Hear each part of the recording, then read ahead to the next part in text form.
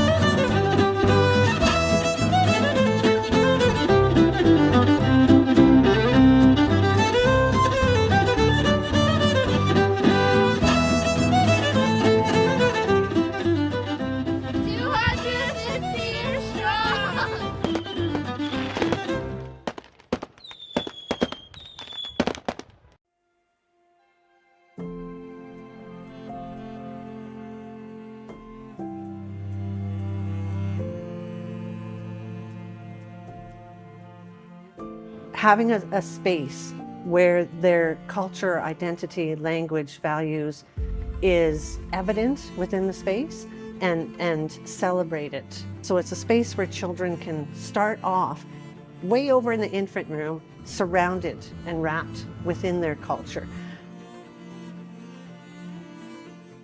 And that's going to instill pride and connection in the community. So not only are we working with these families, but we're bringing families in the Métis community together in Saskatoon. It's very important for children to grow and learn in their culture.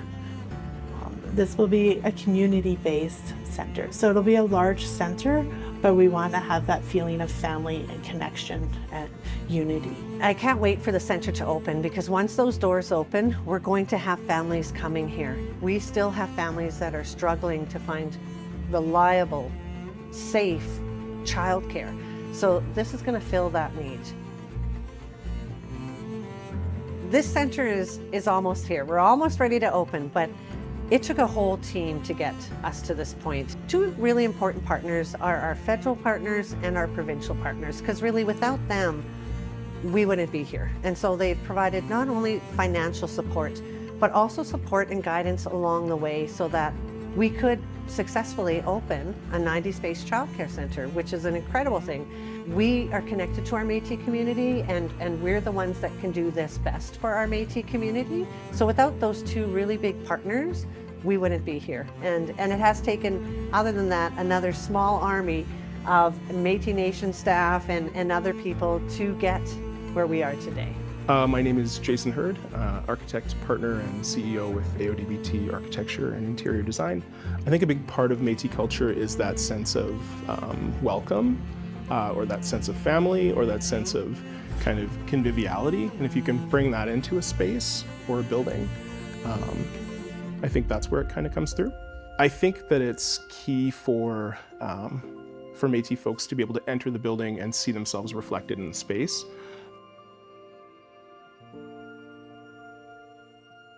You know, as a Métis architect, it was exciting to be a part of it. The collaborative process with the nation, with other consultants that helped bring this together, I think was pretty important, and I'm pretty proud of how that went. I think if I could describe the project in one word, it would be pride. And this is kind of our our first step. And like we want to continue to grow to support other citizens and communities. Having 90 children and 90 families in here, and if we can all work together and come together, we are making our own little community and inviting others to it. I've heard reconciliation talked about as being traveling together, and this project is an example of that.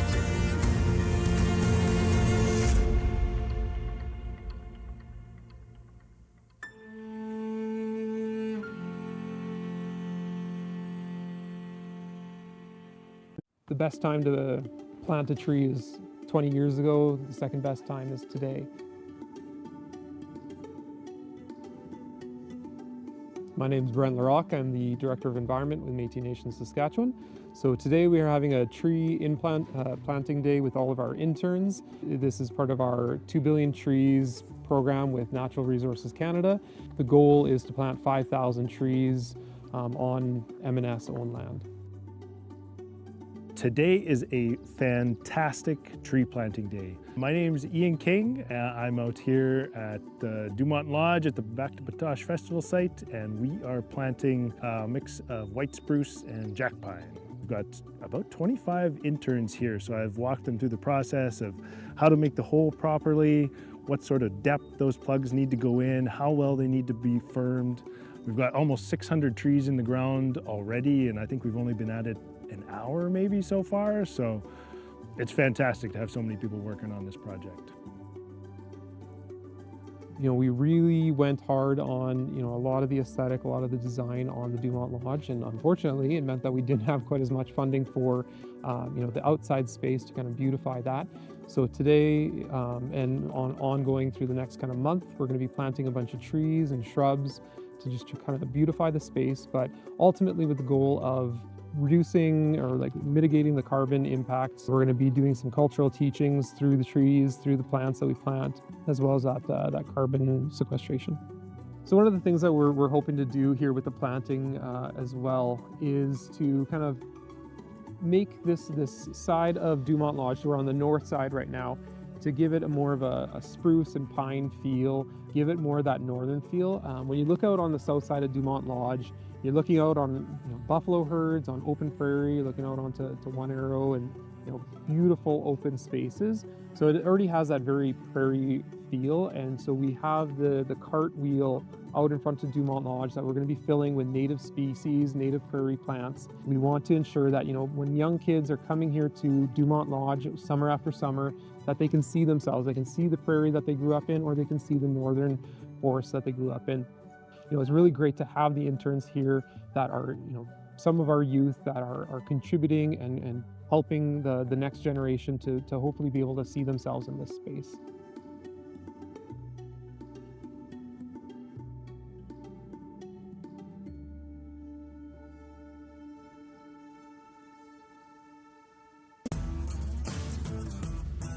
We're putting meaning behind the word reconciliation by bringing people together of all identity, culture, values, and our languages. First Nations, Métis, non-Indigenous, all together competing for cash prizes and just, hockey in general. And so it's just been really good to see these communities coming together, supporting one another. It's all about coming together and understanding that we live here together in Saskatchewan. The more that we can connect together to be able to support. A lot of people don't realize how important sport is. The biggest takeaway is to understand each other so that we can break down those barriers that have been dividing us and boxing us into these spaces that don't allow us to live together, work together. And that's the vision of what the Métis Nation-Saskatchewan is doing here. It's more than a game. It's bringing all of us together with that excitement and that sense of success.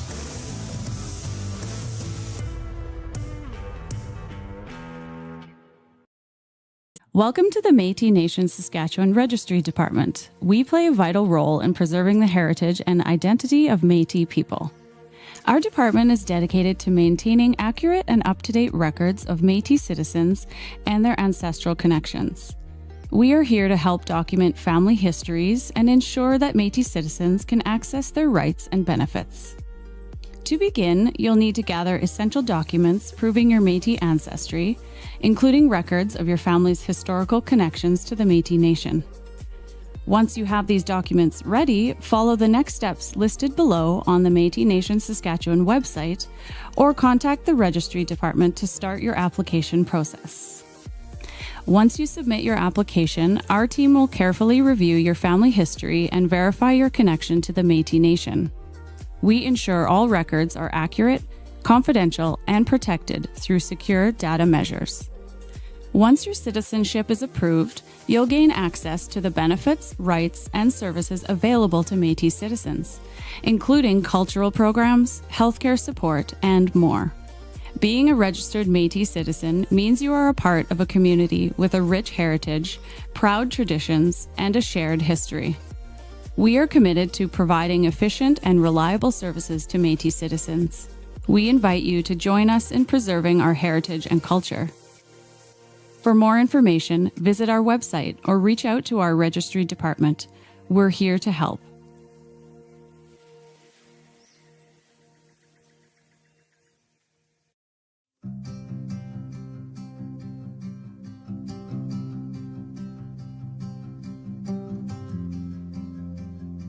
So I think I was always going to end up in environmental work. I've just always been very, very interested in it. And I've always cared very much about, like I said, how everything works together in nature.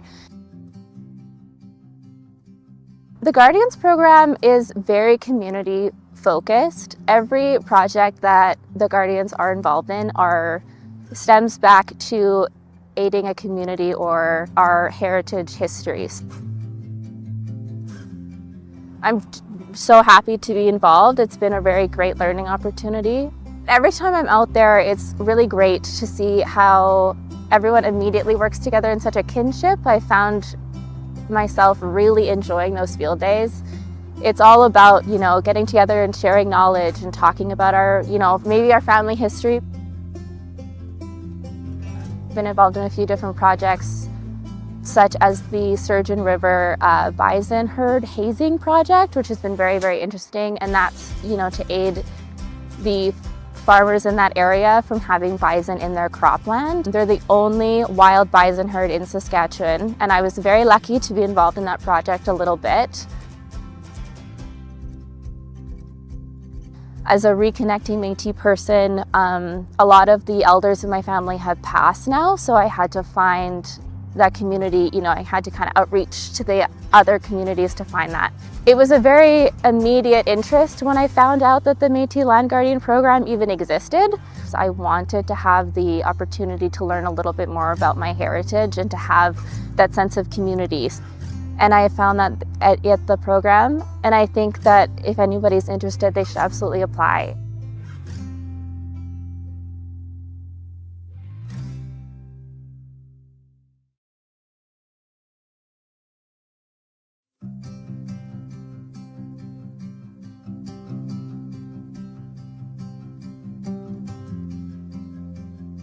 Joining the Guardians program, the biggest thing I was hoping to find is my roots. The pride in seeing the development of what Métis Nation-Saskatchewan's become through programs such as the Guardians, professionalism, the family, the attitudes of actually feeling a part of something that I never felt a part of before. There's the direct aspect of having engagements such as this, and there's the indirect aspects of doing those field studies that we'll never see the results of, but someone 100 years down the road will say, here, our water quality was like this. And the Guardian program has opened up so many opportunities for so many different individuals. The stuff that we do is so unique. It's really grown into something that's pretty fantastic, and a lot of sharing and knowledge passed on to everyone. I love the youth engagement. The biggest draw to the Guardians program is that I've been a lifelong outdoors lover. We can develop to teach these kids not just basic survival skills, but teach them some medicines, take them for nature walks, teach them to love the outdoors. And that's why I think Guardians is we're jack of all trades, and we can be utilized in so many different aspects to better our Métis community by passing on our information and stuff like that on to others. When I put on that hat that says Guardian, I put on that jacket that has the emblem on it, the buffalo emblem that says Métis Guardian. You know, it makes me feel good that I'm part of something that gives so much back to the Métis community.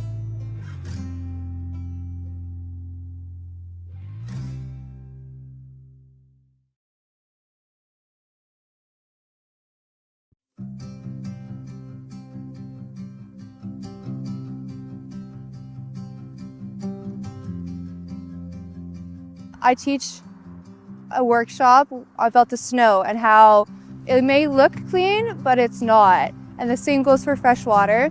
I have become Indigenous Environmental Management student, so this is exactly up my alley. And I love also learning our traditional ways as well combined. And that made me become interested in the environment. Indigenous knowledge teaches us the why, and Western science teaches us the how. And I think them together is a perfect combination.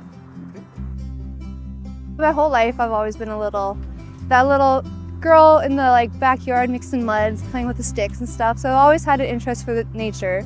But it wasn't until my son's reserve got me interested into the conservation of nature. I have become more confident in my leadership abilities, in my cultural abilities, in my cooperative abilities. I have gained so much hands-on learning that directly relates back to my workshops. If I did not have the Guardian hands-on learning, I don't think I could bring my awareness to everybody else.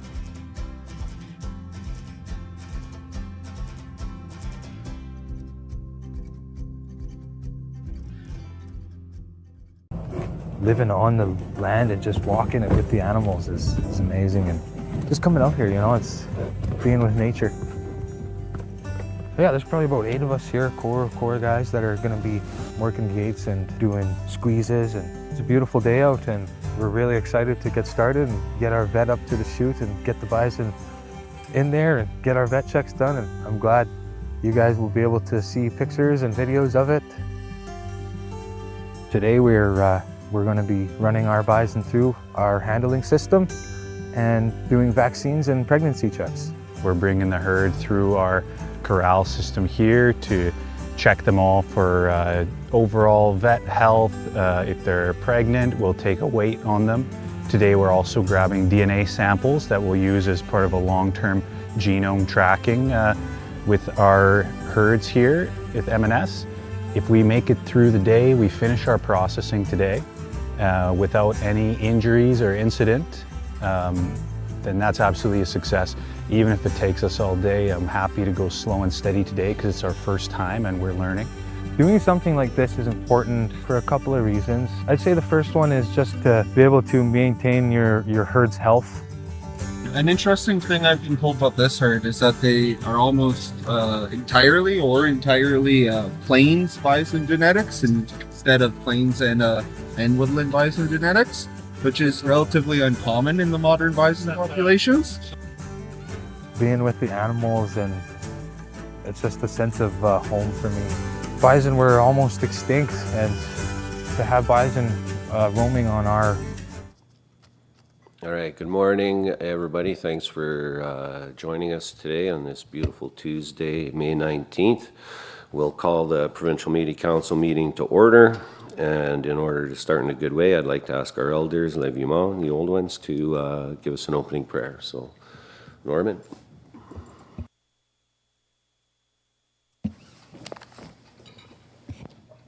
Good morning, bon matin, kakiao, wherever you are, in your homes and your abodes, being comfortable.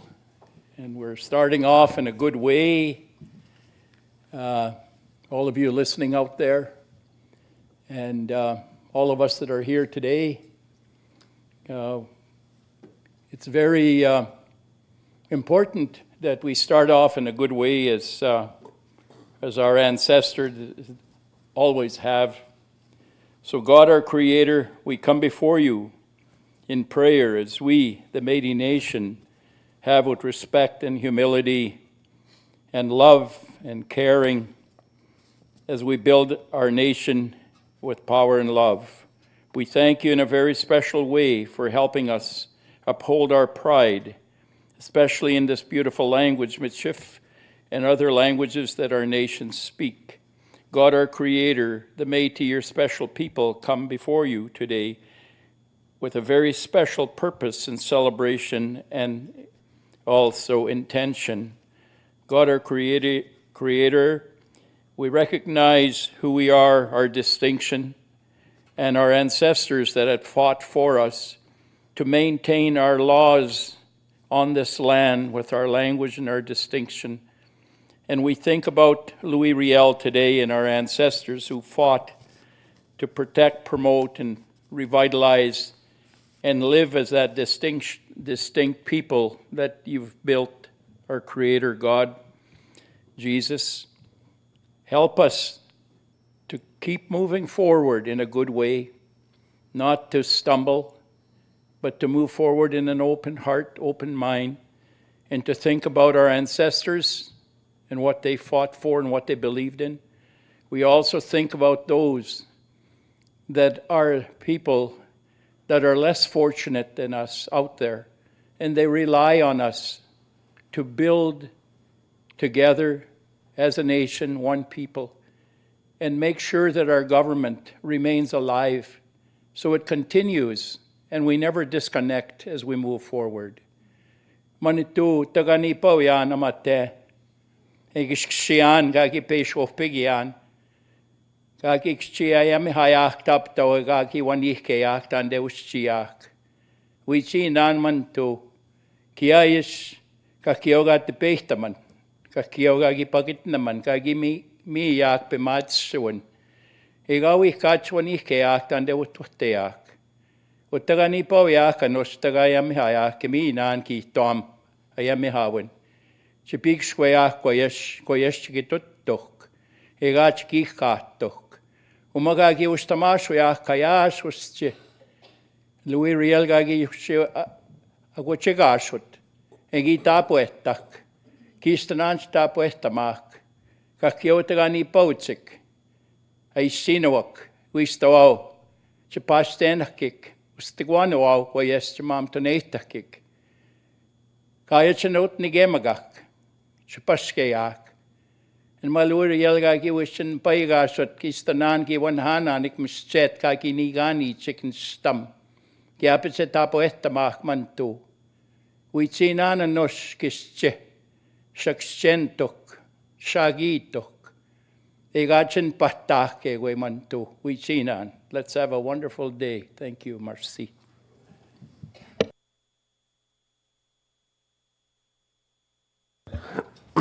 Thank you, Norman, for getting us going there in a good way. Okay, now we'll proceed with roll call. President Glenn McCallum. Here. Vice President Michelle Leclerc. Okay. Secretary Marlene Hansen. Here. Treasurer Jeremy Denemy. Treasurer Denemy.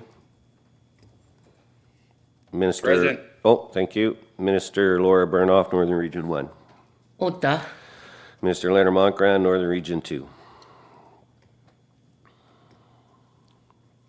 Leonard Montgrand, Northern Region 2. Mr. Brennan Morasti, Northern Region 3. Good morning. Thank you. Mr. Ryan Lee Carrier, Eastern Region 1. Present. Marilyn Dignas for Mr. Marilyn Eckert for Brent Dignas, Eastern Region 2. Good morning. Thank you. Minister Lepwick, Eastern Region 2A. Morning here. Minister Margaret Friesen, Eastern Region 3. I'm here. Minister Loretta King, Western Region 1. Good morning. Mr. Billy Kennedy, Western Region 1A. Billy Kennedy. Mr. Beverly Fullerton, Western Region 2A. Good morning. Thank you. John Leonard Montgrand. Thank you, Leonard. Youth President Rachel Heiser. Present. Thank you. Interim Lefty President Darlene Langan. Thank you. 15. All right, now we'll get into The agenda, approval of the agenda. Could I have someone to move? Mr. Chair. Yes. I would move with a friendly amendment, That being? adding under resolutions, the Women's Working Group. President Langen and myself are introducing a resolution. Okay, I need a seconder for the, I will second. Rachel Heiser. thank you, Youth President. Are you two both okay with adding, okay, I'm gonna put it 8.6. And what was it called? A resolution on striking a Women's Working Group. Women's Working Group.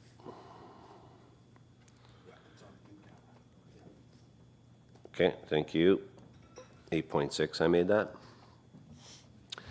Any other comments, conversations? Okay, no comments, all in favor? 3, 4, 5, 6, 7, 8. And online, can we see the online people, please? 9, 10, 11. Okay, so carried. Thank you. Opening remarks, President Glenn McCallum.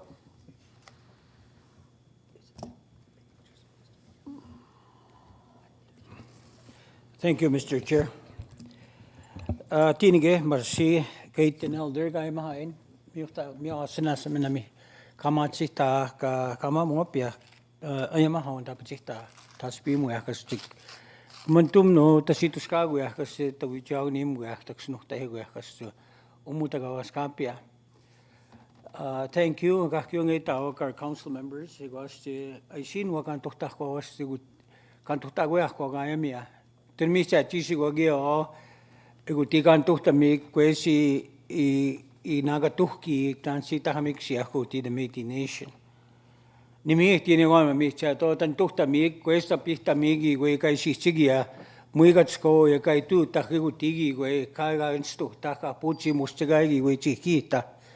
Ki o kinstuhtina o ki uiga kai muta ma ki uesta kai tuta ma igunugu this council ga waskap chiguta ka kiugi wetuskata ko tamamo ayami akas chigi uiga tuta ma huta in your government. Puta weeks ki tama kuesta mamtani tama tantu tama kasche ki ui miasik ki nogu chimiti ogu in Saskatchewan. Igwachi takami mu akasche tawi chagani mu ko federal government, provincial government, industry institutions. Igwachi kita sinim no our citizens aste. Ba mo tatos kia tantu tato akasche katota gui sweeping gia kita sinim no kitche. Good morning, everyone. The elder and the prayer. It's always nice to be able to have prayer, to be able to start in a good way. I was talking about how the people that are listening in on live stream, thank you. You know, of all the things that happen in this world, Indigenous people have always been marginal players, and to be able to have an opportunity to be able to listen in regards to what your government is doing here, which is the Provincial Métis Council sitting around this table. Everything that we do, we work together to be able to come up with ideas and solutions that we can help with. And so the days of people saying things that are not true, be very focused. And that's why we have these live streams. I was the one who introduced live stream when we first started to be able to have our people listen in and not hearsay. There's a lot of times hearsay in regards to what goes on out there. I'll give you an example. The assault charge that was put on me, supposedly out there in social media, never happened, and I wasn't going to respond to it. I don't have nothing to defend. So it tells you a lot when I mention that, and the importance of this live stream in regards to the work that we have to do as your council. And we've done quite a bit of work. You know, our treaty is just around the corner. Our negotiators have done a very good job to be able to work with the federal government and to be able to have, hopefully, initialing happening in Batoche. We're working hard to be able to bring the Prime Minister. The Premier has committed already to come. The University of Saskatchewan and industry players. We've got such so many good supporters out there that we need to keep building on the strong government that we have. The freshwater file, working with Manitoba and Saskatchewan, First Nations and Métis fishermen, from both provinces. Already Alberta is reaching out, same with the Northwest Territories in regards to that file. That has to be nurtured along and supporting our fishermen, freshwater fishermen. We had a meeting in Ottawa with the Prime Minister's office through his handlers, and we had a very good meeting. And so I look forward to this summer in regards to the many things that are going on, but the support to be able to have in person, hopefully, with the Prime Minister, to be able to come and visit us in Batoche. We're working hard on that. The health file, the province has committed to be able to do 50 beds, the administration cost of it, but we need capital funding and working hard. Our team is working hard with the office that we have in Ottawa, nurturing along the different departments and different files that we do have to be able to connect with the federal government and its ministers to know what we need and what we want and to be able to hear our voice. I'll be going to Regina later on this afternoon to meet with 3 ministers from the federal government. So there's a lot of moving parts and good support that we've been having, and hopefully a listening ear that would yield capacity to be able to do the job that we need to do. The MNLA is coming. Let's show our people and the people that are supporting us that we can hold good meetings. We have a very good group of people around this council table with our staff to be able to pinpoint in regards to what issues we need to talk about and the support that we need with the Legislative Assembly to give us the support that we need to be able to move those files, and I look forward to that. We'll be going to Ottawa with some of the ministers later on, hopefully before the end of the month, if not the end of the month, hopefully early June. The ministers have been reaching out to meet with us, and we will meet with them. And so I look forward to a very good meeting today, and you listening in. Hopefully you're open to these great ideas, many ideas that we may have, but we still need that support from our Legislative Assembly. But we do have good people, the council working well together, and our staff. So I look forward to this meeting. Mr. Chair, thank you very much. Thank you, President McCallum. Now item number 6, proposed consent agenda items, approval of Recording Secretary Carrie Peacock, and review approval of April 21, 2026 PMC meetings. Could I have someone to move that, please? I'll move that, Mr. Chair. Thank you, Michelle Leclerc. Vice President. Seconder. I can second. Rachel Heiser. Thank you, Youth President Heiser. Any cares, comments, concerns? All right, seeing none, all in favor of the consent agenda items? Thank you, online folks. I need you to see your hands. Yeah. Okay, thank you very much. Carried. Now we're going to have a presentation, and I have 2 pronunciations here. I'm not sure on either. For the Wichahiwiwak Elders Policy Development Plan or Wetat Sihoin Elders Policy Development Plan. It's 2 different ways. So who's going to be doing that presentation? Okay. I'll turn it over to Billy Joan Adamagan. Okay, thank you, everyone. So we're here to present the Witsahitoak Elders Policy Development Plan.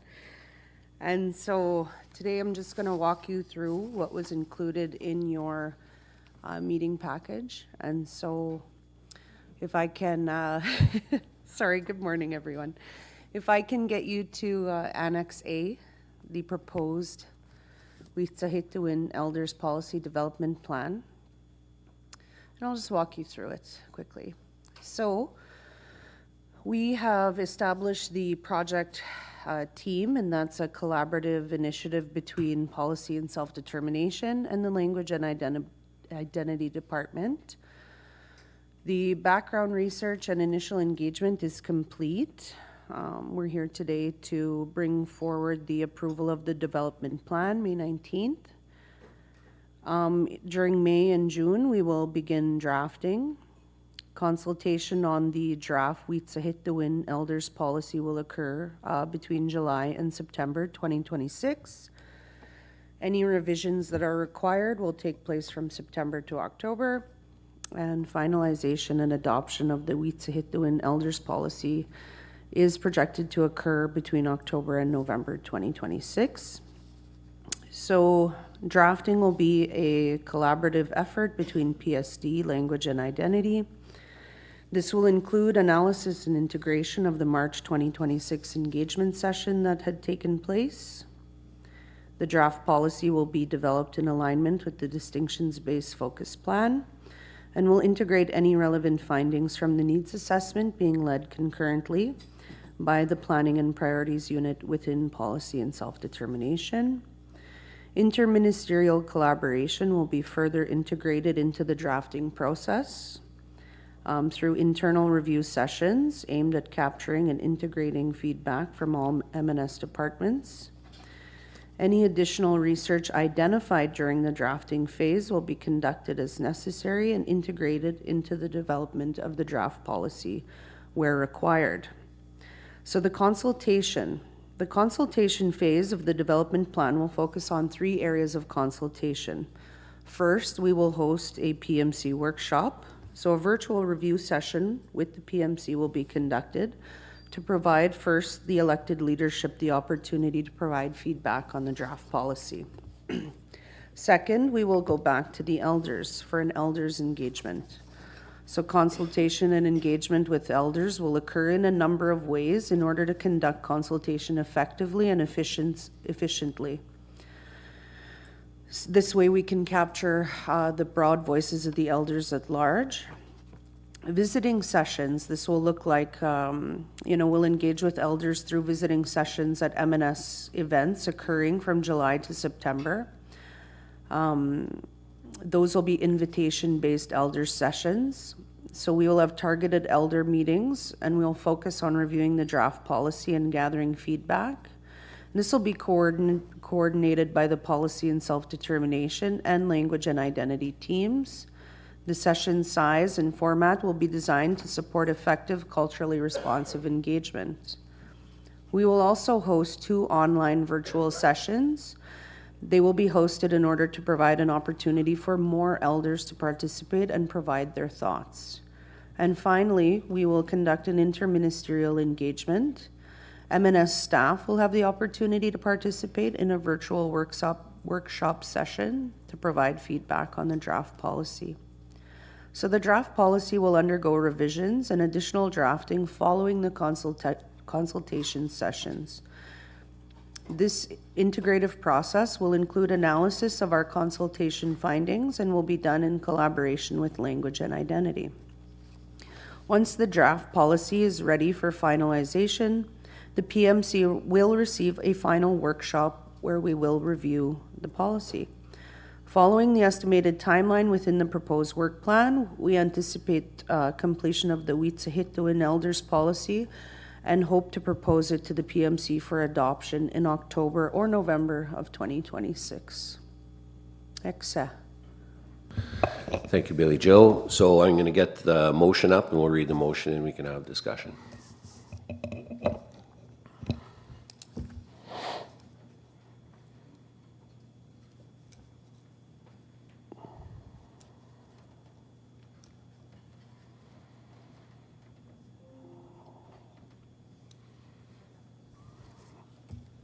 Thank you. Approval of the Witsahitowin Elders Policy Development Plan. Whereas the Métis Nation-Saskatchewan M&S recognizes the distinctiveness of Métis identity, culture, values, and language, inclusive of knowledge keepers, Katayak, Le Vieux Monde, the old ones are elders, youth, women, and distinctive resources, which are incorporated into proposals and decisions of the Provincial Métis Council, PMC. Whereas the preamble of the Constitution of the Métis Nation-Saskatchewan Constitution affirms that the Métis have the inherent right to self-determination, including choosing their political path and pursuing economic, social, and cultural development. Whereas the M&S is the government that represents the Métis collectivity within Saskatchewan with Katayak, Levieux, Levieux-Mund, and Alnede. I apologize for the Dene pronunciation, the Old Ones Elders, play an essential role within the MNS government by offering cultural knowledge, language, teachings, and ceremonial guidance that support decision making. Whereas on August 19, 2025, the PMC passed resolution number 2508-1909, directing MNS to develop a draft Wichihituin Elders Policy Development Plan to clarify the role of Old Ones Elders within the MNS government. Whereas the growth of MNS governance structures, programs, and services has increased Old Ones Elders' involvement across the MNS government, highlighting the need for a clear, coordinated, and culturally grounded approach to Old Ones Elders' engagement, support, and recognition at the governance level. Whereas a defined policy development plan is required to establish scope, timelines, engagement processes, and interministerial coordination to ensure the Wichihituin Elders policy is developed in a respectful, inclusive, and effective manner. And whereas the proposed Wichihituin Elders Policy Development Plan sets out a phased approach to drafting, engagements, consultations, revisions, and finalization of the policy, and provides a structured path to bring the finalized policy forward for PMC consideration.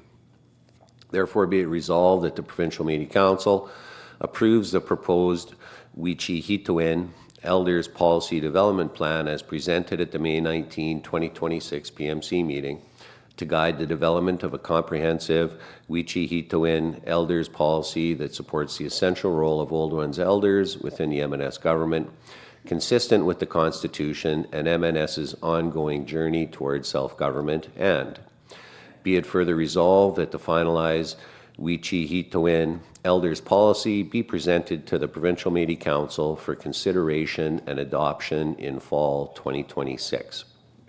Dated this 19th day of May 2026, moved by Minister Laura Burnoff, Northern Region 1, seconded by Minister Brendan Morasti, Northern Region 3. Minister Burnoff, still so move. Yes, and I'd like to speak to it. You betcha. Minister Morasti, still so second. Yes, Mr. Chair, and I'd like to speak to it as well. Thank you very much. Okay, so Minister Burnoff, and today we're going to stick with the 2-minute rule, please. Minister Burnoff, you're first. Mr. Chair, if I may, real quick. I respect the 2-minute rule, but we have to understand that the PMC, this has been put in front of us just now, so we have minutes to comprehend, assess, and evaluate, whereas the people working behind the scenes, they get weeks and days. So in all fairness, I'd ask for an adjustment there. Thank you. Okay, I'll be loose. Okay. And then speakers list? Speakers list? Okay, go ahead, Minister Burnoff. Hello, good morning. Thank you, Elder Norman Fleury, for the prayer. They were good, inspiring words. First of all, I'd like to make corrections. You're saying we hit to win. We hit to win. We hit to win. It is spelled W-I-Macron, C-I-H-I-T-O-W-I-N.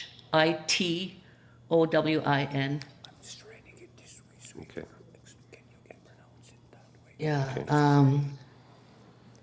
The other one is really hard to say when you don't have the T on it. So I don't know when this was made up, but if people can check with me sometimes with the Michifin pre-words for spelling, that would be great. And I like the idea of having the more elders on here. But as we move forward, I would like to be more involved with some of the planning of this as we move forward, because it does have to do with the language and identity team, and they haven't really briefed me on this. I know we did some tentative work before, like choosing elders to go to the MNLA, but I'd like to have more engagement to provide feedback on this policy since I, as Minister of Language and as in my background, I worked a lot with the elders in most of my 30 years of life. So, so if you would consider that I be involved in a little bit of this would be good. So that's all I have to say for now. I'll have to study this first. Thank you, Minister, and someone's correcting the spelling. Minister Morasti. Thank you, Mr. Chair, and thank you to the mover and our Language Culture Minister Burnoff for her comments. I agree that I support her in leading this work based off her ministry and, of course, her lifelong work and experience in community and with our Kiteyak and Leviumon, of course, with our elders at the table and as we develop this. But we remember this work has been coming to life for a lot of years as the nation has evolved over the years. And our Kiteyak have asked that they be included. And this is us taking action on that and finding a way and a path forward for them.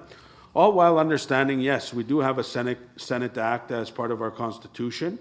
So this work is PMC driven and I will commit and ask our colleagues to commit that we do workshop at the MNLA for inclusivity or inclusiveness of all our leaders. Especially our legislators, and maybe one day this becomes legislation in our government. But for now, I understand that this is directed policy from the Provincial Métis Council in support of the elders' request, and further we take it to legislation at our assembly in the near future. So I am in favor of the development of a Wita Hitsuwin Elders Policy Plan. They are the foundation, they are our rocks, our guiding principles, and I look forward to bringing their knowledge to the forefront. Thank you, Mr. Speaker. Thank you, Minister Morasti. Minister Fullerton. Thank you, Chair. Yeah, and so just in reviewing, and I know that we had brought this forward at a previous PMC, and I thank the team for putting the work together on this. Going through the briefing note that was shared on kind of what the initial plan looks like, just bringing it back again now to the regions and the locals, I see that there's an elder engagement and a PMC workshop, but no mention of how our communities will be involved in this. And especially with, you know, heightening our communication and direction from the MNLA, I think we really need to consider that, you know, making sure our MNLA is aware of this, are directing it, and are also a part of leading it. And the final adoption of this should come to the fall MNLA 2026. Yes, PMC was requested by our elders to initiate this policy and this process. I respect that, but just looking at our full governance structure without leaving anybody out, especially our MNLA, and something as important to this, and then also with the workshop that Minister Morasti suggested, I think we need to prioritize the Senate Act as we are trying to develop new policies that kind of take over that. So whether that's a constitutional amendment or if there's the way that we're addressing this, I think we need to have a little bit more good intention on bringing this forward to our citizens and our community, but most importantly, the MNLA. Those are just my thoughts. Thank you, Mr. Fullerton. Youth President Heiser. Good morning. Thank you very much. Okay, so one thing I would like to bring up is like very glad that our elders are going to have a place in our government, and they've already had a place in our government prior, but just solidifying this. But when we are working with our elders, there's a lot of knowledge transfer happening. And I feel like we're missing the opportunity of engaging our youth at the same time for that knowledge transfer. It's important for the sustainability of the future of our nation to sit alongside and hear what might be asked of our elders, and then maybe in turn when us as youth, as we age and might have the opportunity to be elders ourselves and to understand what's going to be asked of us. The youth could be elders helpers throughout this process to be able to witness the consultation and get cultural teachings. So I would ask for a friendly amendment to the mover and seconder of including youth on this, just so that we're bridging that gap of knowledge right now, because that gap, we're losing our language, we're losing our culture, a lot of things are happening. And so if we're able to bring us together and be able to have that knowledge be passed down, I think that would just make this so much better. So that would be my question to the mover and seconder, please. Okay, Minister Burnoff, would you be okay with adding, I guess, during the engagements to have the youth involved? Okay, Minister Burnoff? Yes, I think that would be wonderful to have youth there because they'll be learning at the same time. And then even serving those that are not mobile, so there's different ways in engaging them into discussions. And that would be the engagement, and it would be up to the policy and the language team can figure it out, yeah. Okay, thank you, Minister. So I'm good with that. Thank you, Minister Morasti. Mr. Chair, as the designated youth elder, I'm just kidding. Our youth president called me that this morning, so all jokes. But yes, I am in favor of definitely having the youth in these spaces for sure. Okay, so if we set out a phased approach to drafting engagements, including youth council members, how do you want to put that in there? It doesn't even need to be youth council members. It can be just youth in general. Okay. It can be youth that the elders are choosing. As long as youth are being engaged and are at the table, I'm okay with that. Okay. Oh, sorry. Yes, Billy Joe. Just a clarifying question for our team. So that would be on the development, the plan you want to, okay, so just going to flag that'll extend the timeline a little bit to include regional, local, and youth engagements. Just okay. Or would it be at the same time as the elders' engagements, like together? Go ahead. What was your intent there, Youth President? It would be for the elders to have their engagement and youth being there to be active listeners and just being there to support and just hear from them, and not for the engagement to revolve around youth. It just revolves around our elders, our knowledge keepers, and we're there to partake in listening. Yeah. Yes, Kendra. And just as a technical clarification, the inclusion of youth within the elders sessions and how we organize that can be integrated into the draft development plan, which is the annex to the resolution. And so including that detail doesn't require a change to the resolution itself. Because it would be included in the annex, which directs this. So you're comfortable with that? We don't have to. Okay. So added. Nice. Thank you for that, Youth President. Secretary Hansen. Thank you, Mr. Chair. I have a question for President McCollum first. Is it regarding the motion?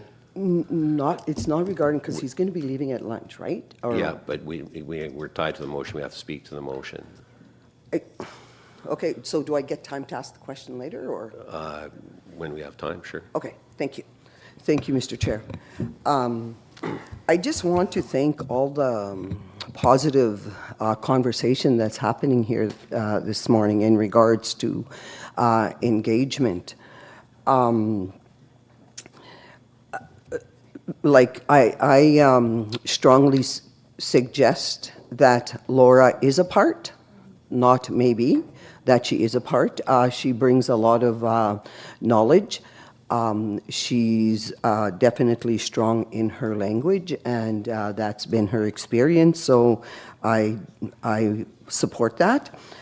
I support Elder Morasti in regards to this being a workshop at the MNLA prior to, maybe on a Friday instead of in the MNLA, but the workshop happen on a Friday for our presidents and that are there participating.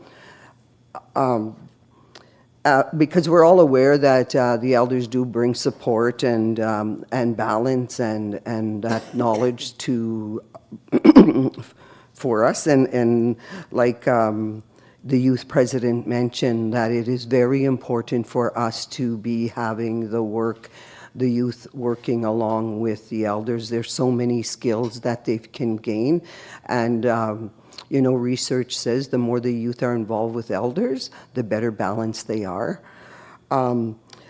My comments are going to go back and fully support Minister Fullerton in regards to, we've been talking about distinction base for quite some time now, and I get a little worried when we come to consultation.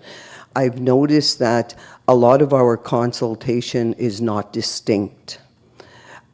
Distinction is inclusion in our regions and our communities with our citizens.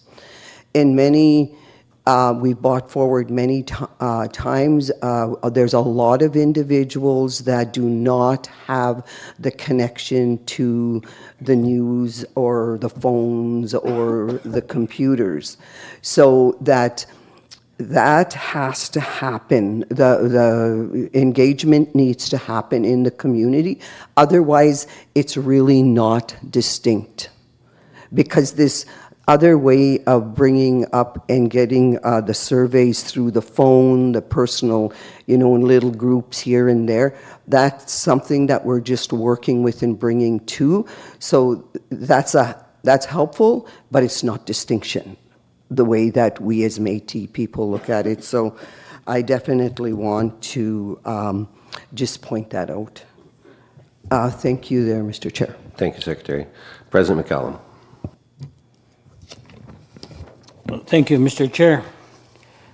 Distinction. Kama kayam hata kihtie kagiksi pa ko kayam ha puchi tahto kama mo pia. Igoni stamina kayam yana nandayamun. Miskwa koyes ki tapsi umagan tan sitaisip muhtataya kamatua our government. What I just said was, a lot of times when I'm speaking my language, I remember at the last meeting, we had PMC meeting, second last meeting I believe that we had, I believe it was in Waniskewan. When I spoke my language and I didn't even explain myself, I said just left it at that. However you want to take it, go ask somebody in regards to what I said. There's a reason for that. Distinction is a very difficult thing. When you're looking at mainstream status quo, it's a very difficult thing. What I've always said is the minister is responsible for files to be able to connect with the University of Saskatchewan, that we cannot be only verbal Métis, but written. And to be able to find the right people, to be able to find the gaps that are there, shortfalls that may be there. But at the same time, it's so hard to be able to transition from distinction headspace from mainstream headspace. So we have to teach that, and I'm glad that committee will be struck to be able to put the team together, to be able to be more focused on distinction. What does that mean? Distinction-based focus planning and delivery system. What does that mean? It's a very difficult thing when we sign agreements with the federal government to be able to think outside the box so that we can address the issues of distinction. As an example, I always give this, and I've been saying this for the last 3-4 years. Housing. When you look at housing, we're using provincial policy, federal policy, and agreements that really follow along with the policies of the feds and the province. How are we going to think outside the box? It took a fire in northern Saskatchewan to be able to work out a plan in regards to how we're helping our people. When you start looking at that and say, okay, we're supporting our people in what way? Because we're sometimes restricted in regards to thinking outside the box and be able to find the capacity to be able to help. But at the same time, we've got to have broader thinking as a council because not only are we helping our people that are living on the land and losing their homes, cabins, then you have to think about the land claim. And you've got to start thinking about the Métis footprint. And the Métis footprint not only is within the territory, the community you come from, it extends to the trap line. It extends to harvesting. And that information is being gathered. And that's why I look forward to the Northwest Métis Council meeting to be able to educate people in regards to what we're thinking. It's no different from Central Saskatchewan and Brown Prairie. You have so much information and mapping. Same with Southern Saskatchewan, Bell Valley, around that area, and other areas of the South.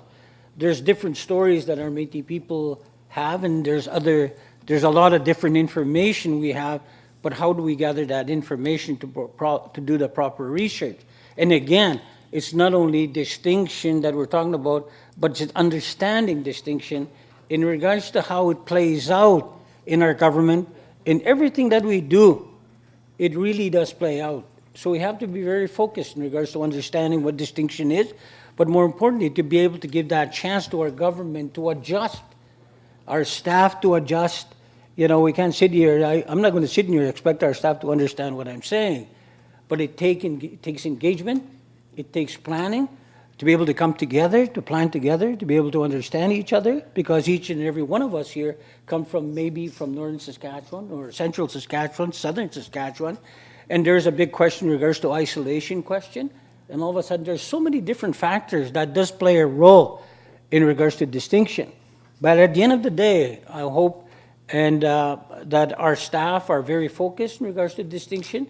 I remember very clearly walking into meetings where people were puzzled in regards to how I spoke, and I wanted action on the needs of our people, but it wasn't where people are starting to understand.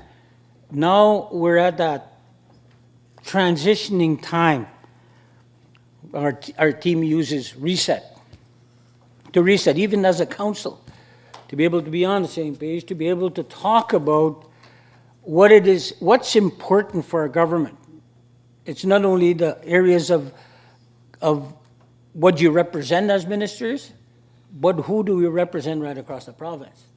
Because a minister may come from Northern Saskatchewan or Central Saskatchewan or Southern Saskatchewan, but that minister has to realize and understand you represent all the province.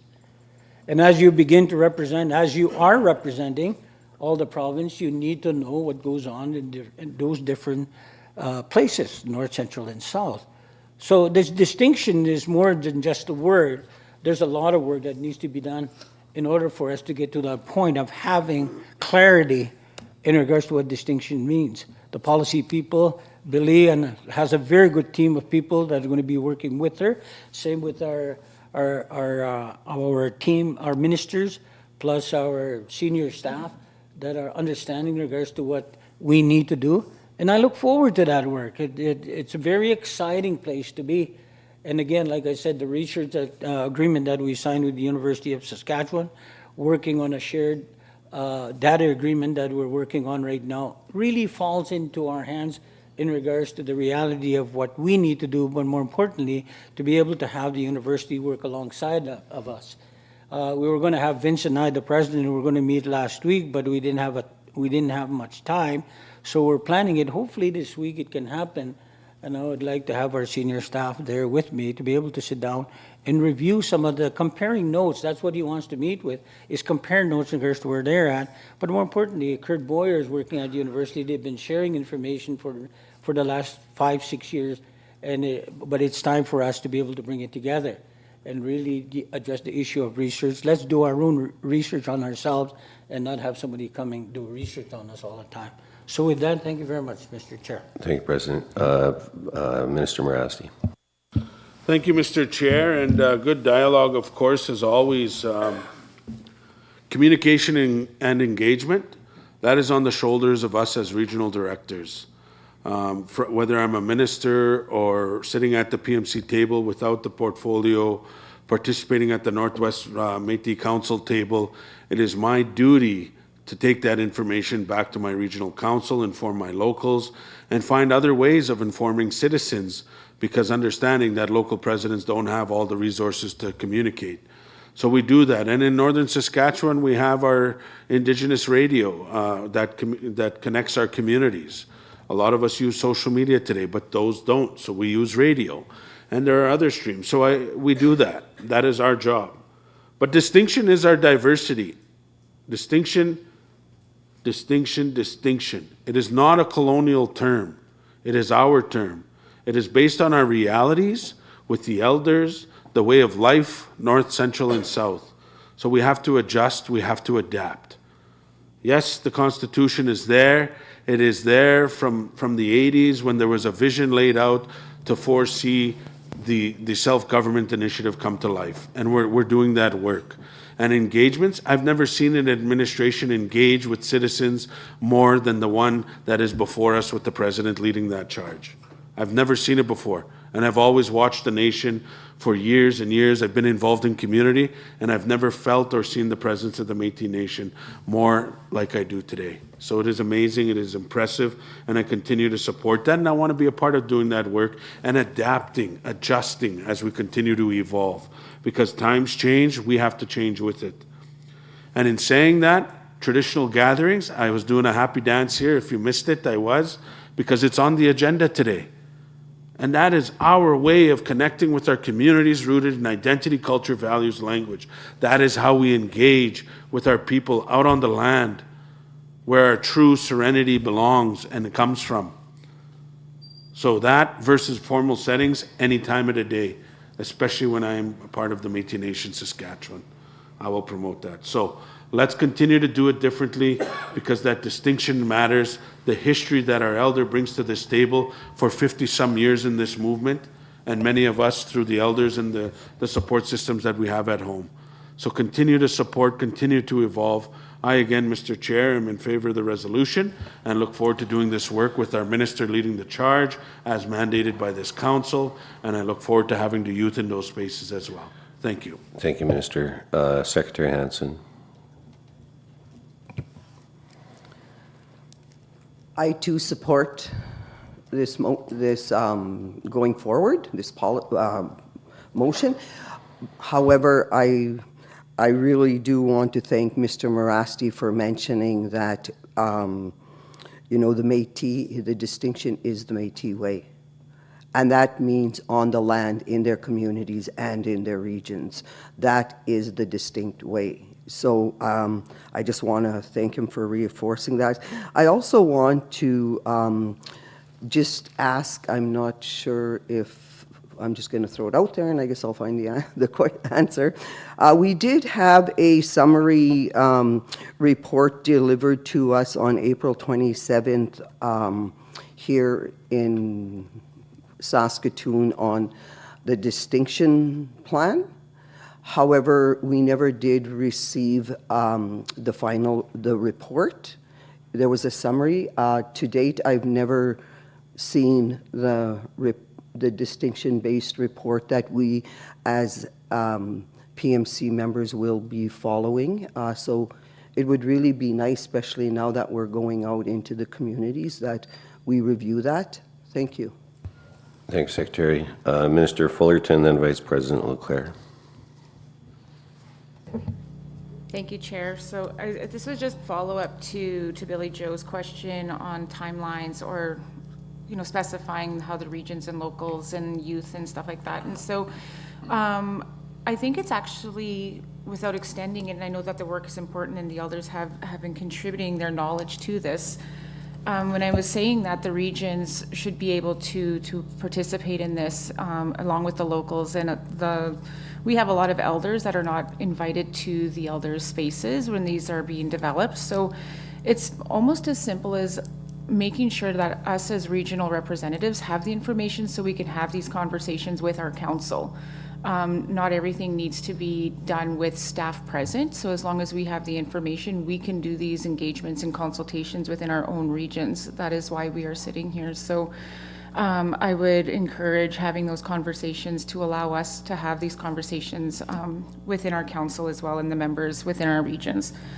I am in support of it. I do know that we need to move forward, and the only way that we're going to do that is by creating these spaces to put one foot in front of the other. So, yeah, I'm just hoping that moving forward, that is my ask, that the staff meet with the regional representatives and find the best way to consult with our citizens during this process. Thank you, and then I call question. There's one last speaker on the list, so then if we could just afford her that, and then we'll get to the vote. It's fine, I was going to call question. Well, I'll be darned. Okay, so question's been called. No one else on the list. That's good. All in favor? All in favor? Online folks? 1, 2. Please keep your hands up so we can count. 1, 2, 3, 4, 5, 6, 7, 8, 9. Okay, and opposed?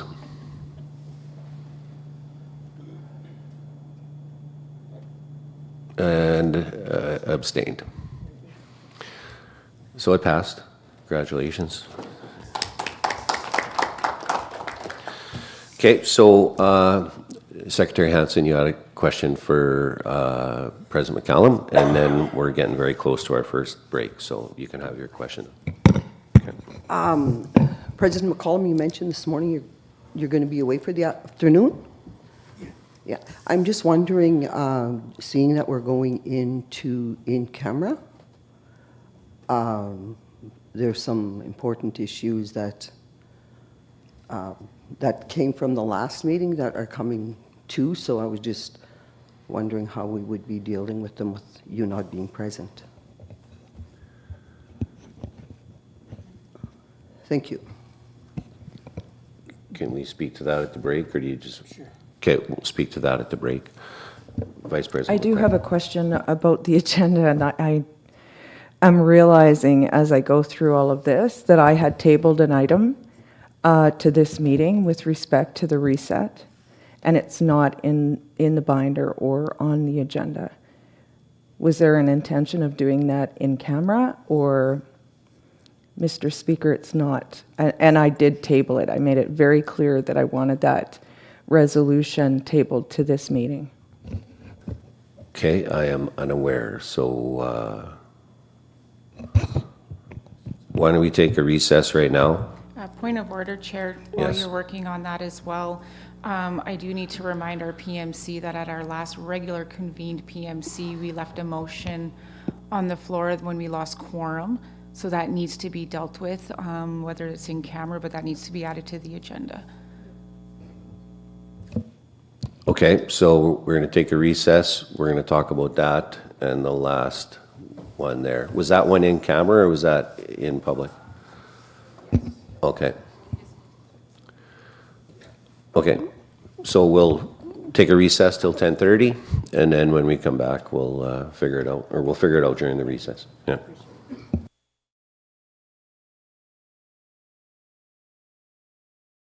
In this province, when we talk about power, we're really talking about people. Families, entrepreneurs, communities, and future generations. Power is what enables their plans and ambitions, and for Sask Power, that's more than a mandate. It's a commitment we carry with pride to provide secure, reliable electricity for everyone who calls Saskatchewan home. Some of our communities face real energy insecurity. There's not a reliable grid where they are. Our projects now are coming in at over 50% Indigenous equity, and that is real economic reconciliation and action. At the end of the day, this is about responsibility, responsibility to the land, our people, and responsibility to the next generation, because everything we do today is going to affect tomorrow. Because when we succeed, like I said before, Canada wins, communities win, individuals win.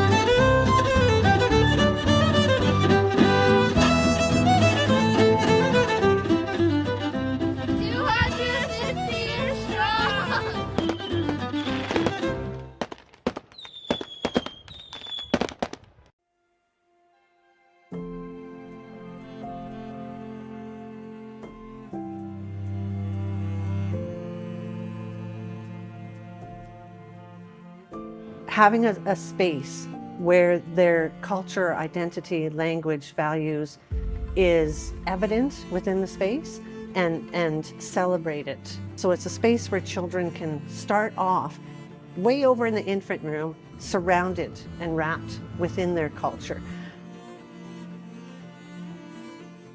And that's going to instill pride and connection in the community. So not only are we working with these families, but we're bringing families in the Métis community together in Saskatoon. It's very important for children to grow and learn in their culture.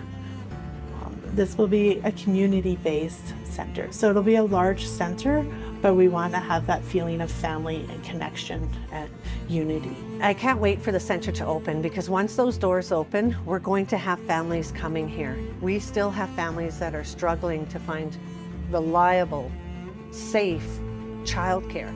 So this is going to fill that need. This center is almost here. We're almost ready to open, but it took a whole team to get us to this point. Two really important partners are our federal partners and our provincial partners, because really without them, we wouldn't be here. And so they've provided not only financial support, but also support and guidance along the way so that we could successfully open a 90-space childcare center, which is an incredible thing. We are connected to our Métis community, and we're the ones that can do this best for our Métis community. So without those two really big partners, we wouldn't be here. And it has taken, other than that, another small army of Métis Nation staff and other people to get where we are today. My name is Jason Hurd, architect, partner, and CEO with AODBT Architecture and Interior Design. I think a big part of Métis culture is that sense of welcome, or that sense of family, or that sense of kind of conviviality. And if you can bring that into a space or a building, I think that's where it kind of comes through. I think that it's key for Métis folks to be able to enter the building and see themselves reflected in the space.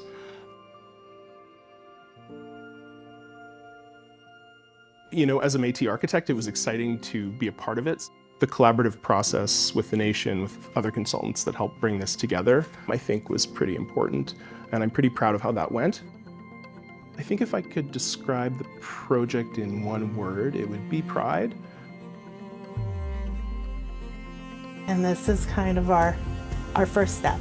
And like, we want to continue to grow to support other citizens and communities. Having 90 children and 90 families in here, and if we can all work together and come together, we are making our own little community and inviting others to it. I've heard reconciliation talked about as being traveling together, and this project is an example of that.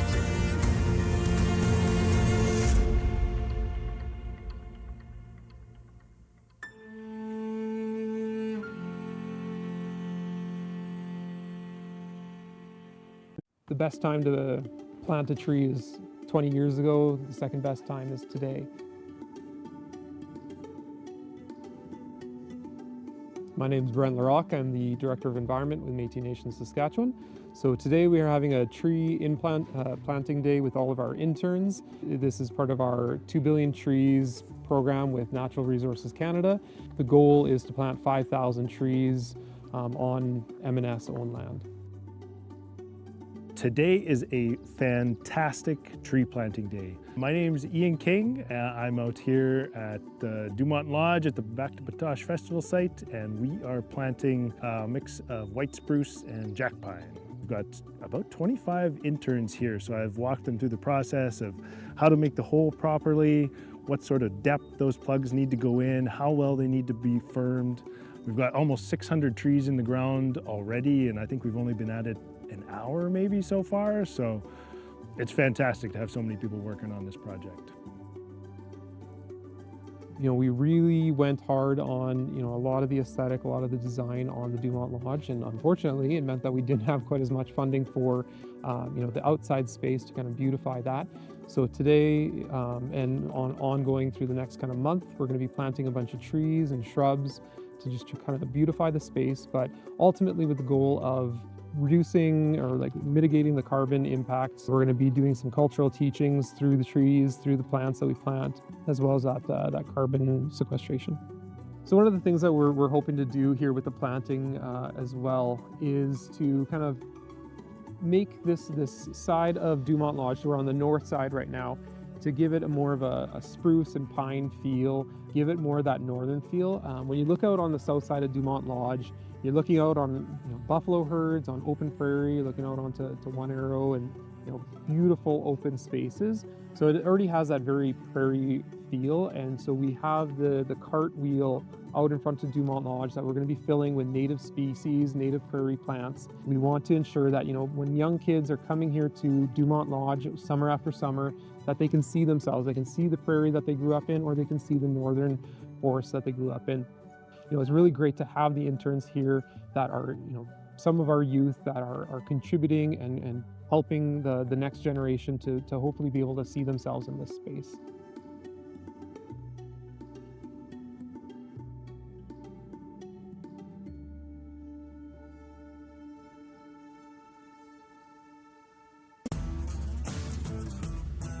We're putting meaning behind the word reconciliation by bringing people together of all identity, culture, values, and our languages. First Nations, Métis, non-Indigenous, all together competing for cash prizes and just, hockey in general. And so it's just been really good to see these communities coming together, supporting one another. It's all about coming together and understanding that we live here together in Saskatchewan. The more that we can connect together to be of true support. A lot of people don't realize how important sport is. The biggest takeaway is to understand each other so that we can break down those barriers that have been dividing us and boxing us into these spaces that don't allow us to live together, work together. And that's the vision of what the Métis Nation-Saskatchewan is doing here. It's more than a game. It's bringing all of us together with that excitement and that sense of success.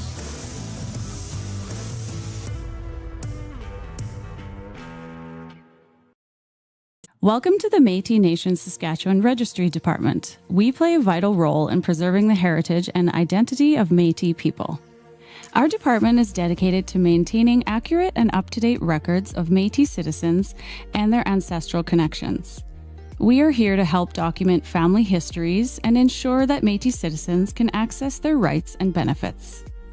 To begin, you'll need to gather essential documents proving your Métis ancestry, including records of your family's historical connections to the Métis Nation.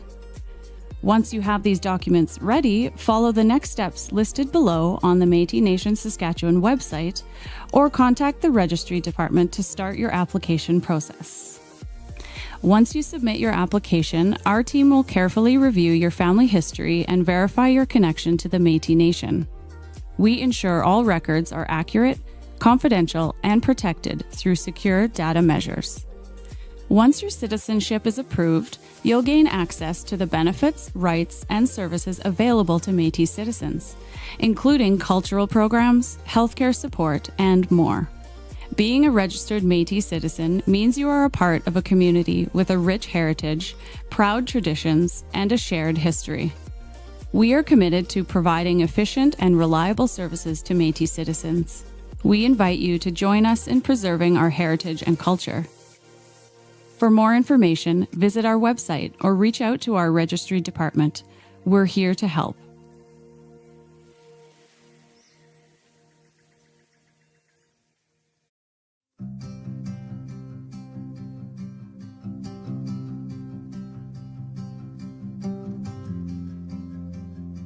So I think I was always going to end up in environmental work. I've just always been very, very interested in it. And I've always cared very much about, like I said, how everything works together in nature. The Guardians program is very community focused. Every project that the Guardians are involved in stems back to aiding a community or our heritage histories. I'm so happy to be involved. It's been a very great learning opportunity. Every time I'm out there, it's really great to see how everyone immediately works together in such a kinship. I found myself really enjoying those field days. It's all about, getting together and sharing knowledge and talking about our, maybe our family history. Been involved in a few different projects, such as the Sturgeon River bison herd hazing project, which has been very, very interesting. And that's, to aid the farmers in that area from having bison in their cropland. They're the only wild bison herd in Saskatchewan, and I was very lucky to be involved in that project a little bit. As a reconnecting Métis person, a lot of the elders in my family have passed now, so I had to find that community, I had to kind of outreach to the other communities to find that.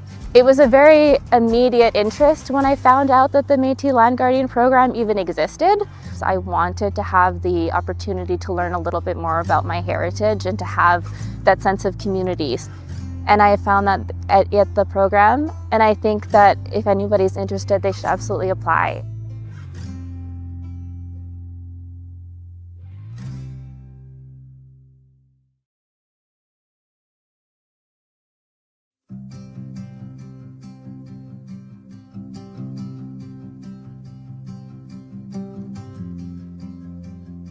Joining the Guardians program, the biggest thing I was hoping to find is my roots.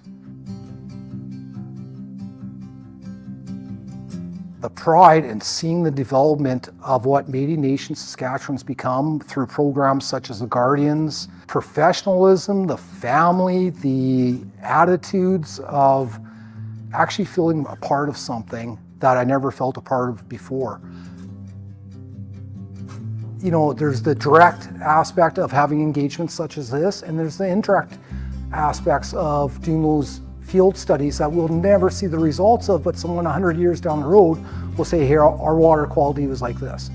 And the Guardian program has opened up so many opportunities for so many different individuals. The stuff that we do is so unique. It's really grown into something that's pretty fantastic, and a lot of sharing and knowledge passed on to everyone. I love the youth engagement. Biggest draw to the Guardians program is that I've been a lifelong outdoors lover. We can develop to teach these kids not just basic survival skills, but teach them some medicines, take them for nature walks, teach them to love the outdoors.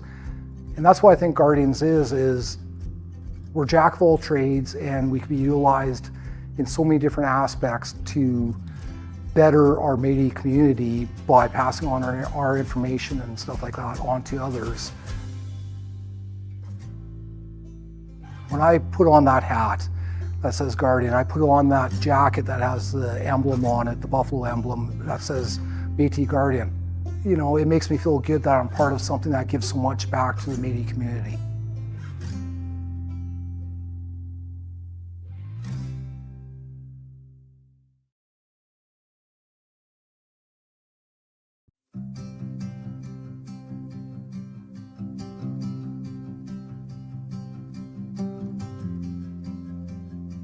I teach a workshop about the snow and how it may look clean, but it's not. And the same goes for fresh water.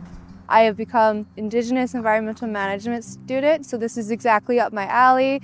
And I love also learning our traditional ways as well combined. And that made me become interested in the environment. Indigenous knowledge teaches us the why, and Western science teaches us the how. And I think them together is a perfect combination. My whole life, I've always been that little girl in the backyard mixing muds, playing with the sticks and stuff. So I always had an interest for nature. But it wasn't until my son's reserve got me interested into the conservation of nature. I have become more confident in my leadership abilities, in my cultural abilities, in my cooperative abilities. I have gained so much hands-on learning that directly relates back to my workshops. If I did not have the Guardian hands-on learning, I don't think I could bring my awareness to everybody else.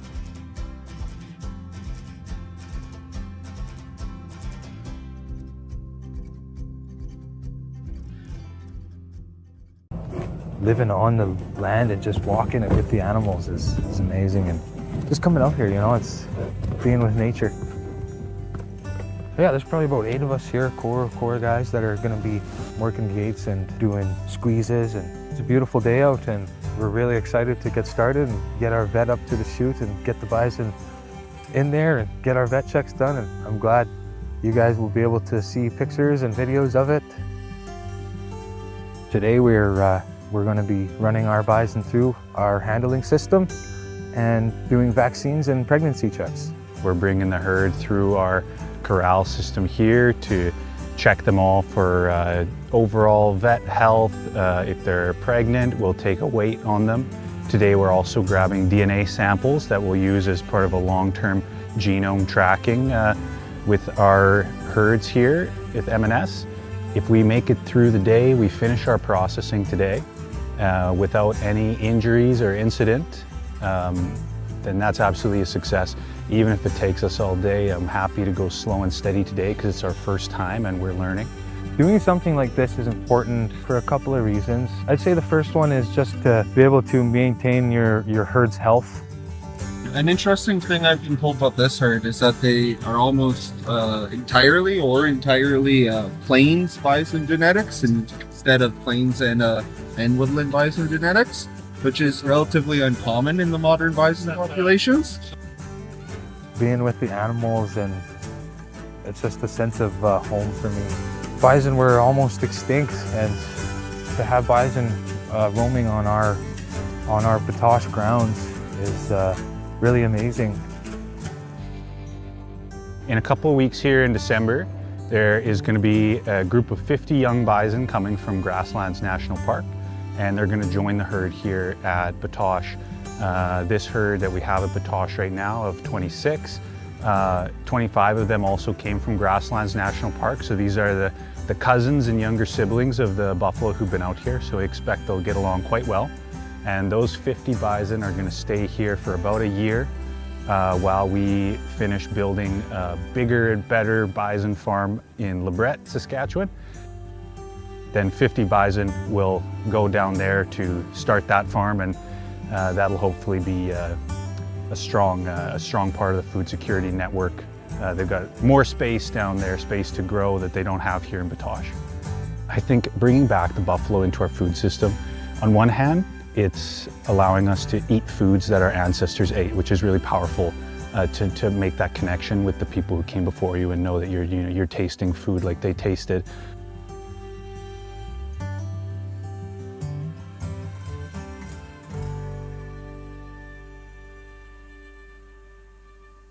The most rewarding part of my job is definitely the ability to get in touch with my culture and to be able to be on the land. The energy is amazing everywhere I go, and it's really fun to go to different places but see how our culture is spread out throughout the whole province. I get to do something that I think is important, that I see the value in, and other people see the value as well, so it's great. Most rewarding part of my job is going into the classrooms. I want to see the kids. I want to see what's happening in the classroom, how the culture and the language is being used between the teacher, the kids, the language keeper, the elder. Your work is really fun to do. Like, I have fun doing my work every day here. I'm not constrained to just working with my team. I'm constantly collaborating.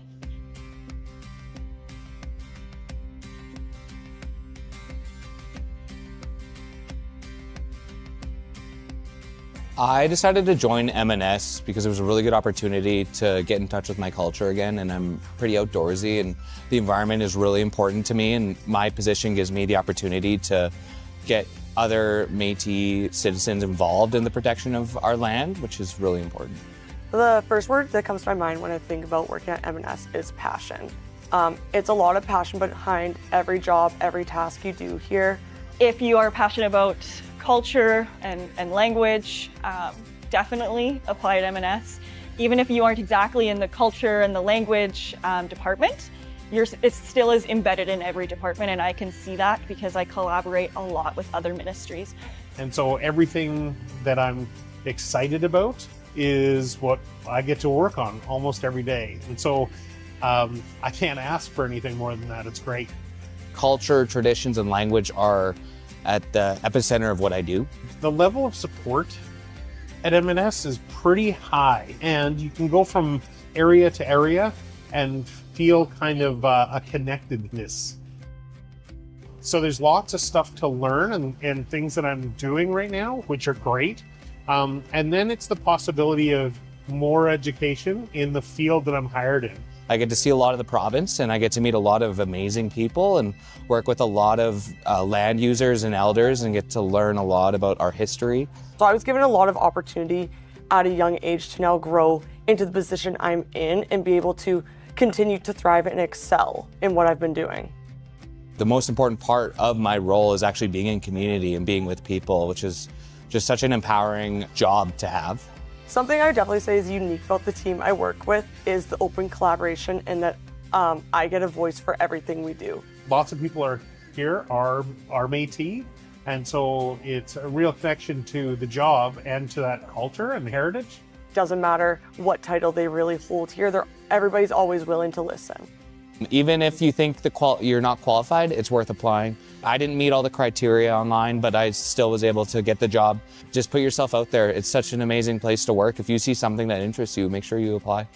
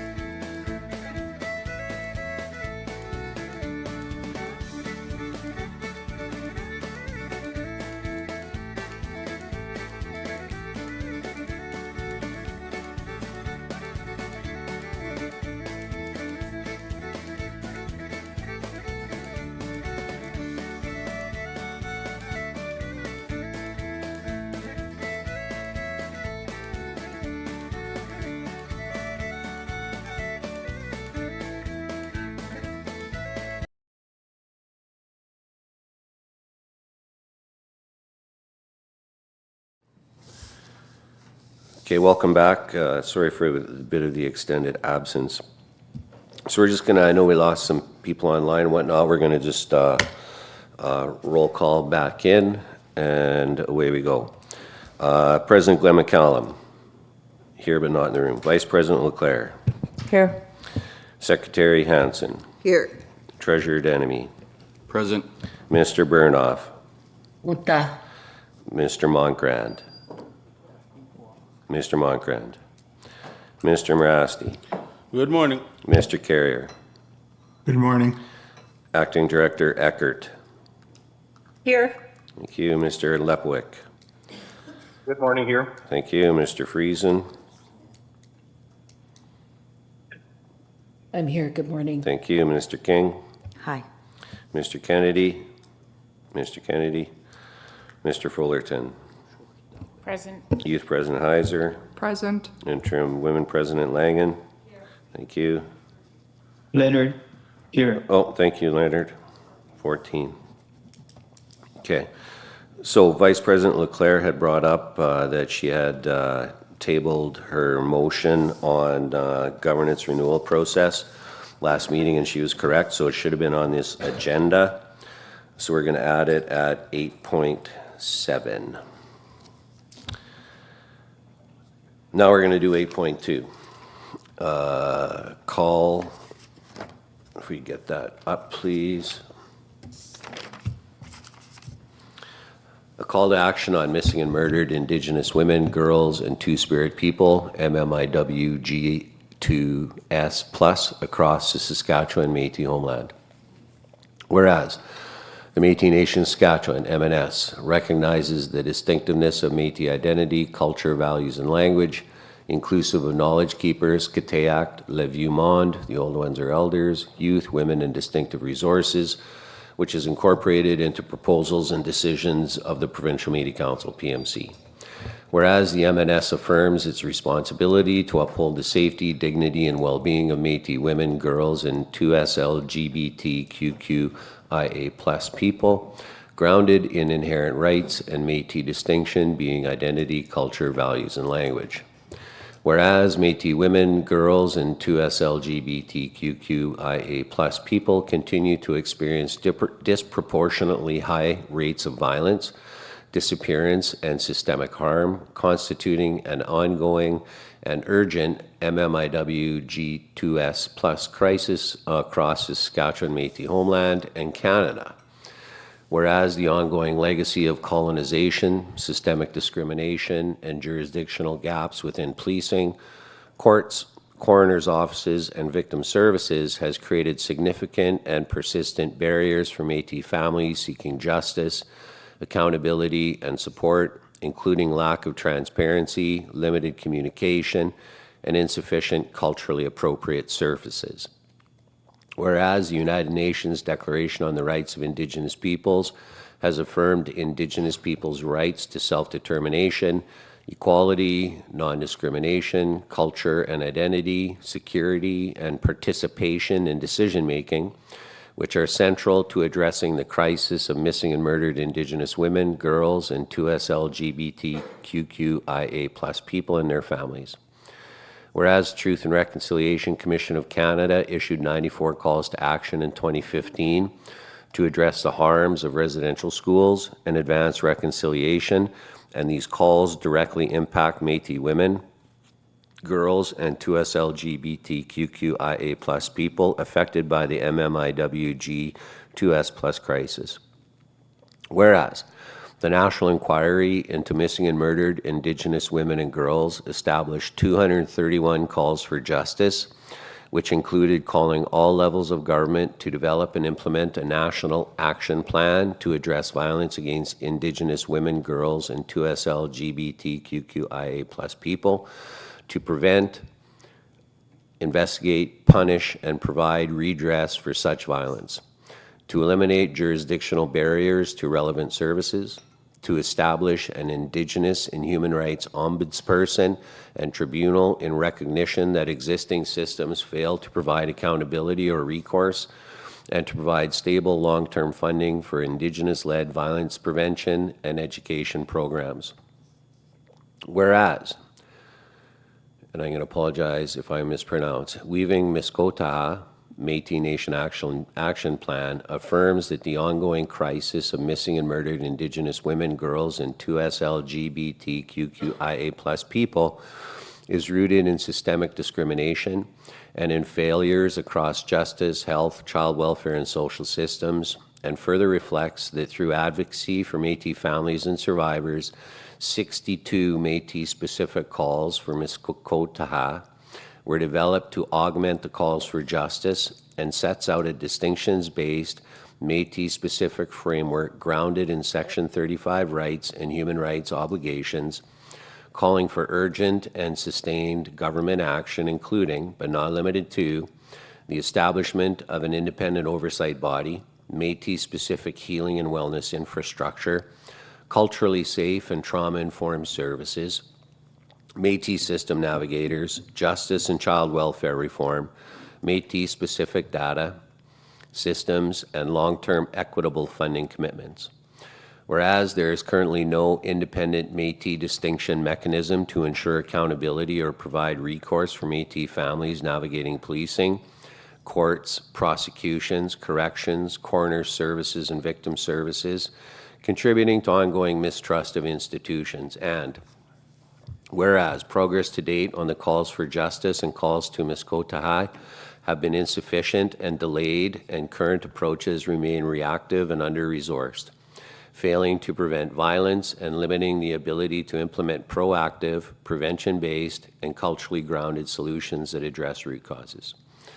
Therefore, be it resolved that the Provincial Métis Council, PMC, formally recognizes and affirms the ongoing and urgent crisis of violence against Métis women, girls, and 2S LGBTQIA+ people across the Saskatchewan Métis homeland, and calls for immediate, coordinated, and sustained action by all orders of government and partners to address systemic barriers, strengthen accountability, and support Métis families and communities.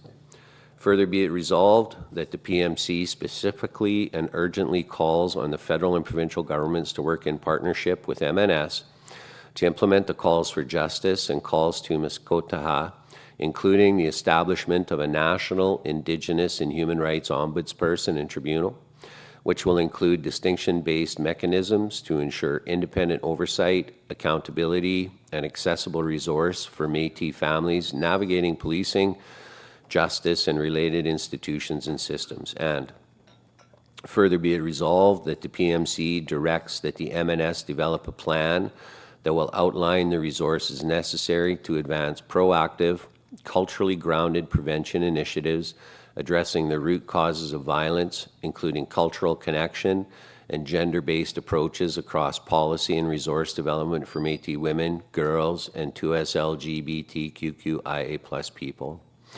Dated this 19th day of May 2026, moved by Vice President Michelle Leclerc, seconded by Minister Loretta King, Western Region 1. Vice President Leclerc, still so move. I do. Minister King, still so second. Yes. Okay. Now we'll start the list. I see Youth President Heiser. I have my hand up, John. Okay, thank you. Youth President, yeah. Thank you very much.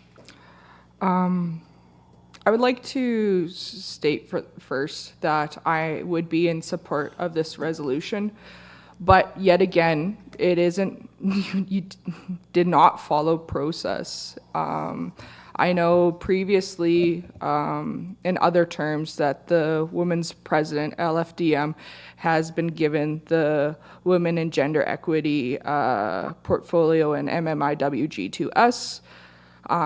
Same goes with youth getting the Ministry of Youth, but whatever, nonetheless.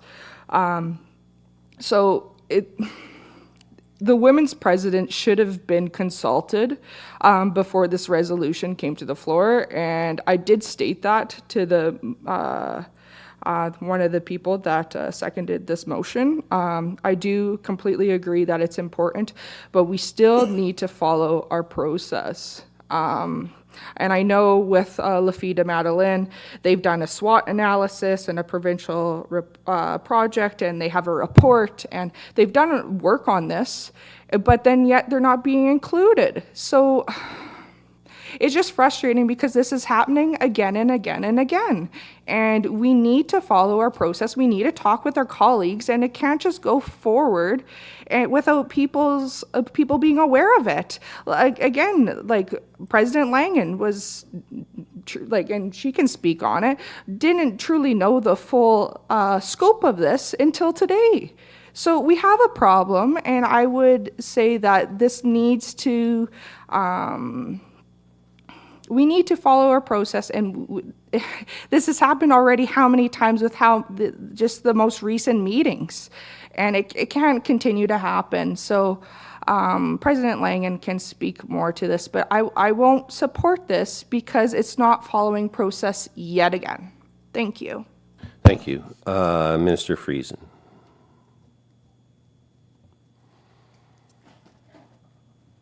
Thank you, Chair. Can you hear me? You bet. Okay, thank you. I'm in support of this resolution.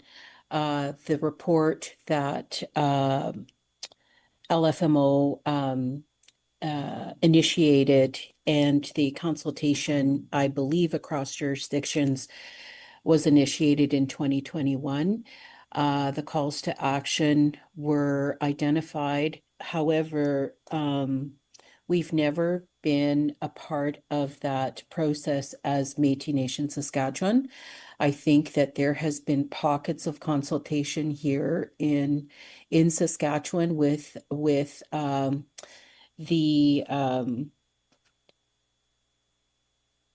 women and also with the LGBTQ community. However, I would like an update on where we're at with the national report and how that's being disseminated. I think in 2021, I believe we did receive a copy if you requested a copy, and I have reviewed that, and I think that the report should be widely disseminated for folks to read. The other thing, I just wanted to make a comment with President Heiser's concern. To my knowledge, LFDM has not ever reported to this table on their activities or the report and the initiative that they took to address violence against women and the statistics in this province and so on. If they have a report, it's never been tabled here so that we cannot have an informed discussion on those activities, or if in fact they support the national project.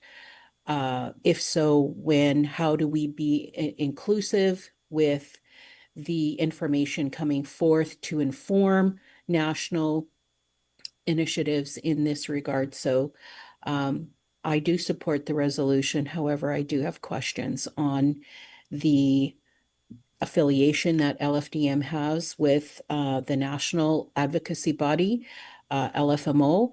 And if so, what's our affiliation with that? Because I haven't been included, or Eastern Region 3 hasn't been included, other than we did host a consultative process in 2023 or 4, I believe, for LFDM.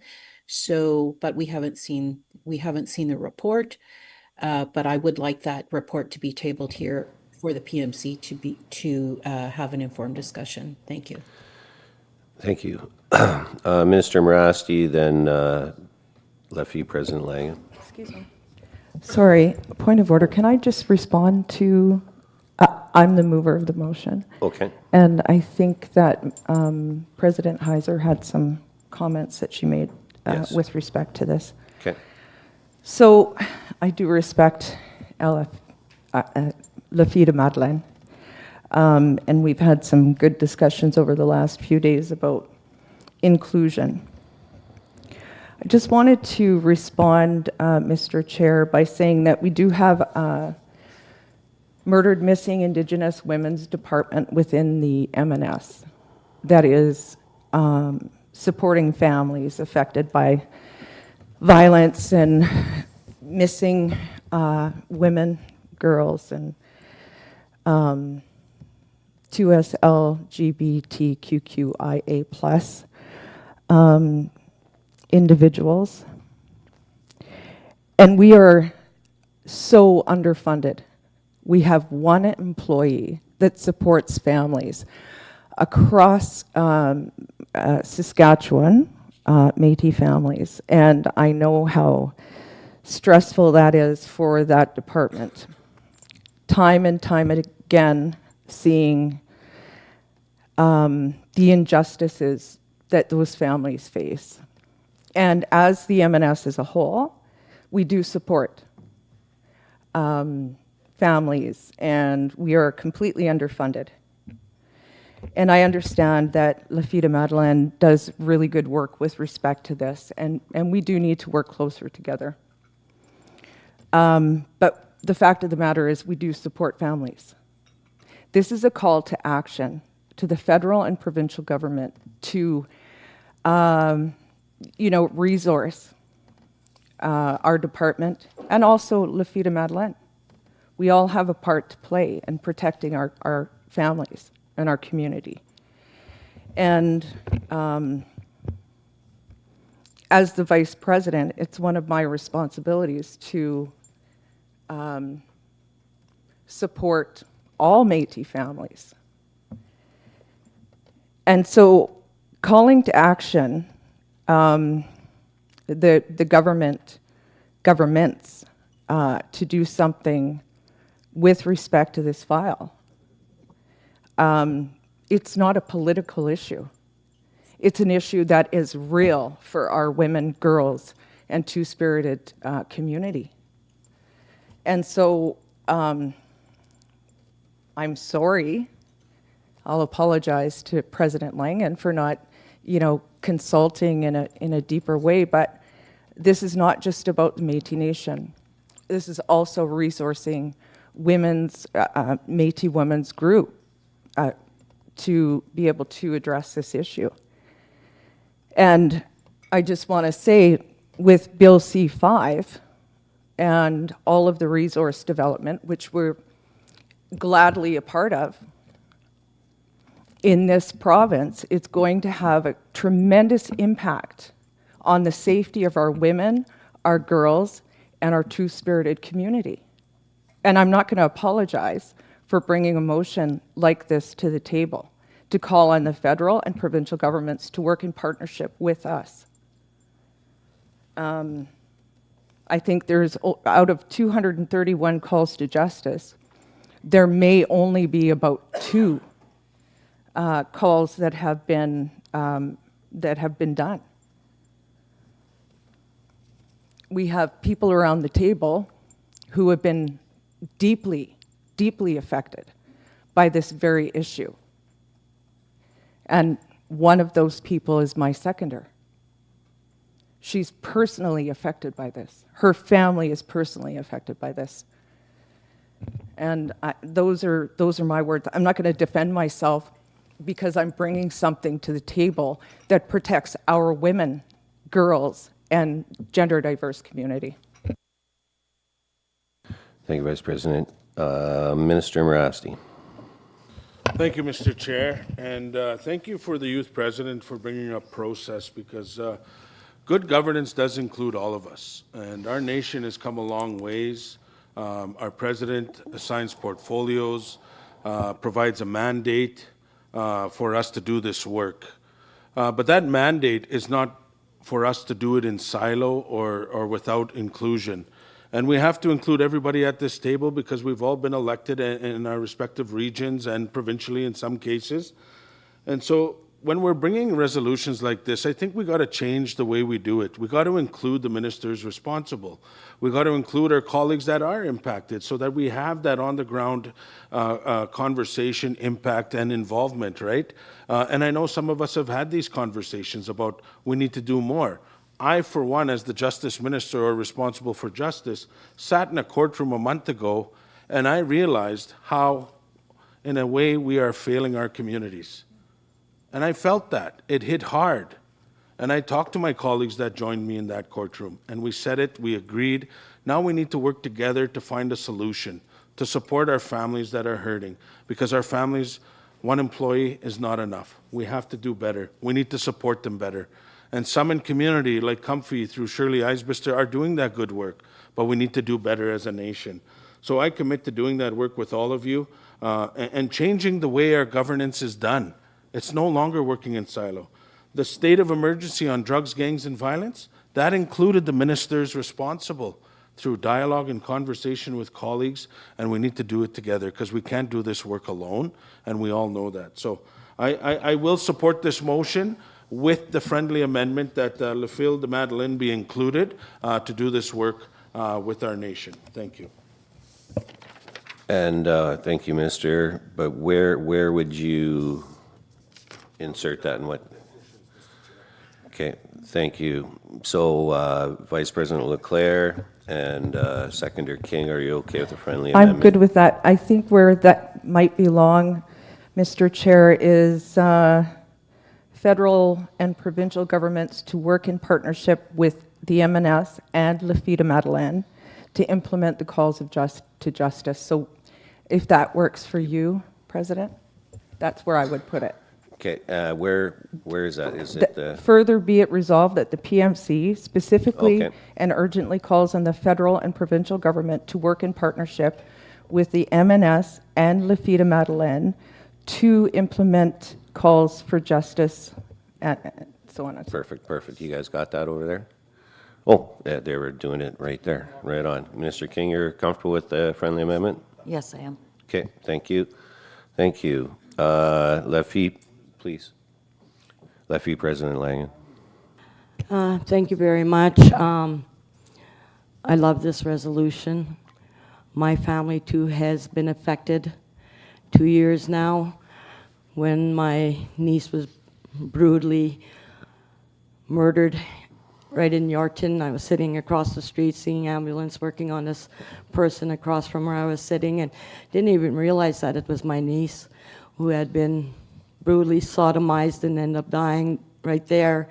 Didn't know it was her laying there until we got the call when the ambulance took her to the hospital and whatever. So, you know, I'm sure some way, somehow, we've all been affected by this, and I just appreciate this friendly amendment. I thank you for that, Michelle. And yes, it's kind of hard sitting at the table all the time when our women are being left out, and, you know, we've been doing a lot of work, and we have been submitting reports.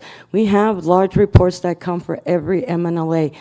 We submit them, we hand them in. Where they go to from there, I haven't got a clue. Well, nobody's not seeing them, not reading them. We have very good stats when we did our last work there across the province, with all the women doing their jobs across the province that sit on our table and that do their jobs when we had funding to be able to do stuff like this and doing research. So I'm not sure why Minister Friesen, feels that we don't report, because even when we hand in our quarterly reports and whatever, there's reports being handed in with those financials and everything else. I'm not sure who's supposed to be looking at them or why they're not being looked at. We can't do nothing about it. We can't force anybody. So, but yes, with this friendly amendment, but I'm just wondering, Minister Leclerc, Vice President, if we could also include the youth on this in there, because, you know, they work with a lot of youth. It's a lot of our youth that are struggling, and maybe bringing them on board wouldn't hurt as well. Like, you know, I think they should be included as well. So if you don't mind, I would ask that you do that. And then, yes, I would definitely be in support of this motion. Thank you. Thank you, Interim President Langen, Vice President Leclerc, and Minister King for the amendment of adding youth in there somehow. Yeah, I mean, as most of you know, I'm a very inclusive person. Yeah, absolutely. I guess we would add it right after Le Fil de Madeleine, Métis women. And, yeah.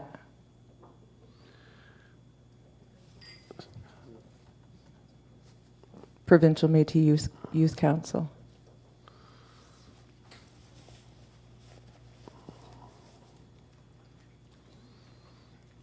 There you go.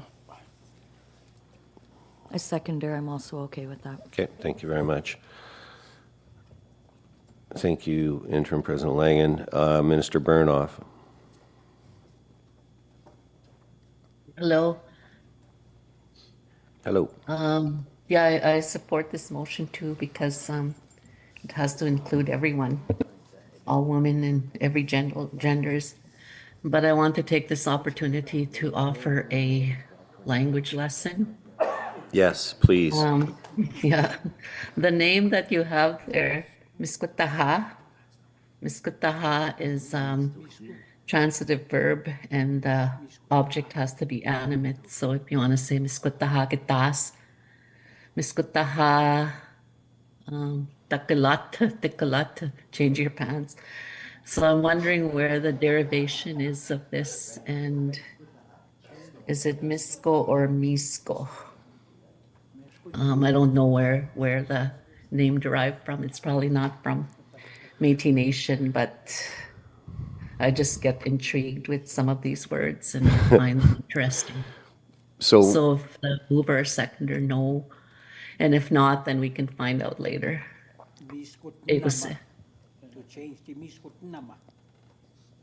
So, mover and seconder, is it okay if post this, Minister Burnoff properly? Oh, sorry. Yes, Kendra.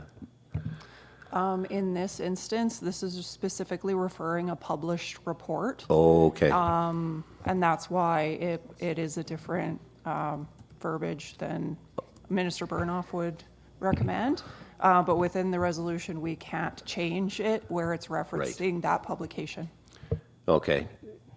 So we're going to blame someone far away from here, Minister, for that one. So Understood, yeah. Yeah, it might be a macron missing or something like that, yeah. Okay, but thank you for bringing that to our attention. Secretary Hansen. Thank you, Mr. Chair.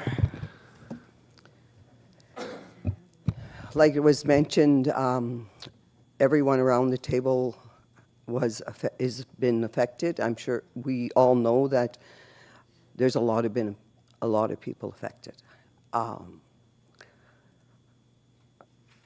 and I definitely am affected.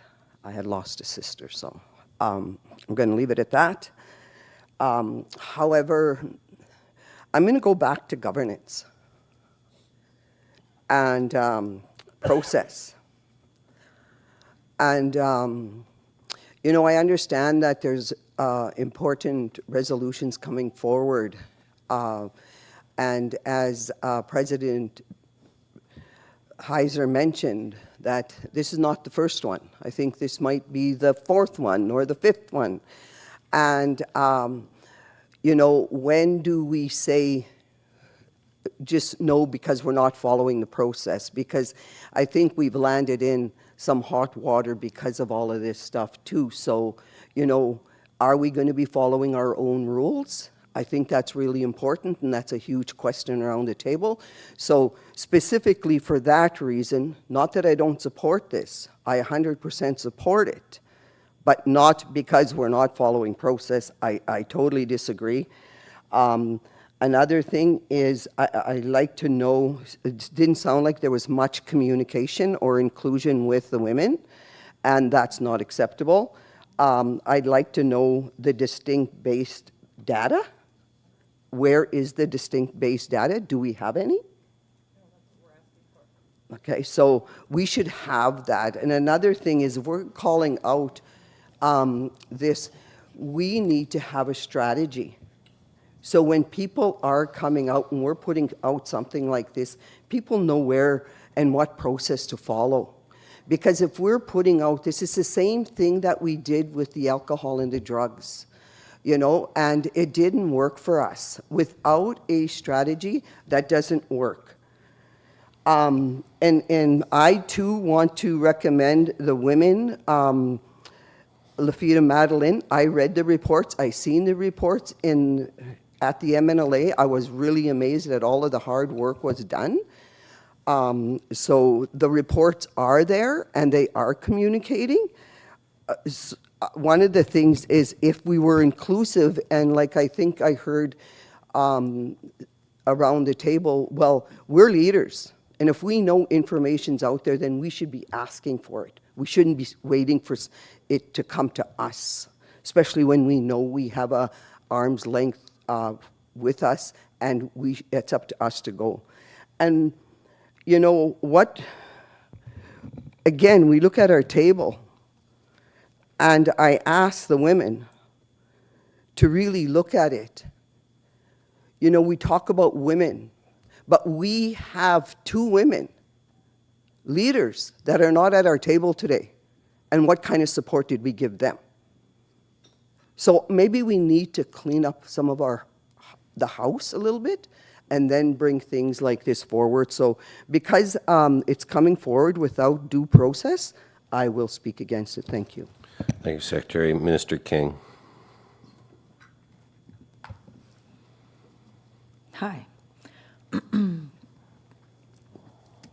really having a hard time with opinions. This is the real work that our families need. We can talk about process, yes. There should be proper process. And I did, just so you know, reach out to Darlene. With the full details, no, but I did let her know. When our families are facing this level of atrocities, and then we're going to say, I cannot support this because of a process that was not followed. That is disheartening for me as a family member, and it should be for every one of you who hold family, who have been lost in this type of way. I'm going to speak to the motion. When we're talking about limited communication, and this is personal, right? So when we talk about limited communication, my family has not received an update regarding my niece since June of 2025. That's almost a year. We want to talk about process. Let's hold those other organizations, the governments, that should be properly funding us to be able to work on strategies. My family hasn't heard from victim services in months.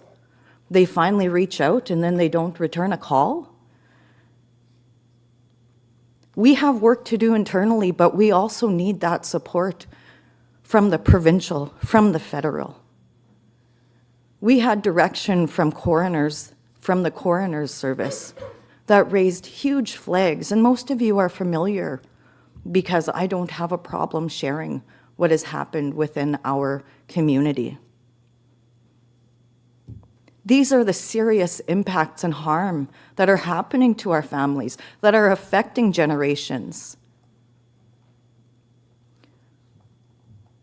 It's unfortunate that this conversation has turned to proper process and the ownership has been taken away.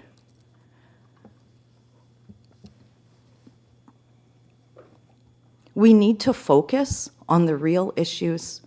Yes, we have issues here. It's okay to address those, but in a respectful manner. This resolution impacts so many families. I think about what Minister Morasti had shared. We've failed our communities, and in not supporting this, in my personal opinion, you're not only failing communities, you're failing generations of communities. You're failing my granddaughter.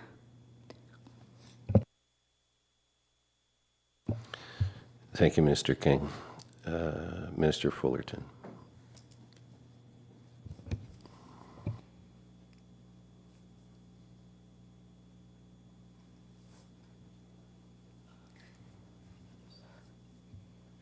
Sorry, Chair.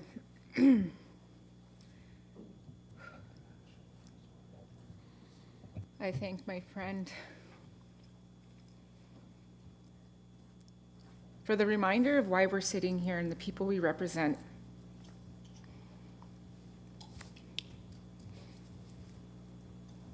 We just had May 4th, our National Day for Missing and Murdered Indigenous Women. We wore our red skirts and we honored. And yes, we've all been affected, and I sit here with lived experience and having been in those situations where I should have been another statistic. And I watched myself and Minister Morasti's resolution on the state of emergency flop. We watched how we put out a call to action, and we called on the provincial and the federal government in our own nation. And I want to learn from that and support this resolution to make sure that this doesn't fall on the backside. I am in full support of this because if nothing changes, nothing changes. And yes, as SPMC, we need to work more collaboratively together. And what does interministerial work actually mean in building these communications in our conversations and building these priorities? When we look at our province and we see the homeless, I think just in the last week I've seen, gosh, maybe over 50 missing persons shared. We see a young family where a woman was murdered in her home up north. We have relatives and friends that are still missing. We have women that are sitting in their prisons and incarcerated that shouldn't even be sitting in there. We have children being removed from them. We have ongoing trauma, abuse. These are the realities that we see every day when we step back into community away from these tables. And if we're not going to try something to hold, the governments accountable, to bring healing back into our communities, we're failing. I have one daughter, and I have a daughter-in-law. But I also have sons that I'm trying to raise that are in a space where they can heal so they don't repeat the traumas that are happening. And so I support this resolution. I would like to see some timelines added to it so that we're coming back and we're following up on it. I'd also like to have some reports back to PMC on where the federal funding streams are going to, whether it is MNC, LFMO, or if it's through ISC. I would like some actual details as to why we're not receiving funding to support this initiative. What is the past that has brought us here? Because I know it was a struggle in Saskatoon trying to support the MMIWG event when they were looking just for hotel rooms so families could come together. We saw the struggle across the province of trying to bring our families together and bring awareness and bring action. And when I spoke at the one event, and there's enough awareness out there, there's a lack of action. And so those would be my requests to the mover and the seconder, that you consider implementing some timelines that hold not only ourselves, but also the staff and then the provincial and federal governments accountable to this.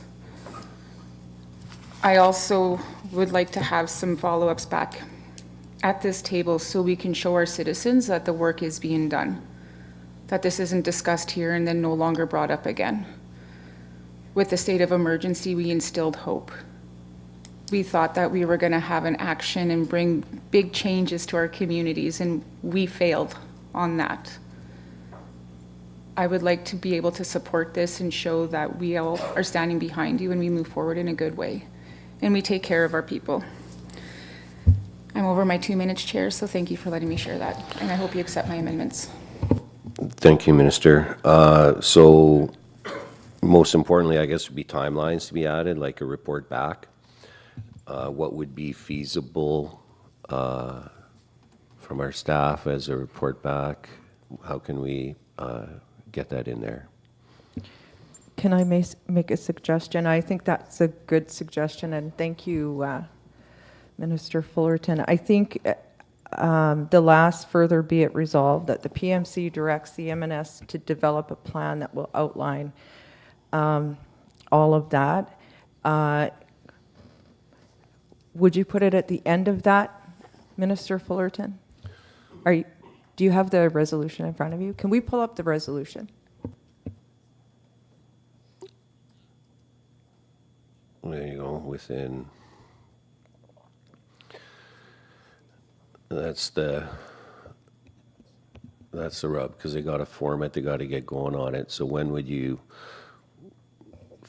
oh, sorry, Matt. Yeah, sorry. I was just going to touch base to say, I think on this one, the ministers are driving the initiative. So the public service will support in whatever way you need and whatever timeline you need. But I think if the resolution could reflect that the ministers are going to be the ones driving and guiding the plan, and we're supporting actors in the process. Okay. Something further to your That's amendment? just to further on what Matt just said, the ministers will be driving this. I would just like clarification on the ministers. Who would that include in this working group going forward? I'm assuming that's what it would be, as if it just states PMC, but Matt is now saying it's ministers. So my assumption would be, Minister of Justice, Vice President, Minister King, the women's rep, youth rep, and then support with from the mental health and addictions. Again, knowing the importance of the interministerial work, I think clearly defining of who that is within here as well, holding folks accountable would be helpful. But I also just want to share, like, on the timelines and the reviews, we're not in. I would like to see it not taking a year or 2 years because we're developing and finding information. We do not have to recreate things and research and reports that are already out there. I think gathering all of that information that is already circulating out there and bringing in our Métis distinction and our own resources into play. I know this is a lot of big work, but I think this is a priority. So I would request within, 4 months. I know summer's coming up, but. I was going to say within 120 days. Same. At least we would have a framework. And I think, if I can just respond to Minister Fullerton, I think you make a really good point in terms of when we're looking at this issue, it affects every single ministry that we have. So I think it's best placed here openly to discuss the report or the plan that's coming up. I mean, you think about housing. Our women are underhoused. You made a good point around how many homeless people do we see just here in the city of Saskatoon. Most of those people, or at least half of them, are women. So it affects every single portfolio that we have. And I think we all need to be involved with this. And I think, going back to Minister King's point, that it deeply affects all of us at some point. And so I think it's best that we all work together on this and that it's not one particular ministry. So how would that be incorporated? I don't think we need to incorporate that into the resolution personally, but I do think the timelines need to be incorporated. Okay. What's the solution, Mr. Massey? A commitment with a solution. But our ministry will commit to hosting a meeting with all of us to build off the work rooted in respect, the report that Lefel de Mandelin had completed or started, and then, of course, other things that we can bring in. But we will commit to bringing everybody together for an initial meeting to kickstart this call to action, Mr. Chair. Thank you. Okay. Minister Fullerton? I am good with that as long as we still have a timeline of when that meeting will happen. Yeah, we put 120 days in there. Okay. Good. Okay, we're good with that. On to the next speaker. President McCallum, and then it'll be Youth President Heiser, and that's your second time. Lefebvre, President Langen, that'll be your second time. President McCallum. I'm just there further down the list. Thank you. Mr. Chair, I've been taking notes in regards to, in my view, in regards to steps and concerns and action. When we talk about murdered and missing women and children, we do hear those stories. And we have to be prepared as a government to be able to act and support as much as we can, where we can. In the area that I know is available to us is our council, our staff. We'll talk about the call to action. We need capacity, ministries to work together, support a plan, and proposals. I'll go a little sideways here in regards to what the other thing about what people write nationally and who we are as Métis. I know that our staff does great work to be able to be attentive in regards to how words are written at the national level, but it's really important to be able to talk about us in the way that we understand. We're distinct people. Misto, I don't even know what that means or what it stands for. Not that I'm undermining the role of people that have worked nationally with the federal government to be able to come up with a word that's suitable or explains. Maybe it might be a different language, I don't know. But for us to be able to identify ourselves in regards to the Provincial Métis Council and our people here in Saskatchewan, I do see it very important to be able to use the word that we understand.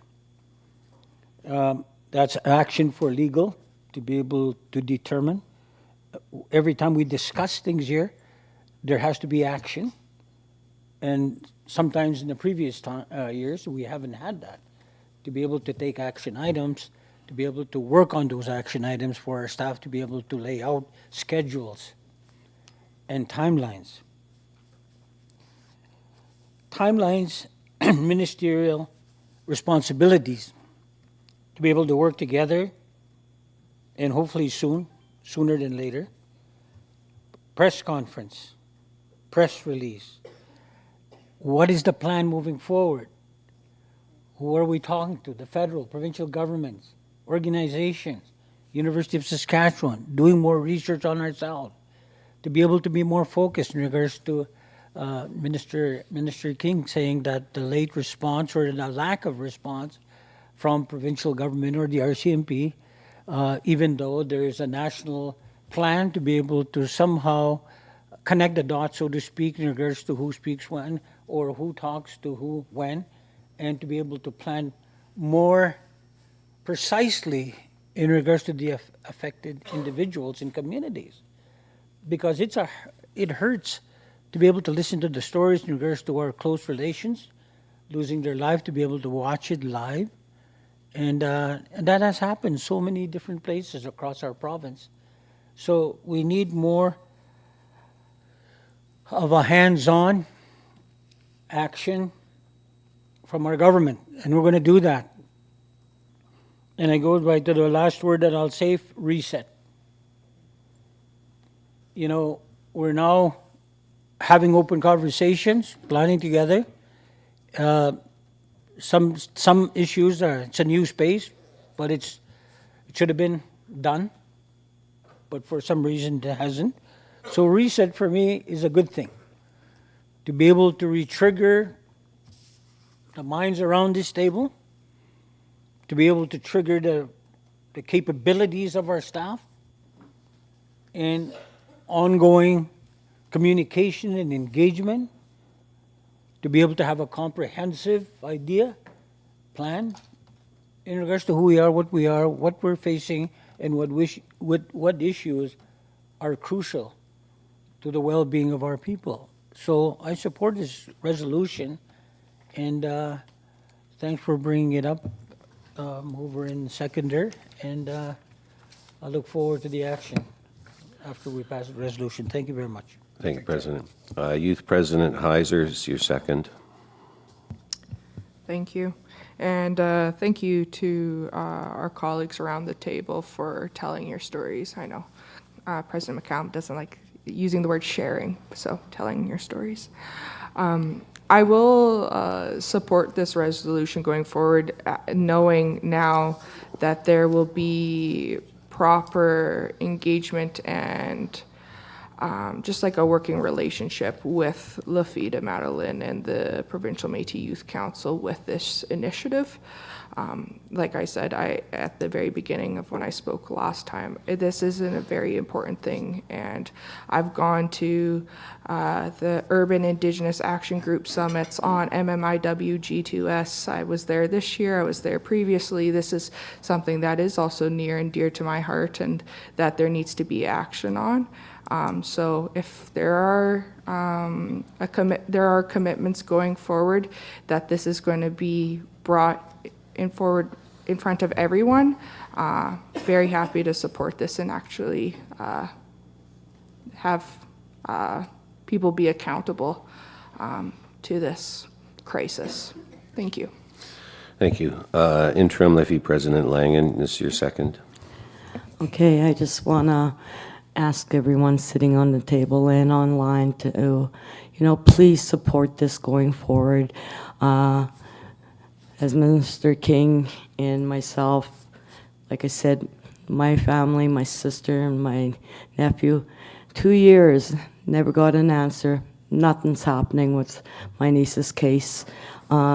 This waiting, and how many others are out there that have been waiting and nothing has been happening. I think it's very imperative that we waited long enough and we need to get this moving. So, and I also call question. Thank you. Okay, question's been called. We need 2/3 to cease discussion. Oh, a seconder? I can second that. Thank Rachel you, Heiser. President. So we need to vote now, 2/3 to end discussion. So all for question being called. 1, 2, 3, 4, 5, 6, 7, 8, 9, 10, 11, 11 out of 15, 5, 10, 15. That's 2/3. Okay, question's been called. We will now vote. No, question's been called. That's the rules. All right, so all in favor of this resolution? 5, 6, 7, 8, 9, 10, 11, 12, 13, 14. All right, those opposed?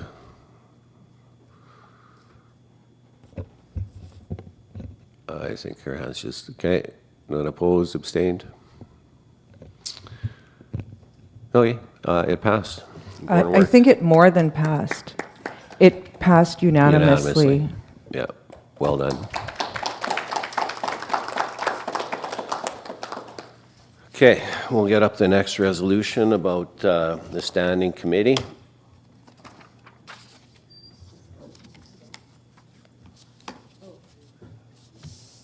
Now we're on 8.3. Is there?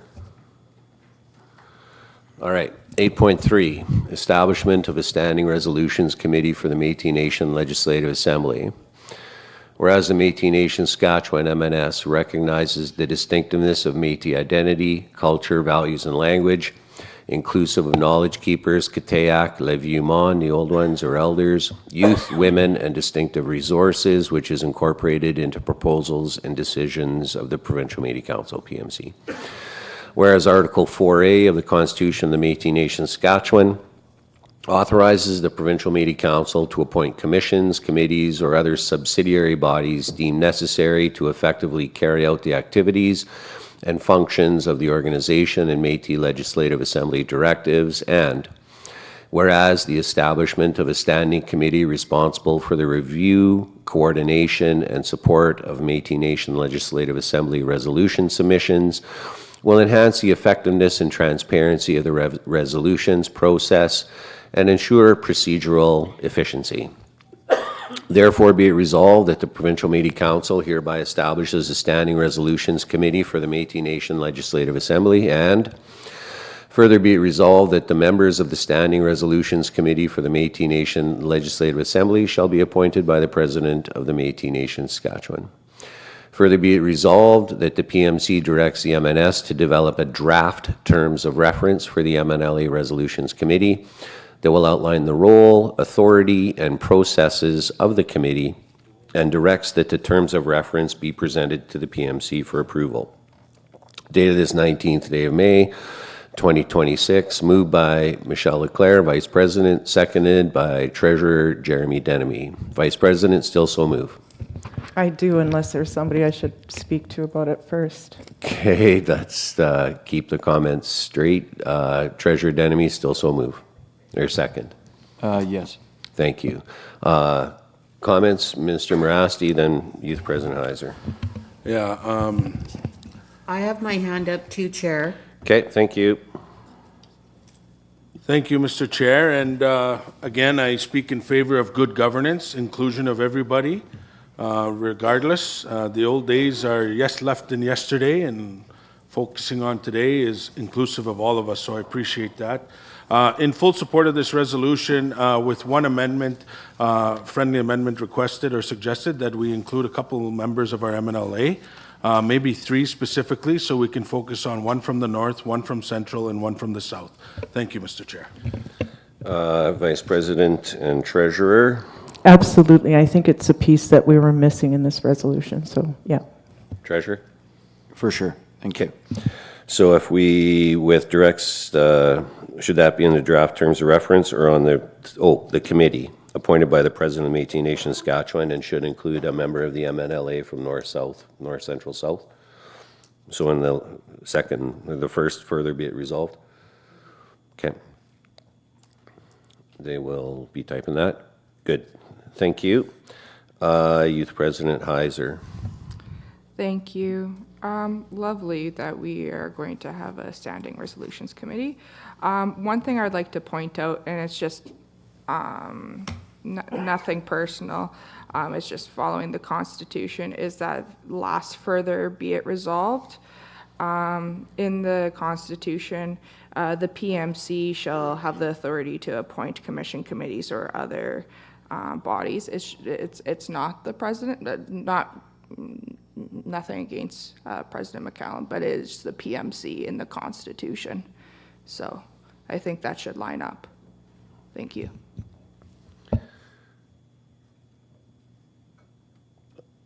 Mover and seconder. Well, it has been, and I realize that that's part of the Constitution, but it has been past practice over the last number of years that the President appoints the committee members. The PMC creates committees, and that speaks to the Constitution. I'm going to turn it over to Treasurer Denemy to comment. What are your thoughts?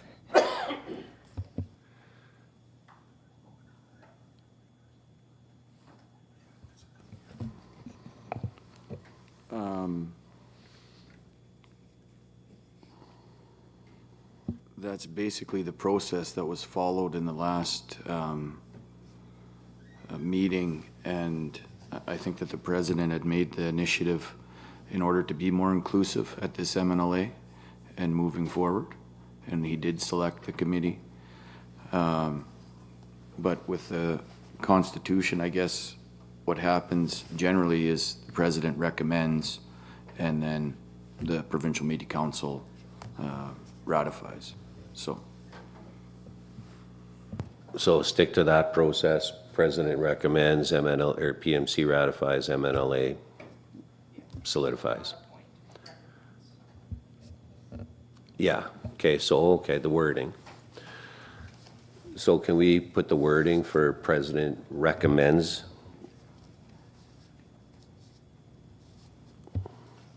The members of the Standing Resolutions Committee for the MNLA shall be recommended by the President of the Métis Nation-Saskatchewan? I'm Vice President? Okay.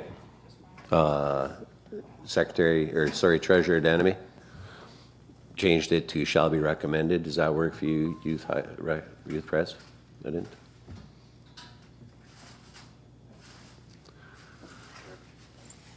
Okay, hold on. I got technical help here. Yes. Thank you, John. I just wanted to clarify that I don't see an inherent contradiction. I mean, we're clear in this resolution that the committee is being formed by the Provincial Métis Council, and the members may be appointed by the President, although the Constitution doesn't specifically state that. That is past practice. And so there's nothing contradictory, in my opinion, about the President making the appointment of persons to the committee while the committee has been established in a constitutionally appropriate way by the Provincial Métis Council. However, the PMC can choose, either method. It's, I think, just a matter of how you want to proceed. Thank you. So, Vice President? Well, I guess Heather reiterated what I said in terms of this has always been past practice. Yeah. I think I'm comfortable it shall be appointed by the President of the Métis Nation-Saskatchewan. Okay, thank you. Mr. Friesen.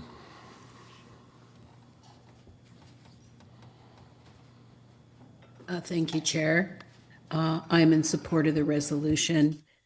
However, I do think we need to have a balance of members of the Legislative Assembly and PMC. I think that, in the past, we've had we've been involved with other governing bodies that chose resolution committee from the floor of an assembly each time. So I think it should be revolving so that we have a number of the collective of the Legislative Assembly that sits to review resolutions coming forward to the floor at an MNLA. So I am in favor of the resolution. However, I would like the resolution to state as a friendly amendment that those persons would be chosen by the Legislative Assembly. The three from the MNLA or the entire committee? I believe that the committee should be chosen by the MNLA. Not the President? With recommendations by President McCallum, of course. Okay, and then the MNLA ratifies. Didn't we? I'm a little unclear. So you're saying still that the President recommends the committee or chooses the committee, North, Central, South, MNLA, and then PMC members? Yeah, but then from where there, Minister Friesen? Yes. If I could just clarify my suggestion, I think it's important that the Legislative Assembly members be part of the resolution committee. And I think that the MNLA should choose those committee members ad hoc every MNLA so that we have a revolving committee makeup of the resolution committee. I don't think it should be a standing committee. I actually think that it should come from the MNLA, though the people that choose to sit on that resolution committee or who are nominated to sit on that resolution committee from the floor. I think that that's been quite successful in the past with other bodies that we've been involved with. The resolution committee is chosen at the legislative or at the assembly, and then those folks go in to review the resolutions that have been submitted. And then they come and report back to the assembly as to what the outcome of the resolutions are, and that they present them on the floor during the assembly. So I know that that's not our practice. However, I'm suggesting to be transparent and to offer that opportunity to anyone from the Legislative Assembly. Yep, Vice President. So I'm not sure what Minister Friesen is meaning by not having it as a standing committee. A standing committee is a permanent committee that's established. So it's a mechanism. It's a vehicle. It's not necessarily a permanent appointment of myself and Minister Morasti to the resolutions committee. It's the vehicle that allows us to, and a permanent vehicle. We will always have a committee that will deal with resolutions. How the makeup of that committee looks is going to be around president appointing. I mean, I'm not sure about my friend Mr. Denemy, but I would be comfortable with adding another, therefore be it resolved, and setting out shall include 3 members of the Legislative Assembly who are chosen, however you want to word that. I think it's important to have the Legislative Assembly appoint 3 people that maybe are appointed by the resolutions committee, the MNLA. 3 people shall be selected by the MNLA, and 3 people are appointed by the president. I'm not sure. I'm going to turn it over to my seconder, Mr. Denemy. Can I just respond, please, Chair? Yes, please. Thank you. Thank you, VP Leclerc. I'm not disputing or suggesting the mechanism, the standing committee. I think that we need to have a resolution standing committee. Yes, I'm in agreement with that. However, the committee members should be revolving. I believe that the members, all legislative members, should have an opportunity, if they choose, to sit on the resolutions committee. What that process looks like, I'm not sure, but be nominated by their peers from the floor. That might be a way to choose the committee members, but I'm saying that the committee members should be revolving. I don't think we should have permanent committee members on the standing committee. I think it should just be revolving and ad hoc, so that people have the opportunity to participate if they wish to on a resolution committee. So I'm in agreement with the mechanism. I think it's important. However, how the members are chosen, I'd like to offer that suggestion. Thanks. Treasurer Denemy.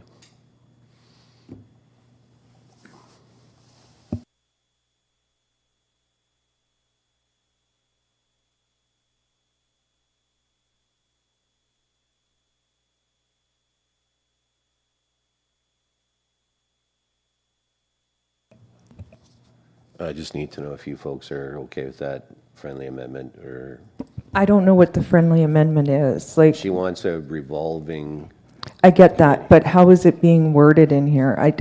I understand what Minister is saying, and I mean, I don't dislike the suggestion, but maybe we can get some help from Heather.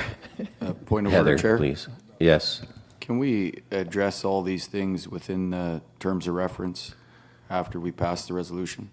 Quite easily. Okay. Thank you, Treasurer. That was my exact point. Okay, so all those recommendations will be taken into consideration when we create the terms of reference. Okay, next on my list, Secretary Hansen. I just want to go back to governance. I heard governance here. And I've been informed over and over, just recently sitting in on the resolutions committee, at the end of the day, the Constitution is the one that we always follow. We talked about past practice. We talked about reset. So, and the Constitution was mentioned. I heard transparency. Like, if we're going to move forward, if we're starting a reset, then I think now is the time to get rid of past practice in some situations. So I'm asking, when they're reviewing this resolution, that they go to point 2.5 of the Constitution, where it states that about the Métis Nation Legislative Assembly, based upon the recommendations of the Provincial Métis Council, shall have the authority to appoint a commission. So let's please really think about why we're here. And our fiduciary duty is to make sure that we always align ourselves with the Constitution. Thank you. Thank you, Secretary. Minister Morasti, you had your hand up multiple times. Yeah, thank you, Mr. Chair. And I'm in favor of the resolution with the friendly amendment. And I think it is our president that brings the committee names forward, the ministerial portfolios forward with the PMC by resolution authorizing at the end of the day. So I'm in favor with the president doing his work and as our elected leader. Thank you. Thank you. Seeing there's, oh, yeah, Minister Fullerton, go ahead. I was just going to call a question, Chair. Hey, great minds. All right, so folks, we get the gallery back up, please.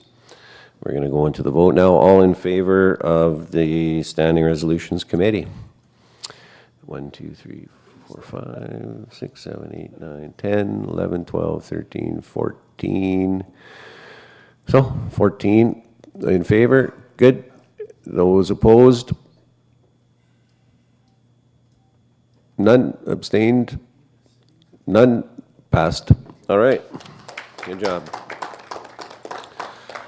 So the good news is that was supposed to be our first resolution after lunch. Goodness sakes. Call the cops. All right. So, folks, yeah, no, we don't need that. So let's take a recess for lunch. We're going to get our elders here to pray for us, and then once we reconvene right at 1 o'clock, and I know Secretary Hansen will be in her chair at 12:55. That's how she rolls. Love it. We'll start with the regional language gathering. So if we get a prayer for lunch, and then we'll recess till 1. Said elders. Where's the other ones? Caroline is online. Are you there, Caroline? Yeah. Yeah. Kia yamiha. Kia. Yeah, we can hear you, Caroline. Okay.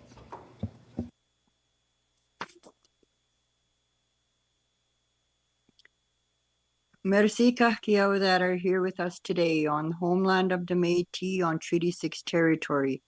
I ask God Jesus to be here with us today and thank him for getting us all here safely. I ask God to bless the food we are about to share and thank Mother Earth for providing. Bless us, O Lord, with these thy gifts, which we are about to receive through your bounty, through Christ our Lord. Amen.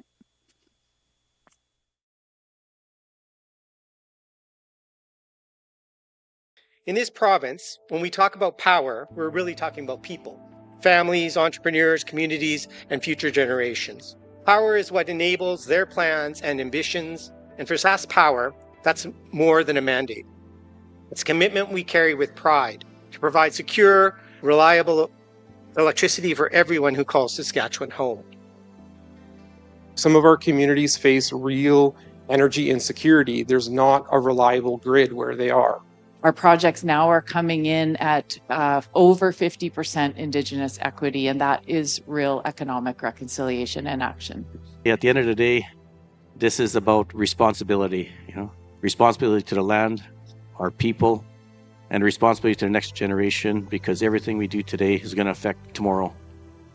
Because when we succeed, like I said before, Canada wins, communities win, individuals win.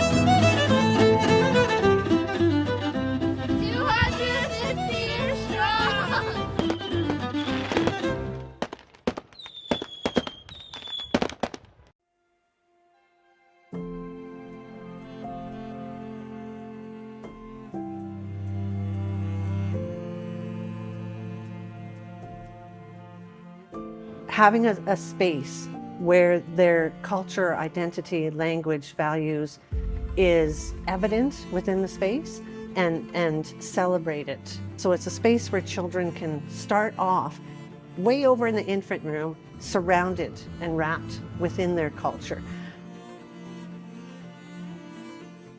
And that's going to instill pride and connection in the community. So not only are we working with these families, but we're bringing families in the Métis community together in Saskatoon. It's very important for children to grow and learn in their culture. This will be a community-based center. So it'll be a large center, but we want to have that feeling of family and connection and unity. I can't wait for the center to open, because once those doors open, we're going to have families coming here. We still have families that are struggling to find reliable, safe childcare. So this is going to fill that need. This center is almost here. We're almost ready to open, but it took a whole team to get us to this point. Two really important partners are our federal partners and our provincial partners, because really without them, we wouldn't be here. And so they've provided not only financial support, but also support and guidance along the way so that we could successfully open a 90-space childcare center, which is an incredible thing. We are connected to our Métis community, and we're the ones that can do this best for our Métis community. So without those two really big partners, we wouldn't be here. And it has taken, other than that, another small army of Métis Nation staff and other people to get where we are today. My name is Jason Hurd, architect, partner, and CEO with AODBT Architecture and Interior Design. I think a big part of Métis culture is that sense of welcome, or that sense of family, or that sense of kind of conviviality. And if you can bring that into a space or a building, I think that's where it kind of comes through. I think that it's key for Métis folks to be able to enter the building and see themselves reflected in the space.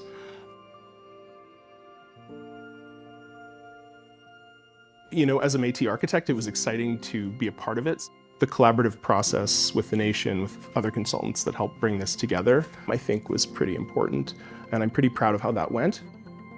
I think if I could describe the project in one word, it would be pride. And this is kind of our first step. And like, we want to continue to grow to support other citizens and communities. Having 90 children and 90 families in here, and if we can all work together and come together, we are making our own little community and inviting others to it. I've heard reconciliation talked about as being traveling together, and this project is an example of that.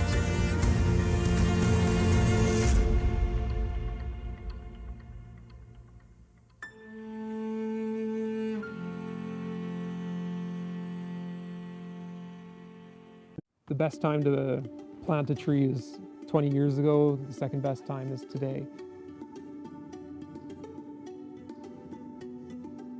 My name is Brent Larocque. I'm the Director of Environment with Métis Nation-Saskatchewan.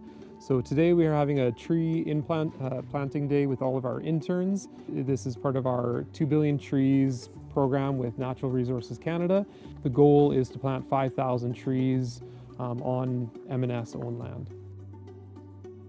Today is a fantastic tree planting day. My name is Ian King. I'm out here at the Dumont Lodge at the Back to Batoche Festival site, and we are planting a mix of white spruce and jack pine. We've got about 25 interns here, so I've walked them through the process of how to make the hole properly, what sort of depth those plugs need to go in, how well they need to be firmed. We've got almost 600 trees in the ground already, and I think we've only been at it an hour maybe so far, so it's fantastic to have so many people working on this project. You know, we really went hard on, you know, a lot of the aesthetic, a lot of the design on the Dumont Lodge, and unfortunately it meant that we didn't have quite as much funding for, you know, the outside space to kind of beautify that.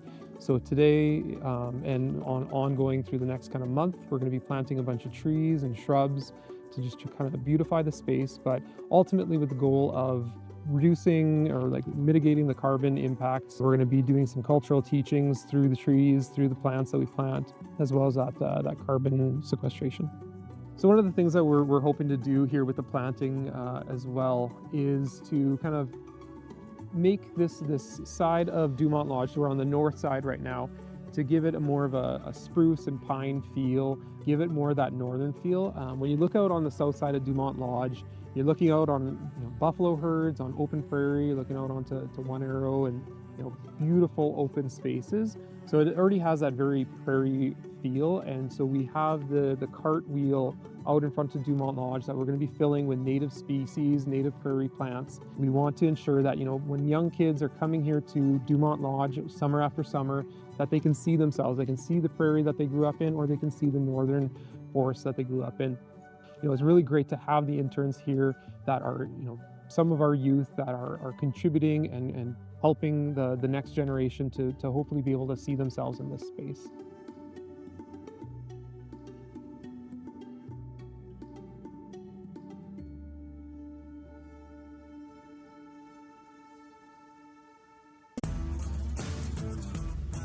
We're putting meaning behind the word reconciliation by bringing people together of all identity, culture, values, and our languages. First Nations, Métis, non-Indigenous, all together competing for cash prizes and just, hockey in general. And so it's just been really good to see these communities coming together, supporting one another. It's all about coming together and understanding that we live here together in Saskatchewan. The more that we can connect together to be of true support. A lot of people don't realize how important sport is. The biggest takeaway is to understand each other, so that we can break down those barriers that have been dividing us and boxing us into these spaces that don't allow us to live together, work together. And that's the vision of what the Métis Nation-Saskatchewan is doing here.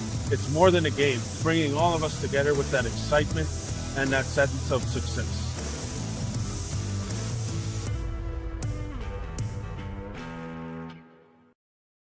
Welcome to the Métis Nation-Saskatchewan Registry Department. We play a vital role in preserving the heritage and identity of Métis people. Our department is dedicated to maintaining accurate and up-to-date records of Métis citizens and their ancestral connections. We are here to help document family histories and ensure that Métis citizens can access their rights and benefits. To begin, you'll need to gather essential documents proving your Métis ancestry, including records of your family's historical connections to the Métis Nation. Once you have these documents ready, follow the next steps listed below on the Métis Nation-Saskatchewan website, or contact the Registry Department to start your application process. Once you submit your application, our team will carefully review your family history and verify your connection to the Métis Nation.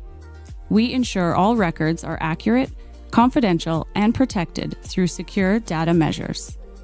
Once your citizenship is approved, you'll gain access to the benefits, rights, and services available to Métis citizens, including cultural programs, healthcare support, and more.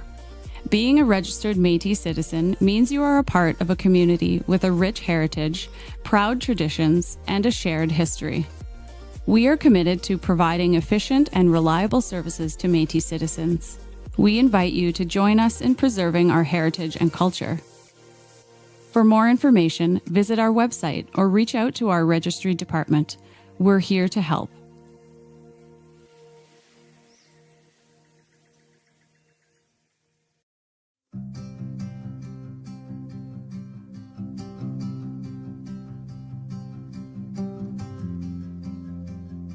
So I think I was always going to end up in environmental work. I've just always been very, very interested in it. And I've always cared very much about, like I said, how everything works together in nature. The Guardians program is very community focused. Every project that the Guardians are involved in stems back to aiding a community or our heritage histories. I'm so happy to be involved. It's been a very great learning opportunity. Every time I'm out there, it's really great to see how everyone immediately works together in such a kinship. I found myself really enjoying those field days. It's all about, getting together and sharing knowledge and talking about our, maybe our family history.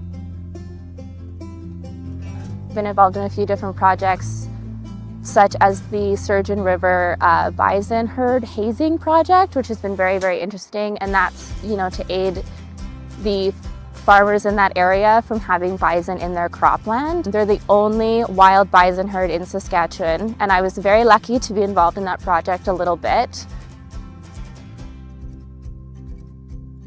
As a reconnecting Métis person, a lot of the elders in my family have passed now, so I had to find that community, I had to kind of outreach to the other communities to find that. It was a very immediate interest when I found out that the Métis Land Guardian program even existed. So I wanted to have the opportunity to learn a little bit more about my heritage and to have that sense of community. And I found that at the program, and I think that if anybody's interested, they should absolutely apply.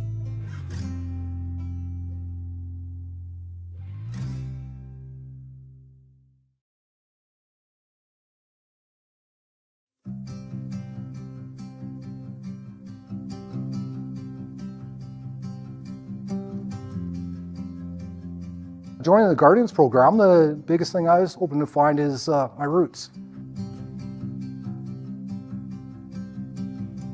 The pride in seeing the development of what Métis Nation-Saskatchewan's become through programs such as the Guardians, professionalism, the family, the attitudes of actually feeling a part of something that I never felt a part of before.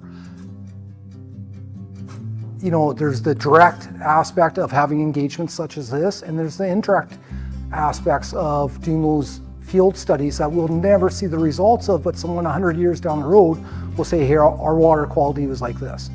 And the Guardian program has opened up so many opportunities for so many different individuals. The stuff that we do is so unique.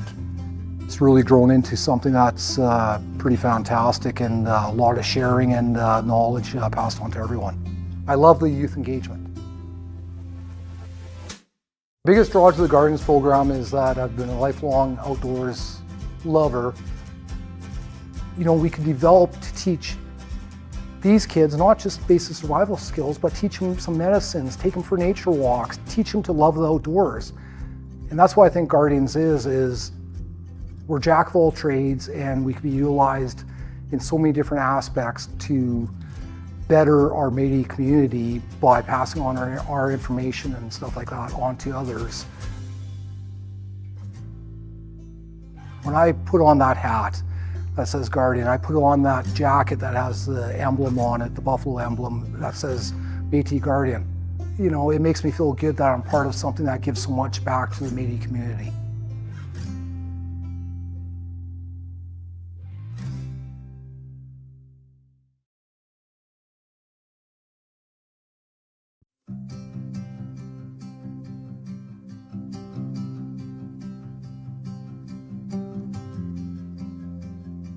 I teach a workshop about the snow and how it may look clean, but it's not. And the same goes for fresh water. I have become Indigenous environmental management student, so this is exactly up my alley. And I love also learning our traditional ways as well combined. And that made me become interested in the environment. Indigenous knowledge teaches us the why, and Western science teaches us the how. And I think them together is a perfect combination. My whole life, I've always been that little girl in the backyard mixing muds, playing with the sticks and stuff. So I always had an interest for nature. But it wasn't until my son's reserve got me interested into the conservation of nature.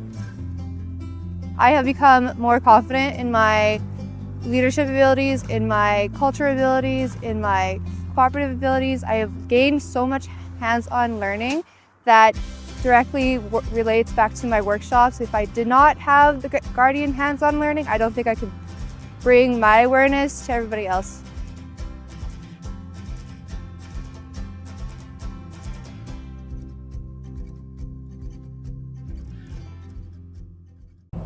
Living on the land and just walking it with the animals is amazing, and just coming out here, you know, it's being with nature. Yeah, there's probably about 8 of us here, core guys that are going to be working gates and doing squeezes, and it's a beautiful day out, and we're really excited to get started and get our vet up to the chute and get the bison in there and get our vet checks done, and I'm glad you guys will be able to see pictures and videos of it. Today we're going to be running our bison through our handling system and doing vaccines and pregnancy checks. We're bringing the herd through our corral system here to check them all for overall vet health. If they're pregnant, we'll take a weight on them. Today we're also grabbing DNA samples that we'll use as part of a long-term genome tracking with our herds here at M&S. If we make it through the day, we finish our processing today without any injuries or incident, then that's absolutely a success. Even if it takes us all day, I'm happy to go slow and steady today because it's our first time and we're learning. Doing something like this is important for a couple of reasons. I'd say the first one is just to be able to maintain your herd's health.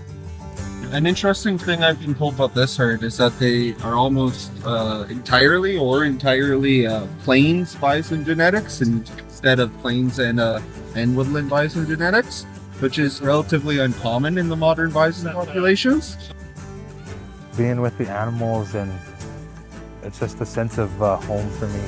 Bison were almost extinct, and to have bison roaming on our Batoche grounds is really amazing.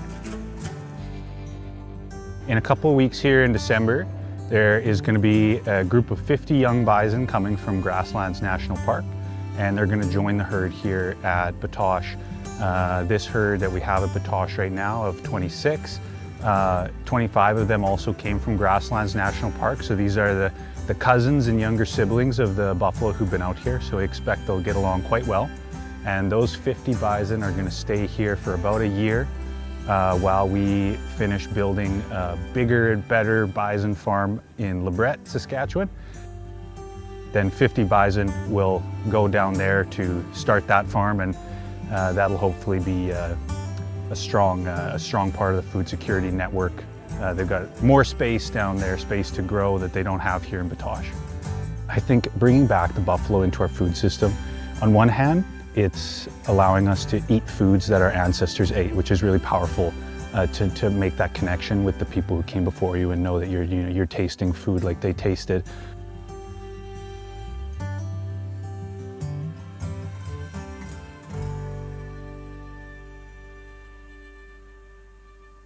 The most rewarding part of my job is definitely the ability to get in touch with my culture and to be able to be on the land. The energy is amazing everywhere I go, and it's really fun to go to different places but see how our culture is spread out throughout the whole province. I get to do something that I think is important, that I see the value in, and other people see the value as well, so it's great. Most rewarding part of my job is going into the classrooms. I want to see the kids. I want to see what's happening in the classroom, how the culture and the language is being used between the teacher, the kids, the language keeper, the elder. Your work is really fun to do. Like, I have fun doing my work every day here. I'm not constrained to just working with my team. I'm constantly collaborating.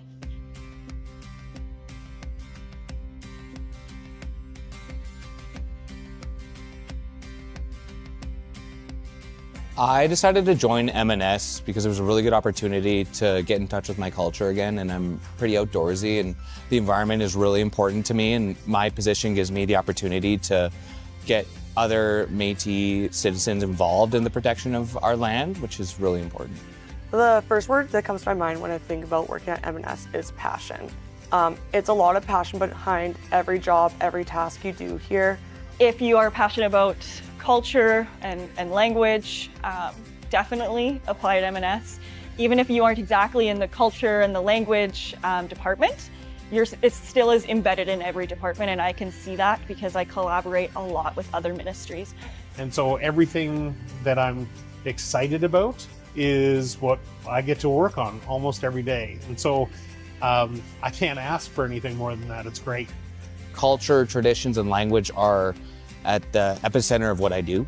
The level of support at M&S is pretty high, and you can go from area to area and feel kind of a connectedness. So there's lots of stuff to learn and things that I'm doing right now, which are great. And then it's the possibility of more education in the field that I'm hired in. I get to see a lot of the province, and I get to meet a lot of amazing people and work with a lot of land users and elders and get to learn a lot about our history. So I was given a lot of opportunity at a young age to now grow into the position I'm in and be able to continue to thrive and excel in what I've been doing. The most important part of my role is actually being in community and being with people, which is just such an empowering job to have. Something I would definitely say is unique about the team I work with is the open collaboration and that I get a voice for everything we do. Lots of people are Métis, and so it's a real connection to the job and to that culture and heritage. Doesn't matter what title they really hold here, everybody's always willing to listen. Even if you think you're not qualified, it's worth applying. I didn't meet all the criteria online, but I still was able to get the job. Just put yourself out there. It's such an amazing place to work. If you see something that interests you, make sure you apply.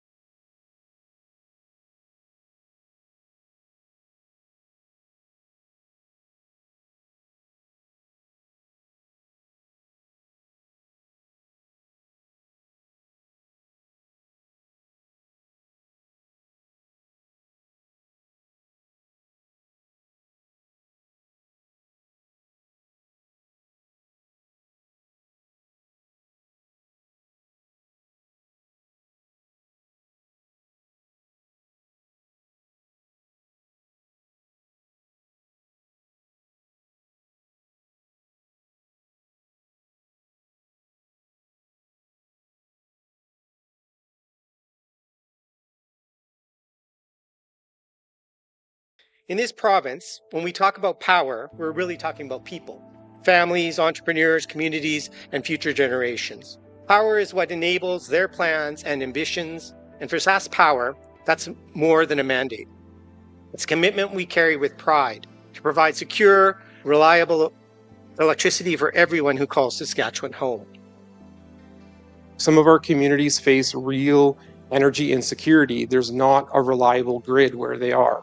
Our projects now are coming in at over 50% Indigenous equity, and that is real economic reconciliation and action. At the end of the day, this is about responsibility, responsibility to the land, our people, and responsibility to the next generation, because everything we do today is going to affect tomorrow. Because when we succeed, like I said before, Canada wins, communities win, individuals win.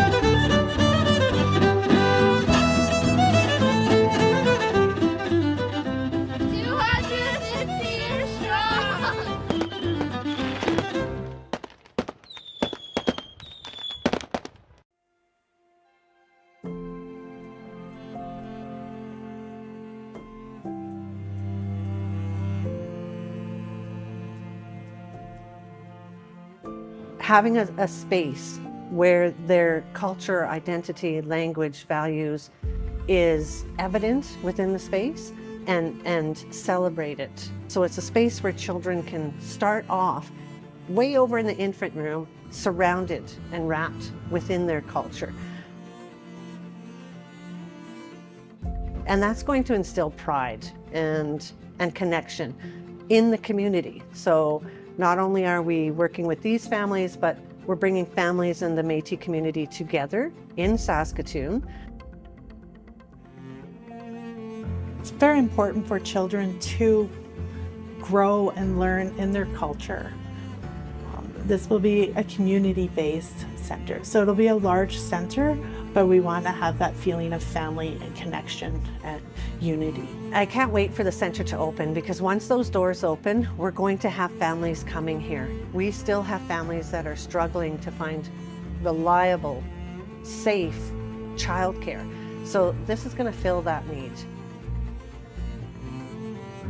This center is almost here. We're almost ready to open, but it took a whole team to get us to this point. Two really important partners are our federal partners and our provincial partners, because really without them, we wouldn't be here. And so they've provided not only financial support, but also support and guidance along the way so that we could successfully open a 90-space childcare center, which is an incredible thing.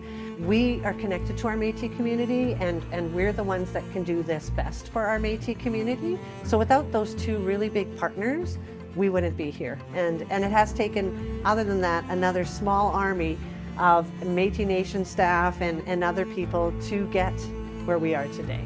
My name is Jason Hurd, architect, partner, and CEO with AODBT Architecture and Interior Design. I think a big part of Métis culture is that sense of welcome, or that sense of family, or that sense of kind of conviviality. And if you can bring that into a space or a building, I think that's where it kind of comes through. I think that it's key for Métis folks to be able to enter the building and see themselves reflected in the space.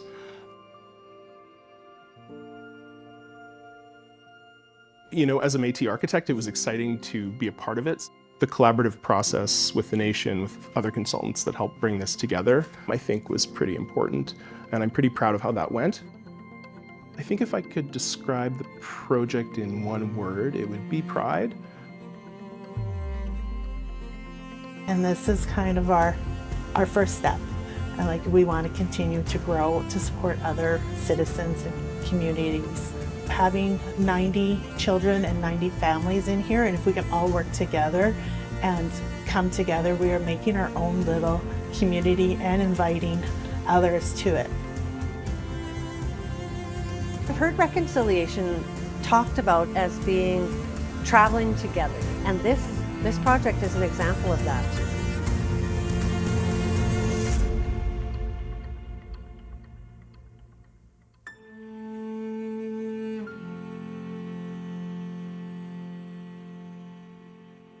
The best time to plant a tree is 20 years ago. The second best time is today. My name is Brent Larocque. I'm the Director of Environment with Métis Nation-Saskatchewan. So today we are having a tree planting day with all of our interns. This is part of our 2 Billion Trees program with Natural Resources Canada.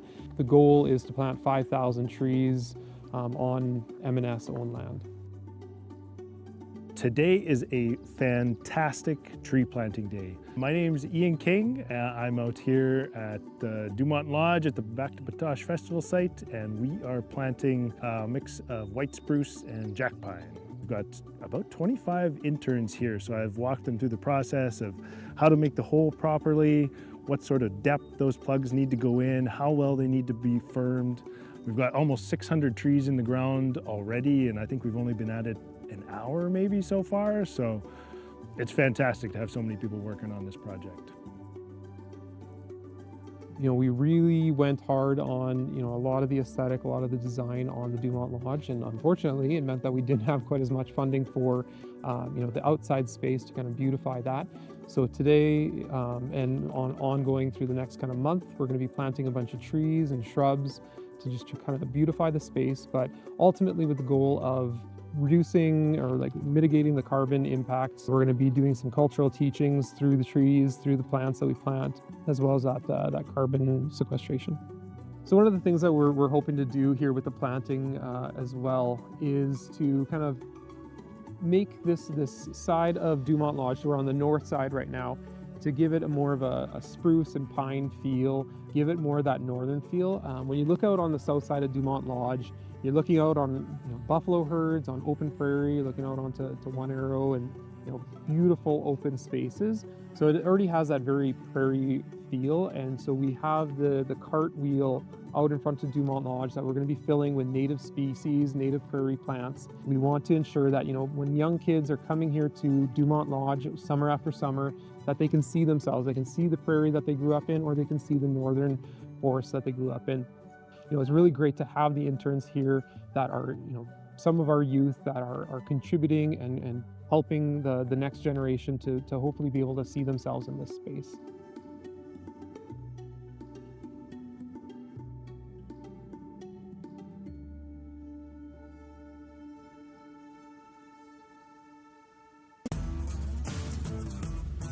We're putting meaning behind the word reconciliation by bringing people together of all identity, culture, values, and our languages.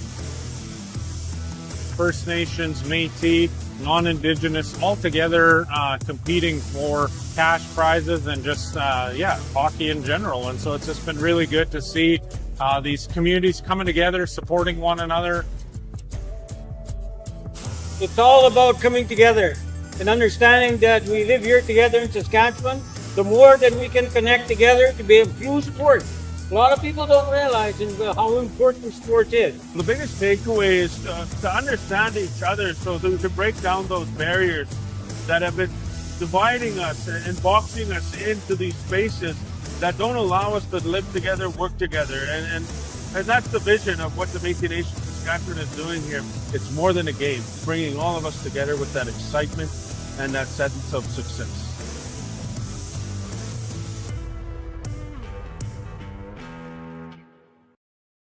Welcome to the Métis Nation-Saskatchewan Registry Department. We play a vital role in preserving the heritage and identity of Métis people. Our department is dedicated to maintaining accurate and up-to-date records of Métis citizens and their ancestral connections. We are here to help document family histories and ensure that Métis citizens can access their rights and benefits. To begin, you'll need to gather essential documents proving your Métis ancestry, including records of your family's historical connections to the Métis Nation. Once you have these documents ready, follow the next steps listed below on the Métis Nation-Saskatchewan website, or contact the Registry Department to start your application process. Once you submit your application, our team will carefully review your family history and verify your connection to the Métis Nation. We ensure all records are accurate, confidential, and protected through secure data measures. Once your citizenship is approved, you'll gain access to the benefits, rights, and services available to Métis citizens, including cultural programs, healthcare support, and more. Being a registered Métis citizen means you are a part of a community with a rich heritage, proud traditions, and a shared history. We are committed to providing efficient and reliable services to Métis citizens. We invite you to join us in preserving our heritage and culture. For more information, visit our website or reach out to our registry department. We're here to help.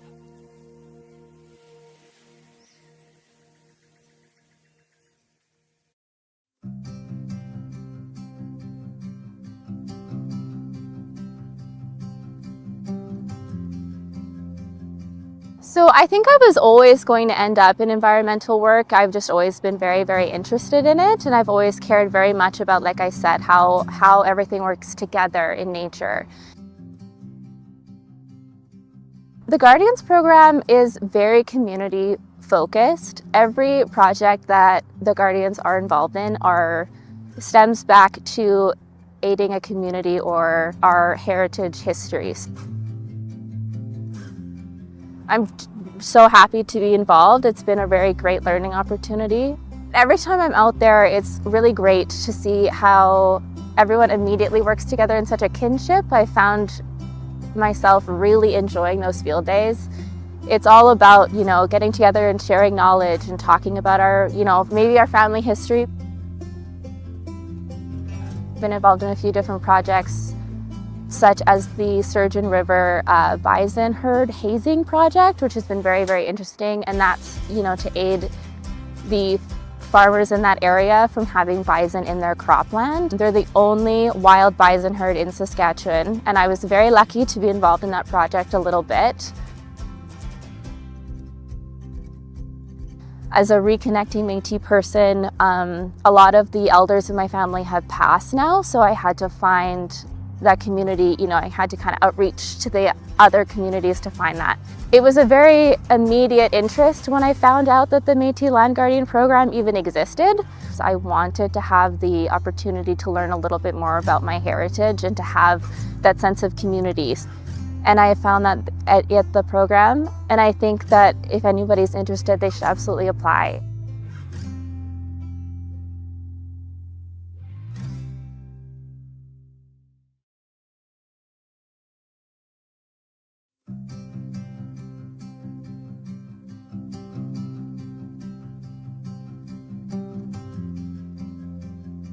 Joining the Guardians program, the biggest thing I was hoping to find is my roots. The pride in seeing the development of what Métis Nation-Saskatchewan's become through programs such as the Guardians, professionalism, the family, the attitudes of actually feeling a part of something that I never felt a part of before. There's the direct aspect of having engagements such as this, and there's the indirect aspects of doing those field studies that we'll never see the results of, but someone 100 years down the road will say, here, our water quality was like this. And the Guardian program has opened up so many opportunities for so many different individuals. The stuff that we do is so unique. It's really grown into something that's pretty fantastic, and a lot of sharing and knowledge passed on to everyone. I love the youth engagement. The biggest draw to the Guardians program is that I've been a lifelong outdoors lover. We can develop to teach these kids not just basic survival skills, but teach them some medicines, take them for nature walks, teach them to love the outdoors. And that's why I think Guardians is we're jack of all trades, and we can be utilized in so many different aspects to better our Métis community by passing on our information and stuff like that on to others. When I put on that hat that says Guardian, I put on that jacket that has the emblem on it, the buffalo emblem that says Métis Guardian. You know, it makes me feel good that I'm part of something that gives so much back to the Métis community.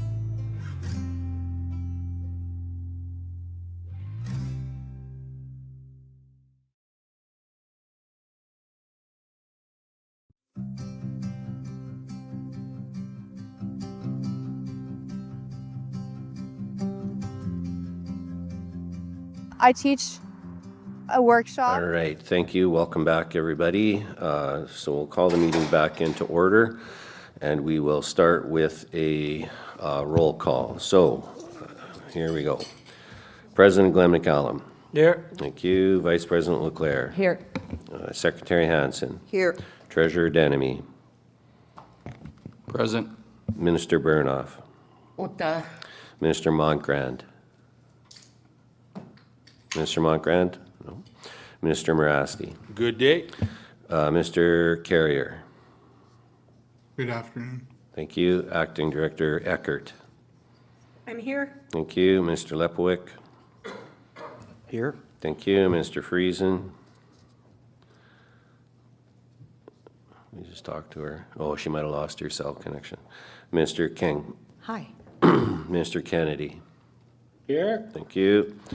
Mr. Fullerton. Good afternoon. Youth President Heiser. Present. Interim Laffey President Langen. Thank you. 14 as we speak. Thank you. So we'll get the next motion up, and I believe that's 8.4 on our agenda, regional language gatherings. Are we going to do a briefing before we do the motion? I don't think this is the 8.4 is the regional language gatherings.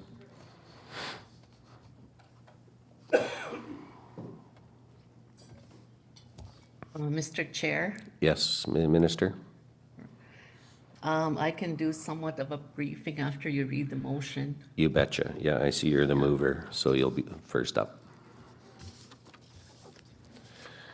Excuse me, Chair. Yes. It's Mark Friesen. I am online. Okay, thank you for checking back in. Okay, good. All right, regional language gatherings.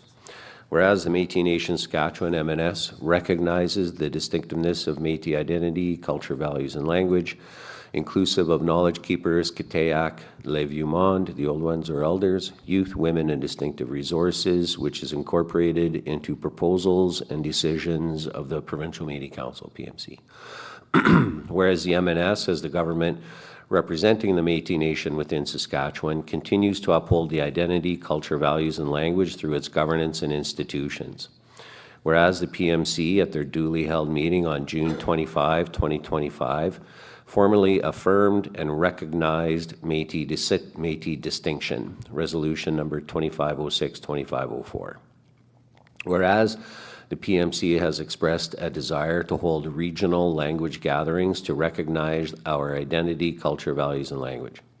Whereas MNS regions require capacity funding to effectively plan and host regional language gatherings.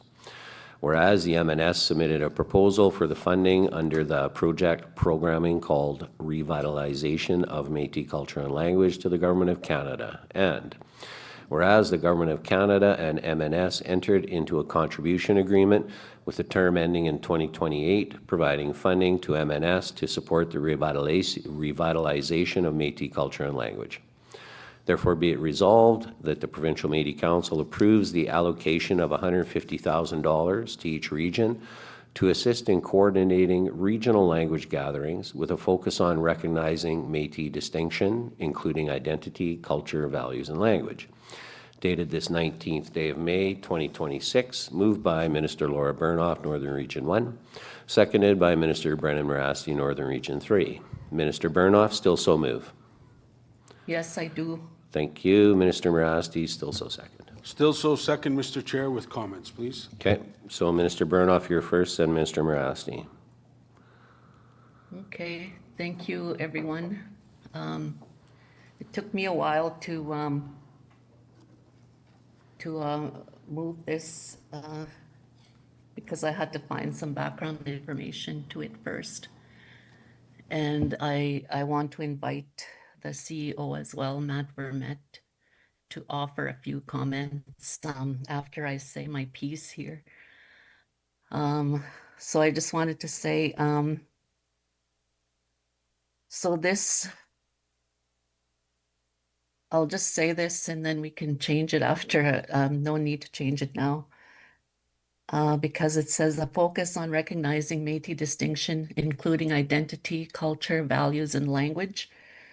So I'd like to have a focus also, not only on that, but recognizing to begin implementing community-driven language development plans.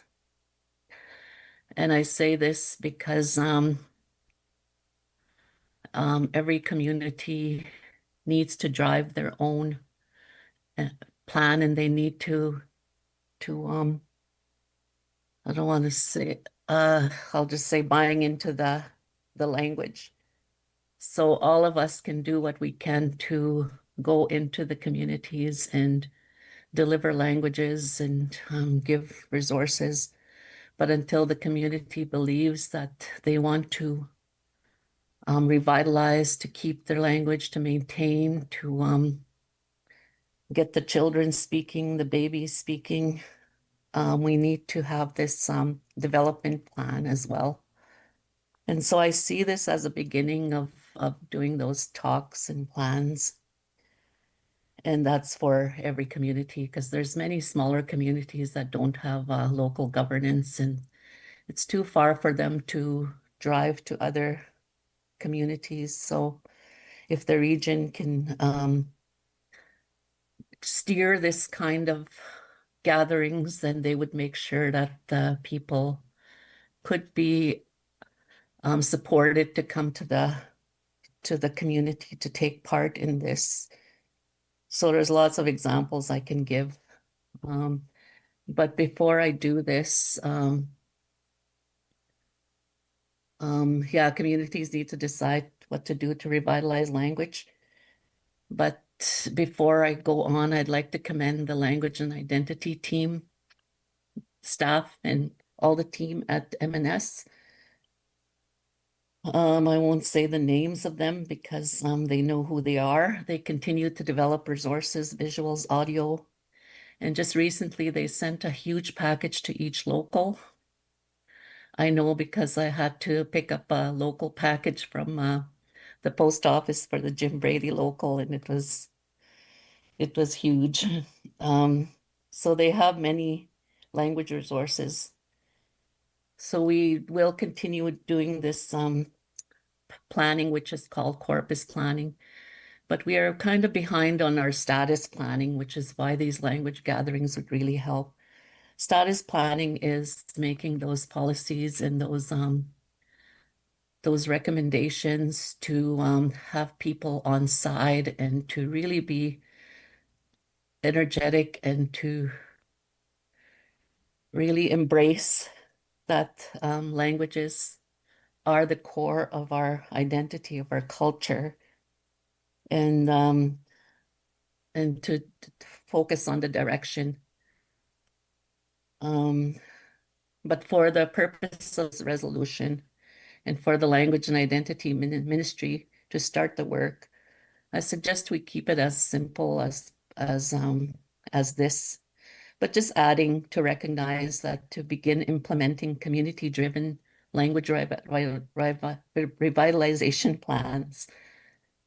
And yeah, so further the language revitalization in each communities in every region, every local, to instill the process, a real desire for citizens to learn the language, and the culture comes with it. It's a given that culture is always involved. So at this time, Mr. Chair, you can decide whether you want to give the floor to CEO Matt Vermette to explain a little bit about it for the preamble, or else we can have Minister Morasti comment first. Okay, thank And you. that's all I have to say at this point. Thank you, Minister. We'll go to Minister Morasti first, then Matt for some more details. Minister Morasti. Thank you, Mr. Chair, and thank you, Minister Burnoff. It's almost a year since the election, and it's almost a year since traditional gatherings was brought to this table. So I'm very honored and excited. I'm very giddy inside right now because this is the Métis way. The Métis way of bringing our people together, not together, to celebrate who we are, our identity, culture, values, and languages, the diversity amongst our nation. This is huge, ladies and gentlemen, and I'm very honored to second it because I know our communities are screaming and cheering for us right now, because this is not about a formal setting or about a colonial system or a mainstream way. This is our way, being out on the land, connecting, rooting ourselves so that we don't get lost as we build and evolve our Métis Nation-Saskatchewan. So I'm very excited, I'm very privileged and honored to be a part of this resolution, but to be that voice that came to this table and asked that we bring a focus to traditional gatherings, so no more will our regions, our community organizations and locals have to bum, beg and borrow, because the work that the Métis Nation-Saskatchewan Government is doing is there to support them, right down to the community level. So, ladies and gentlemen, I am in favor of this resolution, and I congratulate you for bringing this to reality. Thank you. Thank you, Minister. Mr. Vermette. Okay, thank you. Yeah, so I guess all I'd add for today is again, this is kind of another step in that direction of having community-led programming. For the last couple of years with language funding, we've been focusing on resource development, and now it's time to actually get out there, deploy some of those resources, but also to identify our speakers. Of course, we all know that the number of speakers declines every year, and depending on which Michif language that we're talking about, that number is getting critically low. So one of the great things that the gatherings will do is it'll help bring our existing speakers back together, help us kind of enumerate those folks, bring others that are interested in learning about language to the table, and allow us to kind of continue that conversation, but have the community drive the project. And so the support that the public service will offer is going to be around anything that the regions need in terms of event planning, coordination, documenting the event, all of that stuff, providing resources. We're here to do whatever the regions need, and we're just happy that this project is moving forward. Thank you. Thank you, Matt. Minister Fullerton. Thank you, Chair. I want to, share my appreciation to Minister Burnoff and Minister Morasti for being steadfast on this resolution and bringing it to the table. I do have one friendly amendment that this also include our PMYC and our Métis Women of Saskatchewan LFDM. There we go. Sorry, it's a tongue twister for me. And I don't know if the final budget is the 1.8 million divided by the 12 regions, but if there's some way that the mover and seconder would be willing to just kind of move the numbers around, so that way the youth can also host a language revitalization event as well as the women, and so that way, when we look at this, there's actually 14 and not just the 12 regions, but the 14 representatives at the table. Thank you. Minister Burnoff, are you okay with that friendly amendment? Yes, I'm okay. And also, we hope that all youth will come to our gatherings, but probably it would be nice to have a separate one for them, because not all of them can go to every region and have a gathering. Yeah.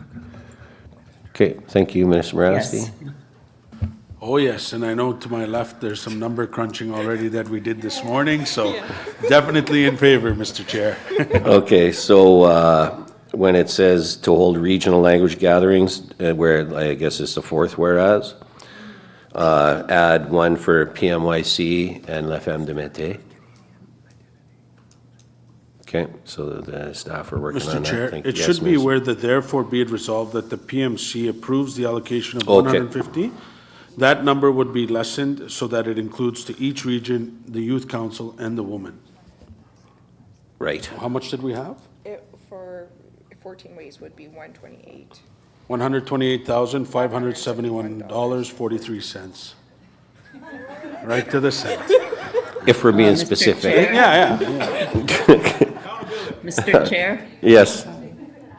I'd like to propose something else, if we can increase it even, because it's close to 2 million, I think. Is there any chance that it could be increased a bit so that we So can at least get 130,000 each or If something we- like that? should we So just- can work it out. Would something be like split equitably between those 14? Would that work for you? Yeah. Okay, sorry, Youth President. If I could, Matt, okay. Matt said we could just put on an additional 300,000 for the ask. So then we are not digging into the other funds for the 12 regions. It would just be allocated a higher amount. Okay. Yeah, 2.1. Okay, so the math, we'll just leave it that, but just add PMYC and LFM de Métis. Okay, so on the last therefore, each region, PMYC and LFM de Métis. Lepwick, didn't you? Minister Lepwick. Okay, thank you, Chair. I just had a question in regards to the eligibility or the criteria for you spending the money is possibly purchasing an area, say for example, some rural land to have cultural activities and to practice and develop, for future land use or for future language and cultural activities. Is that something that might be, is the criteria or in the criteria for some of this funding? Thank you. Mr. Bazelak. Thank you for the question, Minister Lepwick. I did look into the agreement, and we always must follow the agreement with Canada, and within that agreement, we cannot purchase capital. You can rent a space, but you wouldn't be able to purchase. Thank you. Follow-up, Mr. Lepwick? Okay. President McCallum. Anyway, thank you, Mr. Chair. The phone call that I got from the minister responsible, Mark Miller, we talked about engagements. And there was supposed to be a commissioner put in place by now, and there was a review done, and you wanted to give it more time, so we extended it to September so that we can have engagement with him. Minister Burnoff, I believe, will be the minister responsible. This meeting that I'm going to, I'll ask for a schedule, and our team will be working with our office in Ottawa to be able to work with you directly in regards to when those times can be available to you to be able to talk to the minister.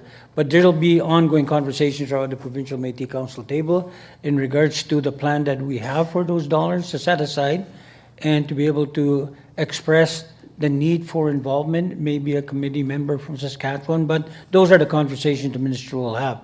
But Mark Miller was very clear in regards to extending it to September, so we have an opportunity to engage and have our considerations be taken into consideration. Thank you very much, Mr. Chair. Thank you, President.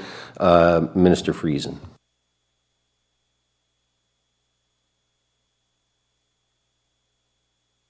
Thank you, Chair. Does this opportunity for language revitalization, does it prohibit collaboration, i.e. among local communities or other entities that have language as part of their program, i.e. the pre-Ks? In some of our regions have Métis pre-K, so does that prohibit any collaboration with any other entity? Thanks. Mr. Bazelak will respond to that.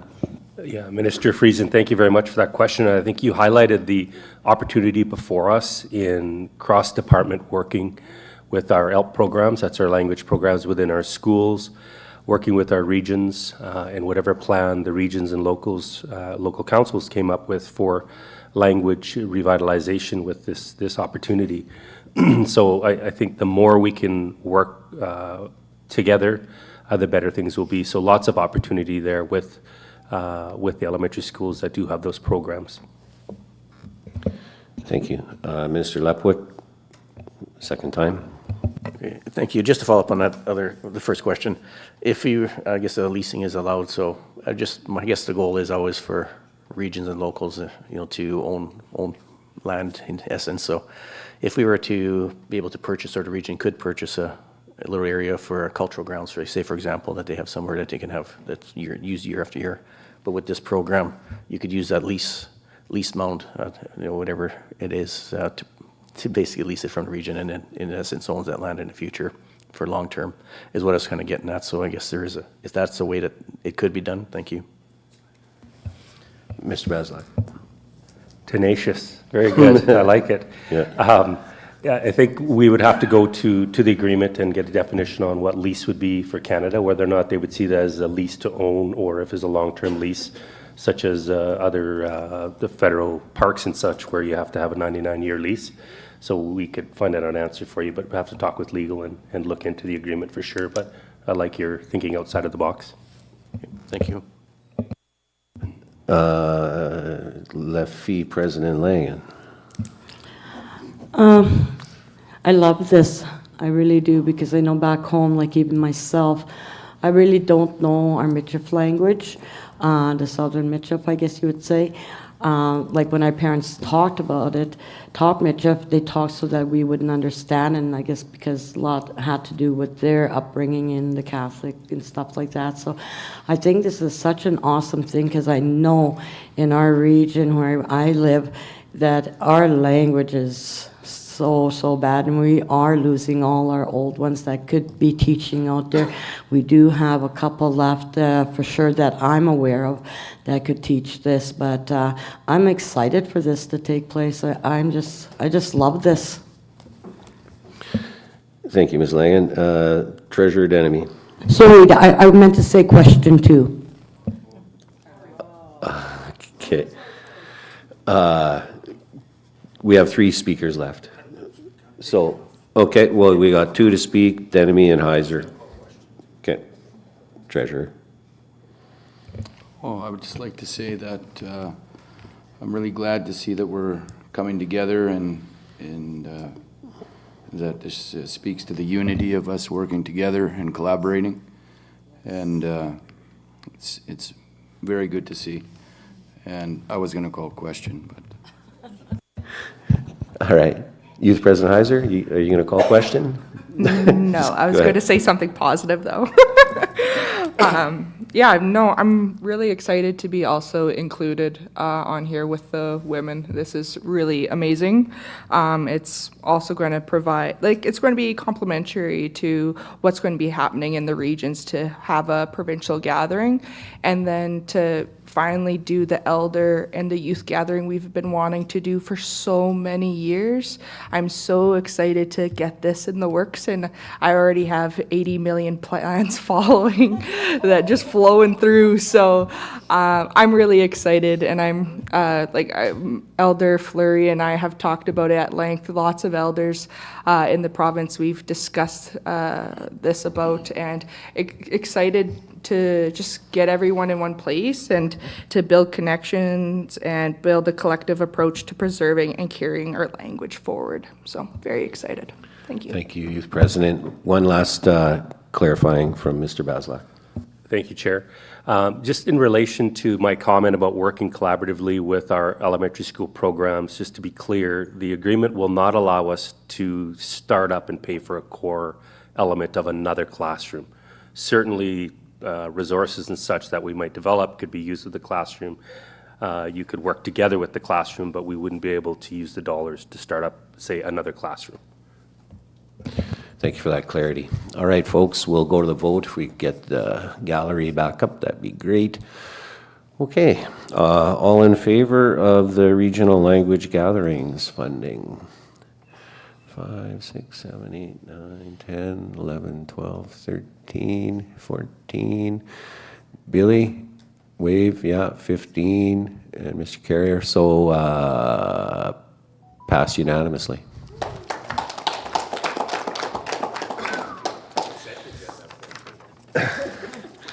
There you go.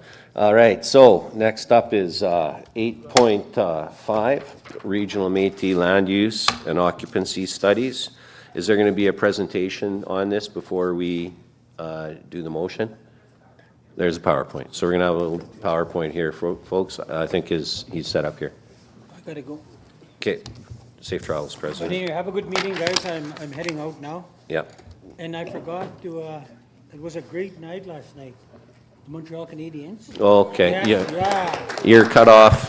Yeah. Mute. I feel sorry for our chair, Philadelphia Mute. All right. Yeah, and I'm cheering for the Habs. That's great. Good job, Habs. All right, so we're going to have a short presentation, then we'll read the motion in, obviously, and then we will have conversation. Over to you. Okay. Tanshe Kiwao. My name is Brent Larocque. I am the Director of Environment. Here today to speak to the province-wide Métis Traditional Land Use and Occupancy Study. So for those of you who aren't aware of what a traditional land use and occupancy study is, we'll get into some of the details of what it's composed of, but essentially it's a mapping exercise. In the specific context of what I'm talking about here today, I'm talking about a map biography form of traditional land use study. So when we're talking about our Métis citizens about their traditional knowledge is an extremely broad concept and covers many different things. Within that area, we also, we have traditional land use. So what are our citizens, what land are we using, our knowledge of the land in specific to Section 35 rights. Those rights that are protected under Section 35 of the Constitution that says that, we as Métis people, as Aboriginal people under the definition of the Constitution, we are assured through the Constitution of our ability to utilize the land for various activities. And those activities are slightly poorly defined, but generally understood to be, harvesting.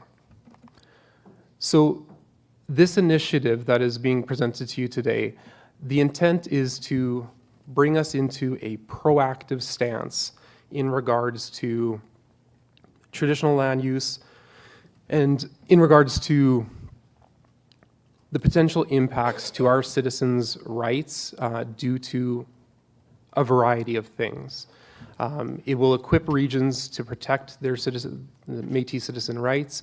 It will build a stronger partnership and understanding between M&S and the regions. It will use the available funds for a very valuable strategic person and purpose and in a generational investment, as well as establishing a data governance, which you will see will be very critical to this process. So the key objectives, so we are seeking approval to proceed on a province-wide traditional land use and occupancy study, so that TLUOS. It will allocate $3.6 million from the Fuel Charge Proceeds Fund for Indigenous governments, support the documentation and mapping of traditional land use in each of the 12 regions, establish a regional-led process for implementation, and ultimately strengthen all the regions' consultation readiness. So why should we proceed with this initiative? Traditional land use studies are the gold standard of how we can demonstrate the impacts to our rights, whether those impacts come from major projects, from any kind of developments, or such as highway construction, transmission lines, mines, nuclear power plants, a wide variety of things.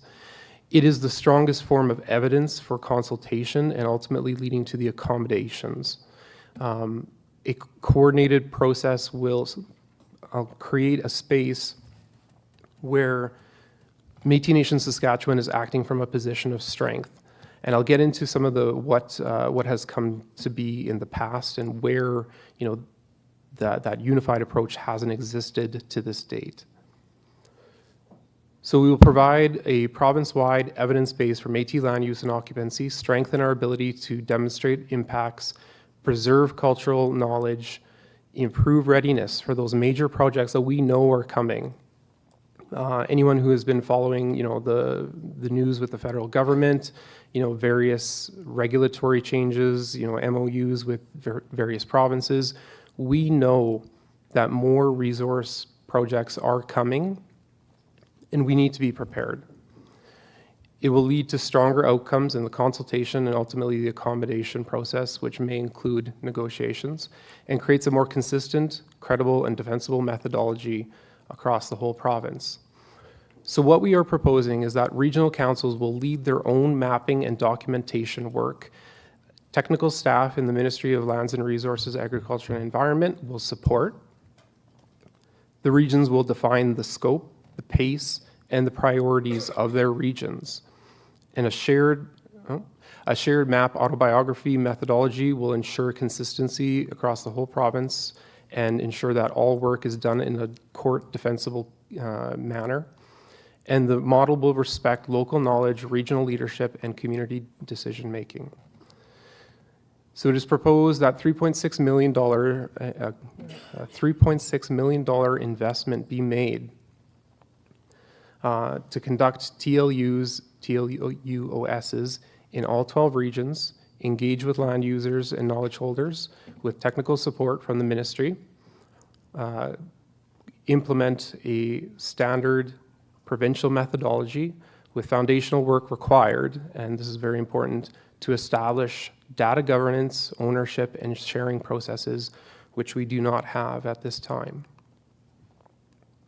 So why is this important? So Métis Nation-Saskatchewan received one-time funding through the carbon pricing or carbon tax, which has ended in 2025. So no further funding of this type is expected. So it's a one-time investment. And we need to think about what is the most strategic investment of these dollars. And I truly believe that, taking these funds to prepare our communities for these major projects, to put them in a position of strength where we are not multiple years behind in terms of negotiating the capacity to engage in this process. And meanwhile, the regulatory process is steaming ahead and our communities are left behind where they're put in a poor position for negotiations on accommodations. They're left in a poor position to have their voices heard in terms of how these projects can be made less impactful to our communities. This data that is proposed to be collected through this funding will provide the communities with the ability to engage in a proactive manner ahead of these major projects. So we have conducted, TLUs on major projects to date, such as NextGen, Denison, Fission Paladin, and Foran, in a variety of manners. So each with a different consultant, each following a different methodology. So apples to oranges, whenever you're trying to, you can't really combine all of these maps because they follow different methodologies, they had different valued components. It really cannot be compared. And so the value of what we're proposing is that it is a consistent approach across the whole province. Again, with different data governance, with different consent forms, all those different things. And so what we are hoping for is a more consistent approach. So again, strengthen M&S's position in consultation matters, provide a more coordinated conversation where jurisdictions overlap. We have many circumstances of major projects occurring, near regional boundaries where, there are impacts across multiple regions. Finally, or not finally, but as well, I mentioned about the importance of this. This is a real challenge, and I won't say it's not, is the data ownership and governance. Traditional land use and occupancy data is extremely sensitive. It's very valued by our citizens. It is, to take it from like an extreme high level, we're talking about giant uranium mines and things like that. Each of us knows a berry patch that we would never tell anyone about. It's our personal spot that, or our honey hole for fishing or whatever it is, that those are really valuable sites to us as individuals that maybe we share with our family if they're lucky. What we're talking about is collecting the autobiography of many hundreds of citizens of all those private information, their berry patches, their favorite fishing spots. It's extremely sensitive information that many of us would not be willing to share unless we have assurances. And what we need is assurances and a framework for this data that all of our citizens can feel comfortable with, that the PMC can feel comfortable with. So M&S, like as in the Secretariat, will provide the methodology, technical expertise and implementation support, coordination to whatever level the regions desire, working with the regions to establish that data ownership, control, access, and ultimately agreements that provide the foundation of this process, and ultimately supporting a respectful and collaborative approach to this whole initiative. Again, that data ownership is critical. It needs to be a region-led process that respects community control with careful consideration. And ultimately, we have this overarching framework that the policy and self-government team is looking at. And so we need to find a way to coordinate that approach. So the ultimate long-term outcomes, as I've said, stronger assertion of Métis rights, preparedness, preservation of this knowledge, improved regional capacity and consistency, stronger evidence at all points in the consultation, accommodation, and negotiation process, and a lasting foundation for regional partnership and data sharing. So the request is for the PMC to approve proceeding with this $3.6 million ask through the fuel charge proceeds funding.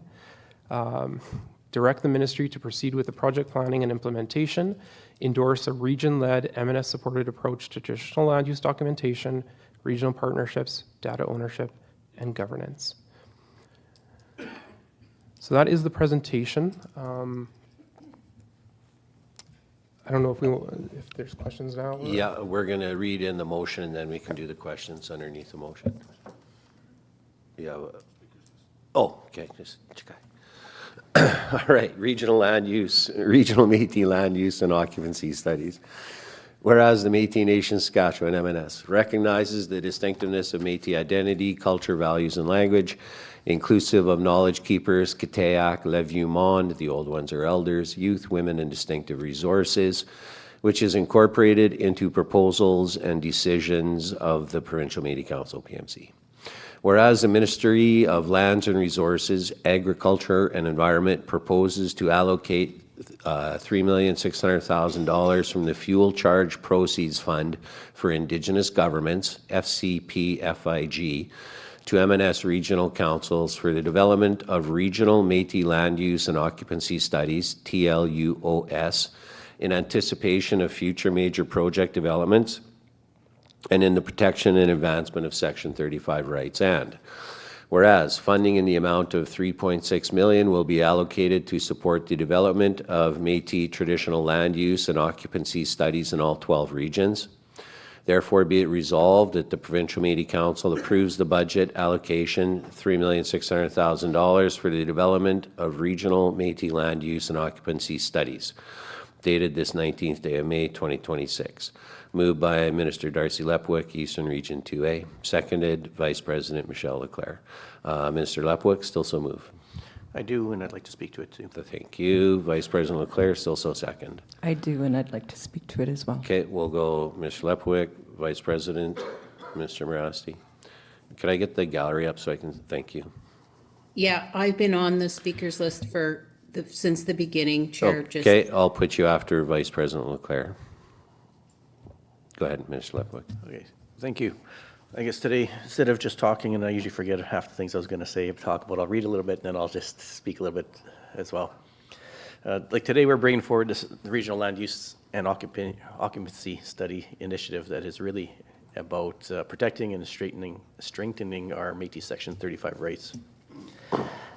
Today I'm asking for your support to move forward with this province-wide Métis transitional land use and occupation study using $3.5 million from the remaining fuel charge proceeds fund.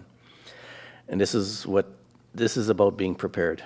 We all know that consultation is supposed to happen when projects may impact Aboriginal rights, but in reality, we need more strong evidence to clearly show these impacts.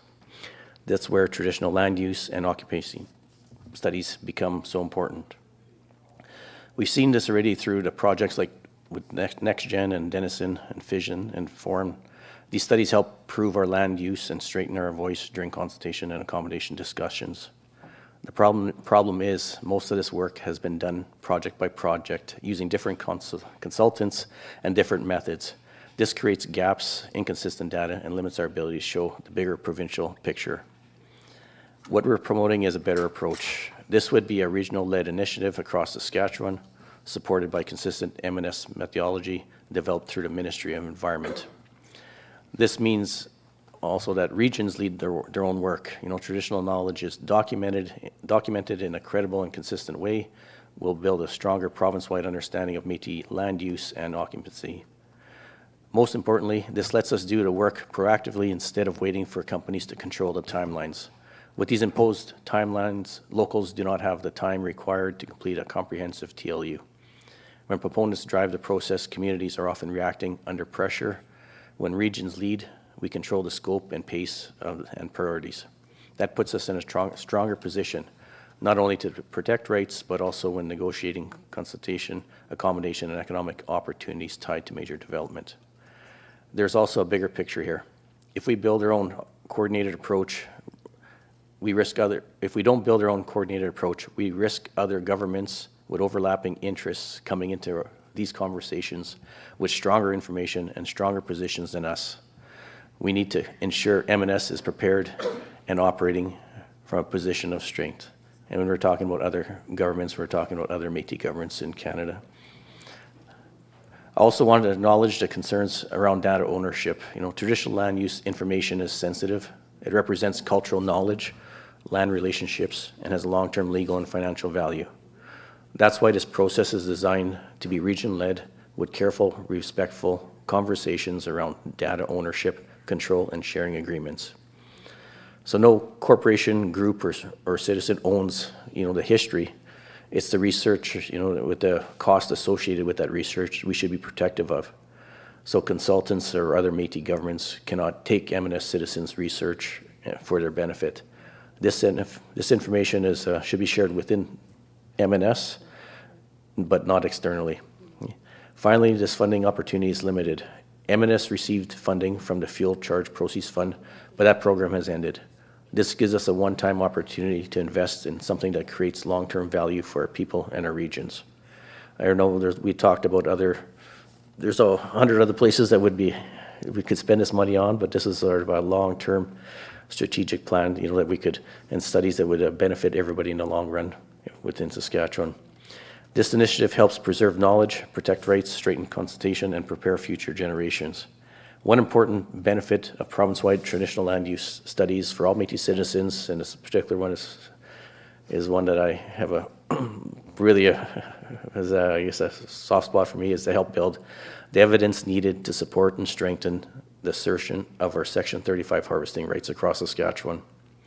By documenting with this TLU studies where Métis citizens have traditionally hunted, fished, trapped, gathered medicines, harvested wood, and used the land for cultural and subsistence purposes, these studies help demonstrate the historic and ongoing connection of Métis communities to the land. This kind of evidence can be critical in negotiations, policy development, consultation processes, and if necessary, court cases as we work forward toward a broader provincial recognition of Métis harvesting rights, not just in limited geographic areas, but across the Métis homeland where the rights can be shown and affirmed. So today I'm asking for your support to move forward with planning and implementation of this province-wide initiative. Thank you. Thank you, Mr. Lepwick. Vice President Leclerc. Thank you.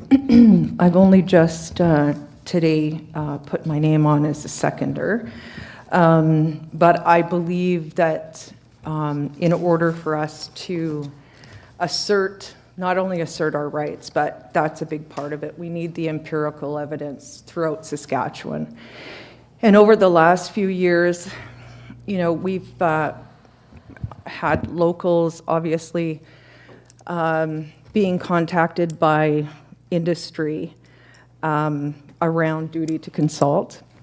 And, you know, many of them have asked our environment department to assist them.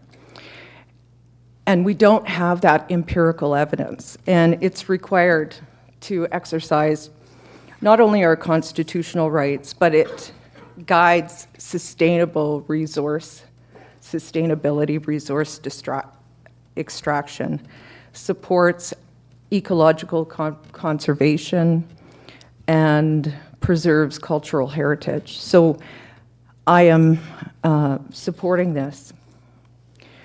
I want everybody to remember in 2023, the government of Saskatchewan introduced and passed the Sask First Act, which is a good example of what's contained in that act is that they have exclusive jurisdiction over natural resources in this province.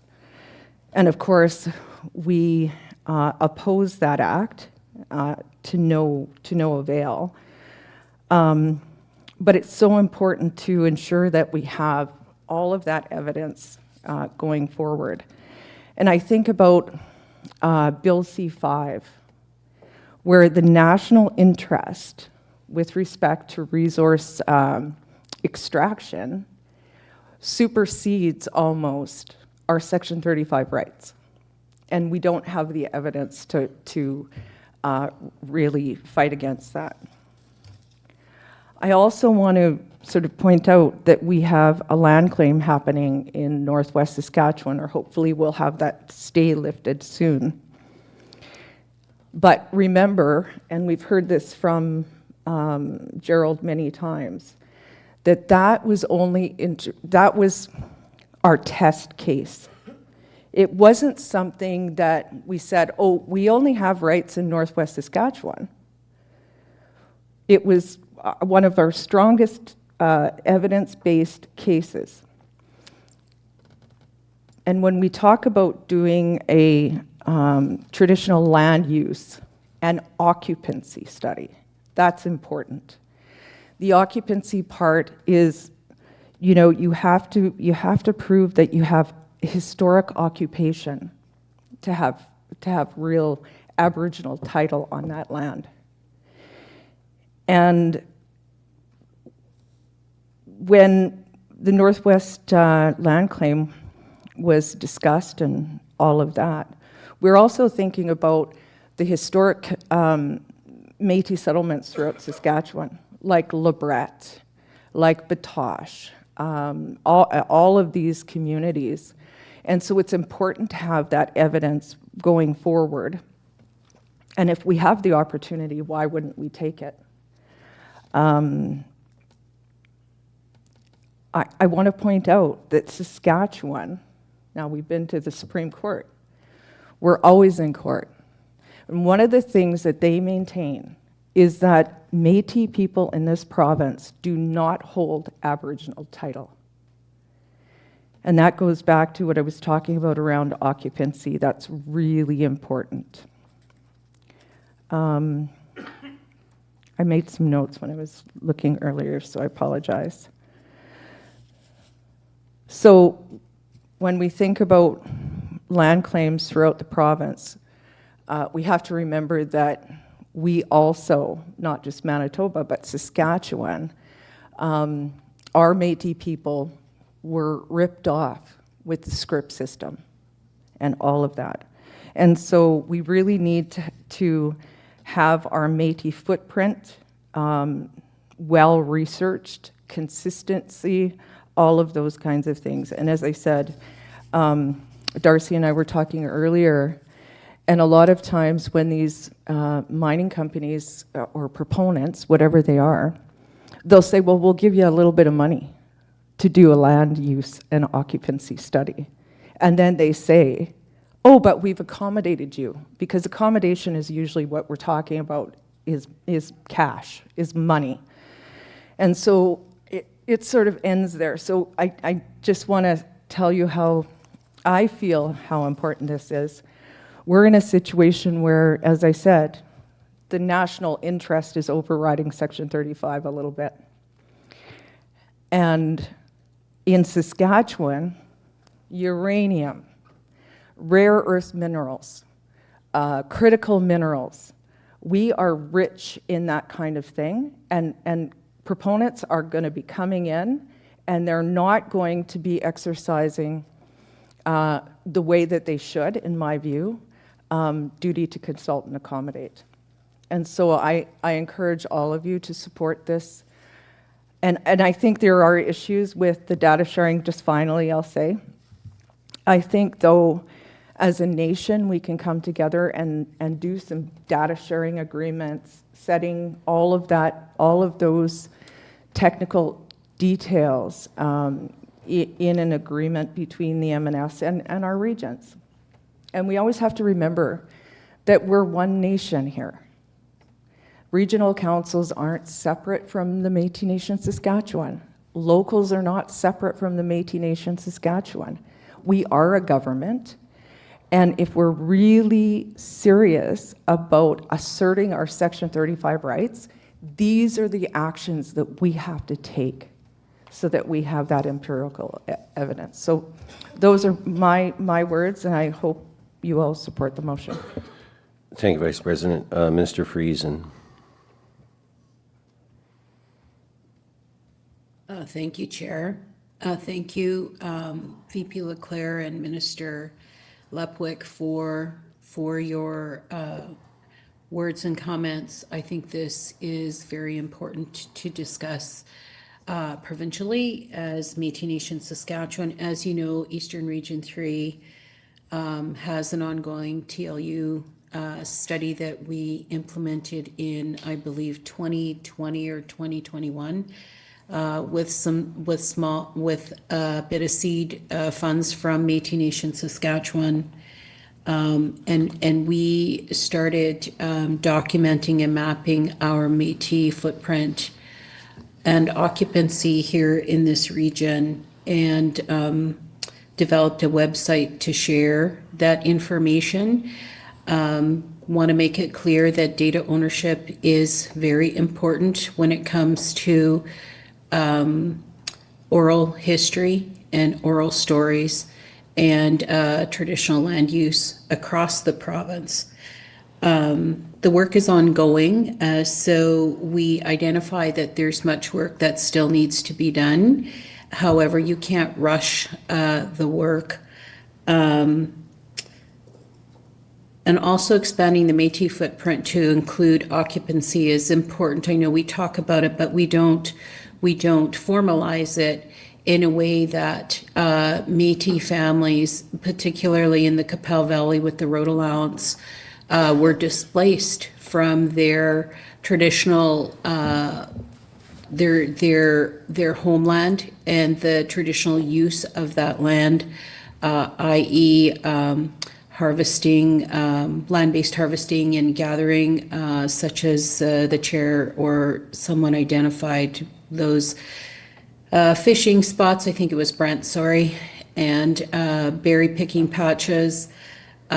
We've collected as much information that we can from the elders and seniors and knowledge holders that came forward to participate in the TLU, and we'd be more than happy to share the data. However, we need to make it very clear that those stories belong to the people who spoke them, and it's their family history as well. So we need to honor those stories and flag the expansive use of the Métis homeland. My question is to Brent on how will the funding be allocated? And you say that, you know, regions will receive technical support from the ministry. At what point do we engage the ministry in that support? Is the funding going to be proposal driven? Do you need to have a work plan attached to what you're thinking to support a TLU study in your region, to support the work of M&S provincially? Like, what is the plan on how we're going to allocate the funds, and how do we access those funds? That's my question. Thank you. Thank you, Minister. I'll get Brent to answer that. Thank you, Minister. Excuse me. So the intention is not to have any like kind of application based. I think it's more of a work plan co-development with the regional councils, and then in terms of the budget allocation, we haven't kind of gotten to that point yet in terms of, you know, it's a really challenging concept of, is it population based? Is it spread equally across the 12 regions? You know, we have some regions that have much larger populations, but then, you know, more rural and northern communities might have more land users. It's, I think, a conversation that needs to be part of this. Like, again, I don't intend to come with all the solutions here. I think that's part of a conversation with regional councils that we need to develop this, but just looking to launch the initiative. I don't know, Matt, if you have any other. Yeah, the only addition I would have is when we're talking about distribution of funding, we're probably far better off to take a little bit of an equal approach, and mainly because when you're creating a traditional land use and occupancy study, it's kind of, there's a base cost that you need to be able to get the same quality of product.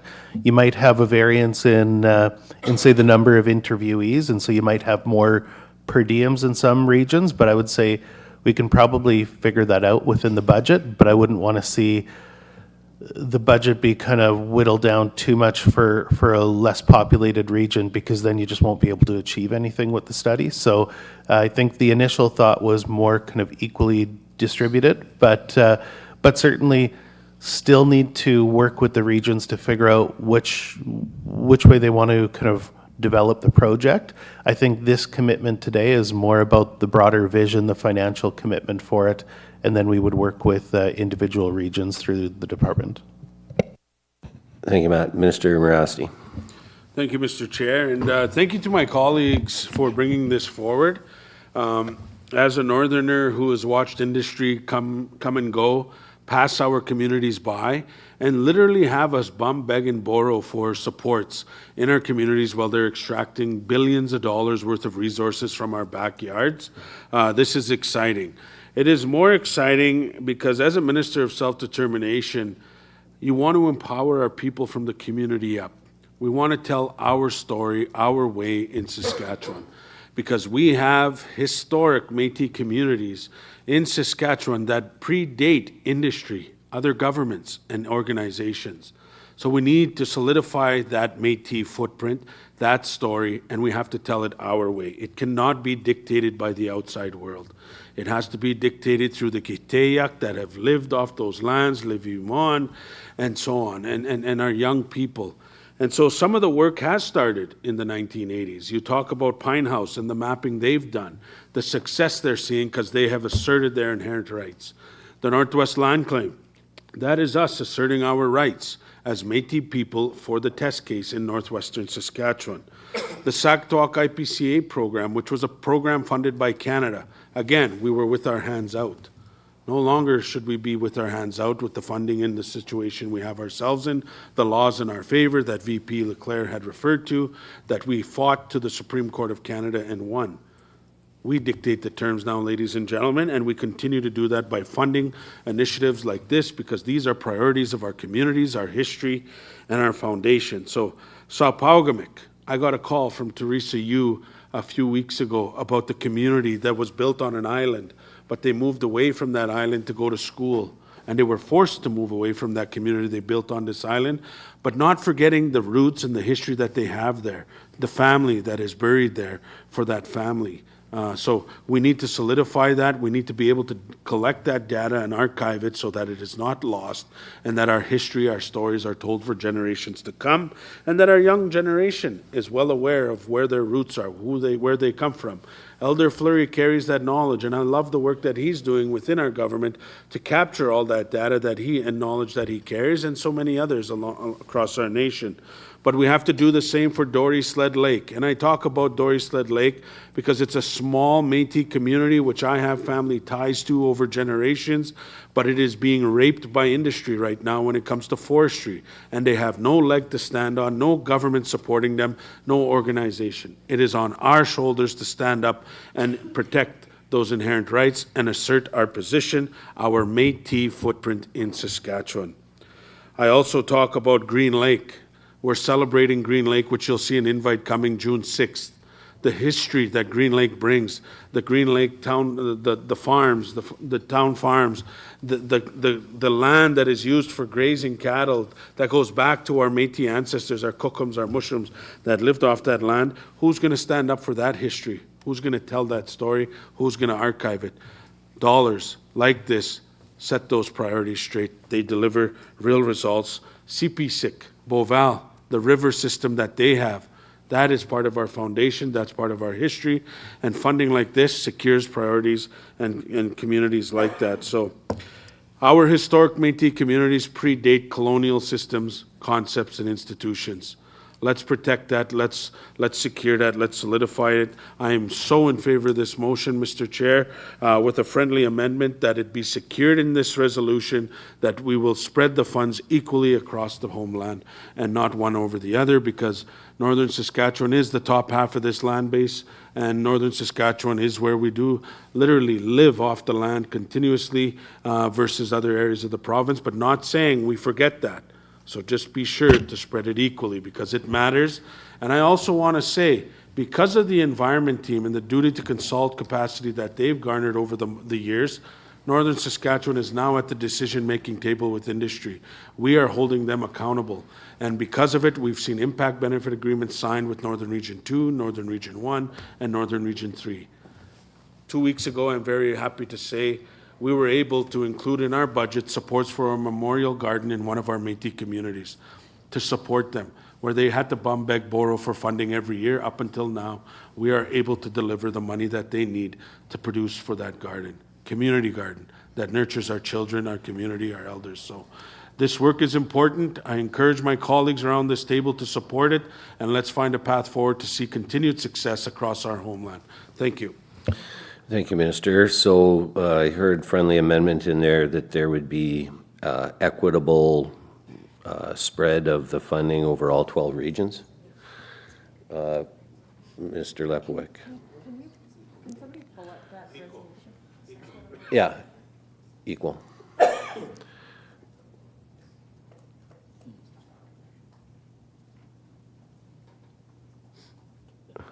Minister Lepwick, are you okay with that friendly amendment? Yes, I would be. Thank you. Vice President Leclerc? No, just kidding. Yeah, it's fine. Mute. Oh, sorry. Okay, thank you. Secretary Hansen. That was quick. Thank you, Mr. Chair. I support us anything with duty to consult, for sure. especially when we work with the communities, because we are moving along and we are getting a lot stronger and recognizing our rights. I do have some questions.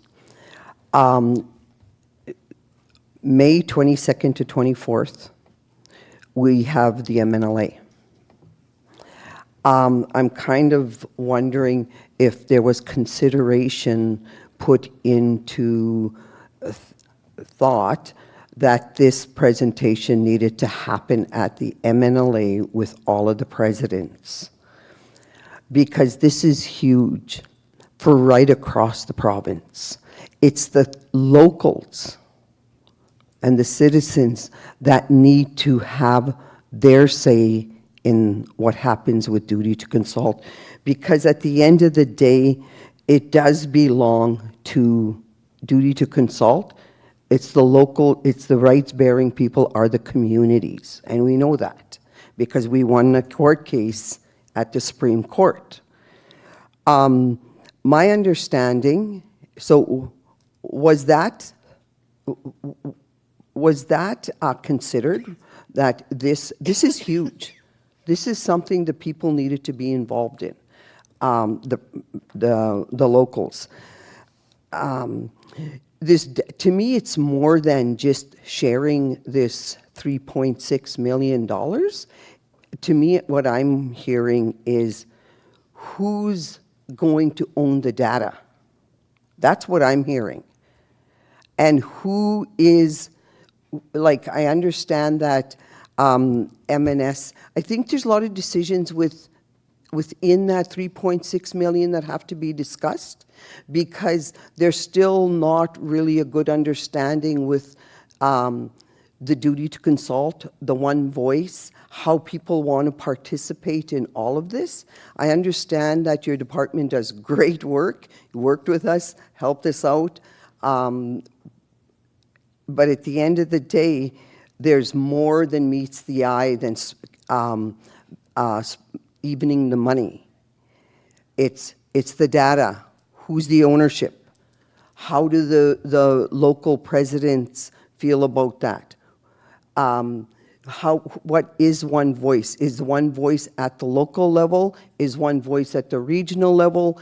And one voice at the MNS? I heard Vice President Leclerc speak about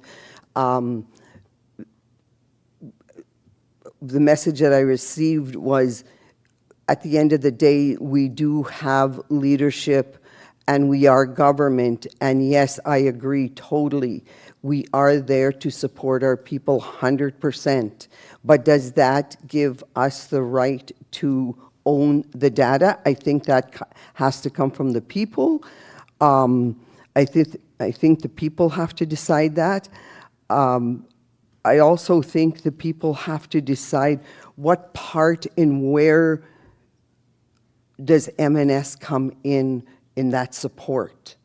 Those are the things that I'm concerned with, and I really would have hoped that this was workshopped prior for us to even discussing. It's nice to have this discussion here. I think we need to have it, but at the end of the day, is it something we should be voting on when it needs to go to the locals first? Because I'm sure people are listening and there's going to be lots of questions. And if it does move forward, are we going to have a working group? And is it going to involve people from the MNLA? I was involved with the duty to consult. And so was Minister Marasti. And you need to be strong, and you need to be, like, to really own your rights. You need to really take stands within our own government, within the industry. So I just don't feel that we have that right to make those decisions when it's our locals that have to have this discussion and give us direction moving forward on it. Thank you. So Brent, I'll get you to answer a question regarding the data and the ownership sovereignty, and then I believe Gerald wanted to add a quick comment. So Brent. Okay. Merci, Secretary Hansen. So in terms of who owns the data, I mean, first and foremost, the citizen, whoever shared or is providing that data, that is, to me, the data owner. But that's kind of sidestepping the question, because really it's about who has access, who can use the data.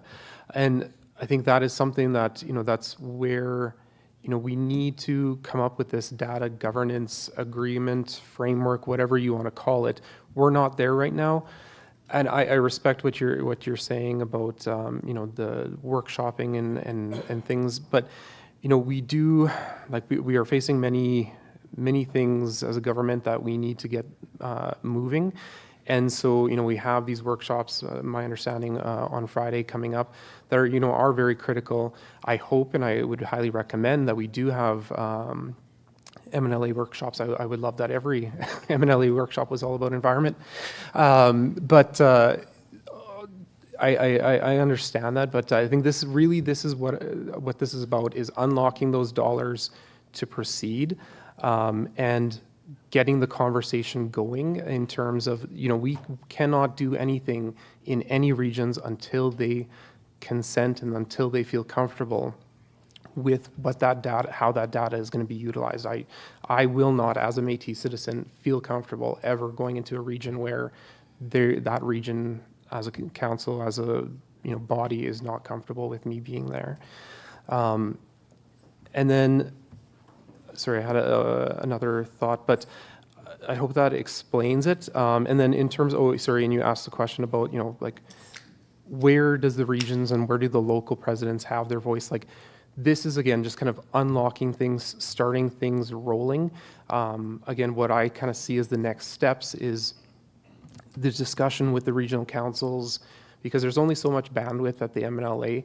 There needs to be conversations at the regional council level of, okay, what do you want? What is the scope? What is important to you? But I think it needs to be at that regional council level, and that is partly why we brought it to the PMC here today, so that we can then start into the regional level. Thank you, Brent. Mr. Morin wanted to contribute something there. Thank you, Mr. Chair. Yes, has been mentioned, we had initiated a land claim court action in 1994. And since 2005, there's been a stay of proceedings that have been issued against that court case. And now the Métis Nation-Saskatchewan is talking about lifting that stay of proceedings and moving ahead with that land claim court action. I'm happy to hear about that. And I think it's important for people to understand, and as the Vice President has mentioned, the land claim court action is launched in northwestern Saskatchewan, but is to operate as a test case on behalf of all Métis people in Saskatchewan. And our leadership is on record as making the commitment that we will negotiate on behalf of all our citizens in Saskatchewan. So when we win this test case in the courts, which I'm very confident that we will win, I think it'll be a resounding win for the Métis Nation-Saskatchewan. At that point in time, we would expect that the federal government will establish a negotiating table so we can negotiate a land claim agreement.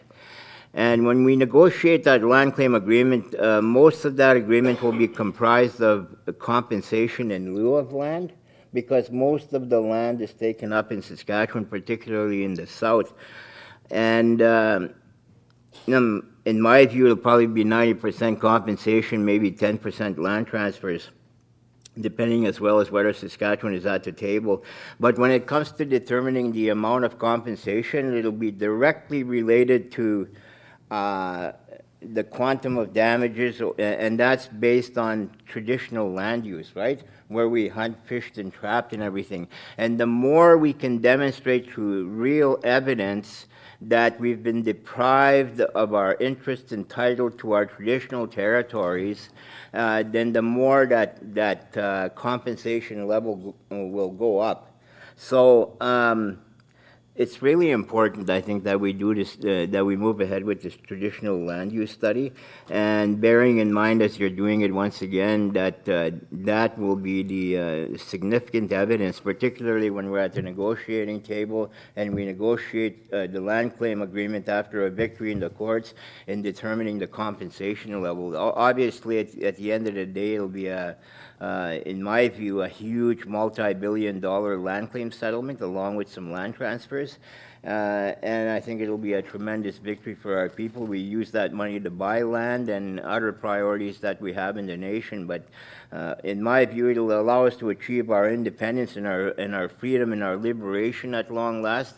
And even when it comes to the sovereignty of our government, I mean, if we're just dependent on handouts from the government to operate our sovereignty, it's not real sovereignty. So achieving that self-sufficiency, which will come from a land claim settlement, will allow us to really achieve our sovereignty, our land base, and all the other things that we've been wanting all these years. Thank you, Gerald. Minister Fullerton. Thank you, Chair. So yes, my name I was the original seconder on this resolution, and you know, it coming to us just last week for discussion and having an opportunity to put more thought into it. Yes, do I think this is needed across our province? Absolutely. As we go into, as you said, the major projects, or we have pipelines coming through our region, or, you know, aluminum mines are coming up. Like, there's a lot of things coming to our, you know, to our province where we need to be able to verify our harvesting, our traditional lands, our usage, our occupancy. I totally understand the importance of all of that. However, I don't mean to be a stickler here, but you know, looking at this and looking at the dollars that this is encompassing, so the fuel charge proceeds funds for Indigenous governments, we know that this is unrestricted funding. So this isn't attached to a contribution agreement. It's not restricted to a specific program or purpose. And when we're sitting at the tables and we're listening, myself listening to the local presidents and council, or, you know, sitting at the MNLA, and we're talking about a lack of local capacity, regional capacity. We can't do this. We can't, you know, host these events. We need to rely on, you know, internal staff to support an event. And, you know, right now, this region is going through the Meewasin TLU, and that's $280,000, and we're only doing a small strip. So when we look at the bigger picture of this $3.6 million, we're not going to do a provincial TLU. This is a very small fraction of a mapping, and from my understanding, we're actually, is it autobiography storytelling only? Like, is it not the mapping, the drones, the 3D, stuff like that? I think the clarification with that. But again, of course I want to support our nation moving forward and having that, you know, provincial wide, but there's a bigger issue here as well, as this region is building the bridge with internal staffing, you know, having a duty to consult agreement already in place, having our TLU agreement with this region in limbo, because we still need to have more conversations on, yes, what does that data sharing look like? The region just had to purchase a $15,000 hardware and software so we could hold our own data and make sure that we totally understand what the rights are and get our citizens excited. We're having our first engagement on May 30th, so there's a lot of discussion around this. And even within the one agreement within our region is we want to be able to build capacity so the region has our own staff that is in our office, that is working with us. Yes, we're all one nation, but we're not there yet. And I want to encourage and I want to keep building that bridge. However, if, and you know, asking how the 3.6 million is going to be distributed, but there's no formula in place yet, and the 3.6 million is unlocking it to get the work, that's, that doesn't sit well with me. It would be different if you came to the table and said that the 3.6 million is divided 300,000 to each region. The region will determine the land where they want to do the TLU, or maybe they want to use, you know, the 52,000 to have a staff, because as you're taking this on, what is the staff capacity? All 12 regions want to have a TLU done at the same time. We have a water irrigation. We want to expand upon that. It's going to be heavy within the internal staffing, and we're hearing that there's staffing capacity issues at times. So I would request, I know I had a couple conversations and I am only one vote here in one region at this table. However, if we're looking at having unrestricted funds and each region has its own priorities, Western Region 2A has done their strat planning, our own distinctions-based planning for what the region needs here. It's been shared with our own annual general meeting. We have a forward-facing plan, and we want to work alongside, the internal of M&S and their priorities. But we should have had an opportunity to say, what is your priorities within this region? We have unrestricted funds. Let's work together and come up with a plan. And just to share, this region we don't have the capacity. I don't have an office space as of May 31st. We have priorities in this region and we are working on TLUs. We have other TLUs that have been completed. And I think more discussion and education needs to happen around the TLU and DTC and what that means. So unfortunately at this time, I would request that this be tabled for further discussion and for PMC to come up with a priority of what we could do with 3.6 million. It's not a lot, but I just feel like where we look at our government right now, is this our priority? Thank you. Thank you, Minister. So there's a request to table? No. Okay. Minister Morasti.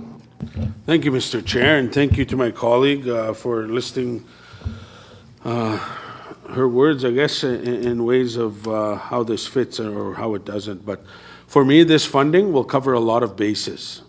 The Métis footprint, our position in strengthening that with industry, other governments and institutions. Northern Region 3 supports this resolution because we've seen the work, as I mentioned earlier, happen through our communities where they had to bum, beg, borrow. We don't have to do that anymore. We're allowed to give percentages back to our nation to build that capacity, and yeah, it's not going to be able to support every region today. But I can tell you in 9 years, 15% is over $10 million. Now that's a lot of capacity, that's a lot of staff, that's a lot of support systems in place to support our nation's work. And Northern Region 3 did that with a smile on their face. We're no longer smiling as we move to a second one, but I'll say we were smiling on the first one, just to be clear. But we support that because we understand we have to build capacity that can support all 12 regions, the homeland, North, Central, and South. The future will build capacity. We will see this come to fruition. And I know there's a lack of trust in some cases, but I trust the department that supported our region and Northern Region 1 in achieving an impact benefit agreement that was unheard of, because we've seen Clough Lake come and go. We've seen Clough Lake put a sign, "Don't eat the fish from this lake," without us being at the table to have a say. We've seen Enbridge and BHP bypass this region and others because you don't have a say. You have no data to hold them accountable, no laws, no supports. Funding like this sets a priority so that we can hold them accountable, so we can strengthen our position, and we don't do that unless we are a collective voice, ladies and gentlemen. That's what the Métis Nation is. We are the rights holders. We hold that data to support our citizens on the ground, the Jerry Gardners, the Dennis Favels from Alstead Lake. They need somebody to support them. The Eugenie Lafleurs in Dory Lake, who can't take on Toko because they're raping their forest. What does she do if we don't find funding initiatives that support it? This is us taking action in a good way for the collective. I fully support it. Northern Region 3 fully supports it because we've seen the results. The team that has supported us, Brent Larocque, Dave Devos, Joanne Favel, amazing work, Kobe and all of them, amazing work in our communities, working with us on the land, in the office, building those maps, building that data, collecting it together. I trust them. I support it. I'm in favor, Mr. Chair. Thank you, Minister. Interim President Langen, then Secretary Hansen, second time, Treasurer Denemy, Mr. Friesen. Thank you. This is a tough one for me as the LFDM president, simply because we talk about consulting with the local presidents and seeing where they're coming from this. I can't sit here in good judgment saying that every one of the single regional representatives have actually consulted their presidents. I don't have that knowledge, so I don't feel I can make a decision in this particular, like, I can't vote on it, I won't vote against it, but I'm gonna have to abstain, because like I said, I don't know if they consulted their local presidents. I don't have that information, so I don't feel comfortable in supporting it. I don't feel comfortable in voting against it either. So to me, for my position, I'm just going to have to abstain with this one. Thank you. Thank you, Ms. Langen. Secretary Hansen, second time. Thank you, Mr. Chair.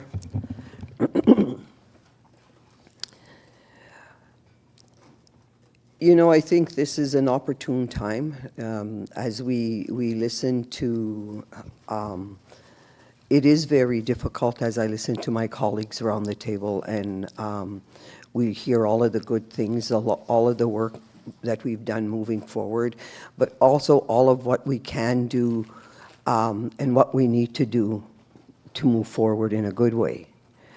We're at a place with M&S that we've mentioned a reset. And I think this is the perfect opportunity to reset, because tabling this would give us, once again, we're coming here with the cart before the horse. We don't have a formula. And yes, we need to move out, and yes, our people need this, and they need the money. But what we do need to make sure is that there's a formula, and we're going to do the things that need to be done. We've done a lot of things, and a lot of things got lost. And I'll give you an example. We had a very, very, very important meeting on January 21st at the Besborough in regards to the Northwest Métis land claim. And there was a resolution that was brought forward, and I did ask Minister Morasti to be able to get that resolution to bring it forward, because we never got to see that resolution. So we want to be clear, and we want to make sure that our people are getting all the information they need in moving forward to be able to do this right. $3.6 million is not a lot of money when we look at the whole province, and we got a lot of work to do when it comes to duty to consult. So I would really like is tabled, and we take it to the president's, like Darlene Langham said, you know, she can't vote because she doesn't know if it even went to the president's yet. So how fair is that? I think we're bringing something to the table, and once again, we don't have a plan. Thank you. Thank you. Treasurer Denemy. Point of order, Mr. Chair. Yes. Rachel Heiser. Hearing from two PMC members, there was a motion to table. And Mr. Lepwick said no. No, you can make a motion to table. I never heard a motion from either. I had friendly requests to table the motion. And Mr. Lepwick said no. Okay, so was that a motion to table, Secretary Hansen? Well, if that's, I agree, we should have a motion to table. Thank you. Well, you would need a seconder, and then it would have to be 2/3. Correct. If I'm not Mr. mistaken. Chair, What? I'd like to make a comment before we even go to a tabling the vote. Well, we're in this right now, so we got to talk about this. So you want to make a motion, you need a seconder. Well, I'm calling for a seconder then. Minister Fullerton. So we need to have 2/3 of, I believe, and correct me if I'm wrong, my technical folks, 2/3 to table it? Okay. Yeah.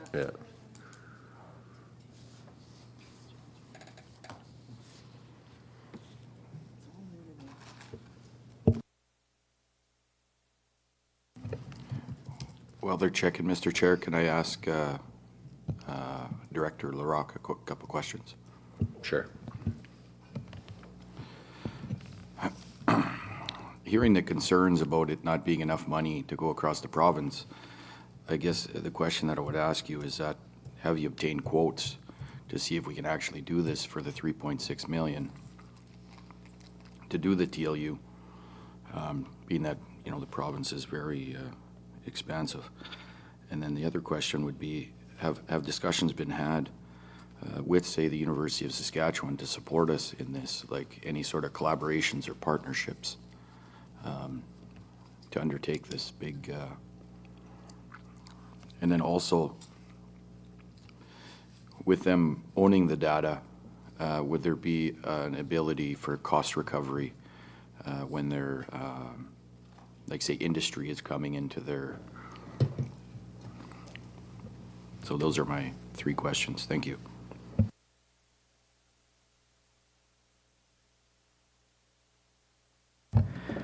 Mr. Chair, for clarification, it requires a majority vote. Majority.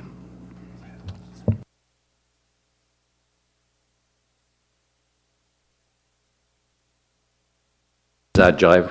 Yes. Robert's Rules of Order was a majority. Yeah, so I've just clarified that we're referring to Robert's Rules of Order in this case, and a motion to table requires a majority vote, and it's not debatable. To postpone indefinitely would require 2/3. Okay, so the motion was made, seconded by Minister Fullerton. We'll now vote. We need a majority to table it, and we're at 14 people, so 8.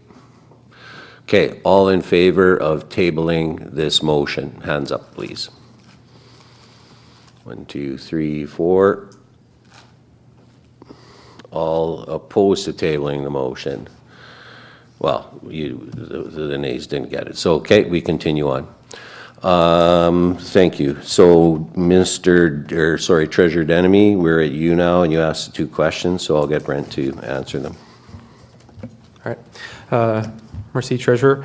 So, in terms of can we do this with 3.6 million, like, I mean, there's not a yes or no in terms of can we do it or can we not. It's what percentage of your land users that you're going to be able to engage with and collect data from. Crunching the numbers, I'm currently estimating we could probably do map autobiographies with about 800 citizens, which, you know, we're currently at 40,000. Let's say that 10% of those are heavy land users, so let's say 4,000. You know, it's not significant enough, truly. You know, we would love to be able to interview every, you know, heavy Métis land user. I mean, ideally every Métis citizen, but you know, it's not a question of, you know, there's no line there's no threshold that we know we must cross of 10%, 20%, 30% of our citizens interviewed. It's the strategic approach of, you know, which citizens are you interviewing? You know, are they heavy land users that, you know, we can quickly create a very, you know, a very extensive map of the, you know, the land use in the area, and therefore, you know, the Section 35 rights that might result from a major project. So, but that requires, you know, the regional councils, the local presidents, that local presence that knows their community members, that can find those community members. Because me, as one person, I can't find them. And that's where this really has to be, you know, regionally driven. So to answer your question, yes and no. Like again, there's no absolute.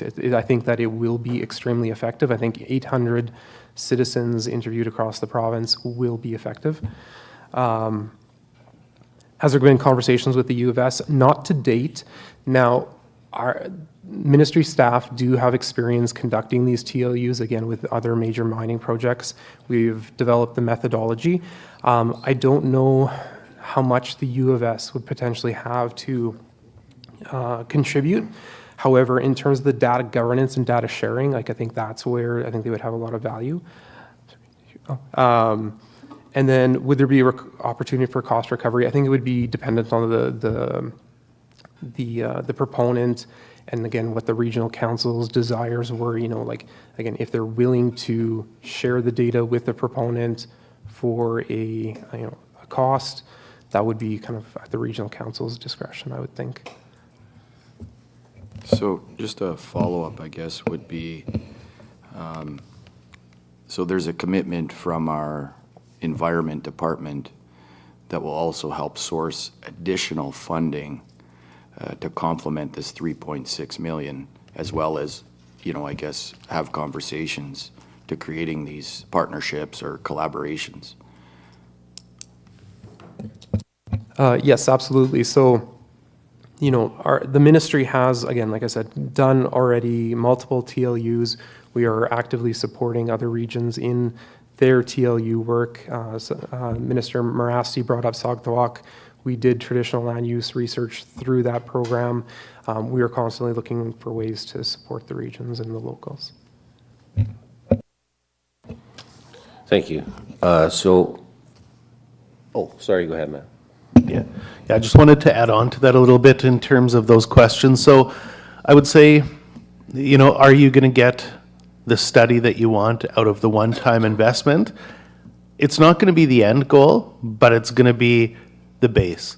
And the best time to conduct a traditional land use study was, 5 years ago. It's one of those things that the further you go into the future, the more history you lose. And so I think about the very first traditional land use study that I worked on in the Métis Nation. It would have been about 17 years ago now.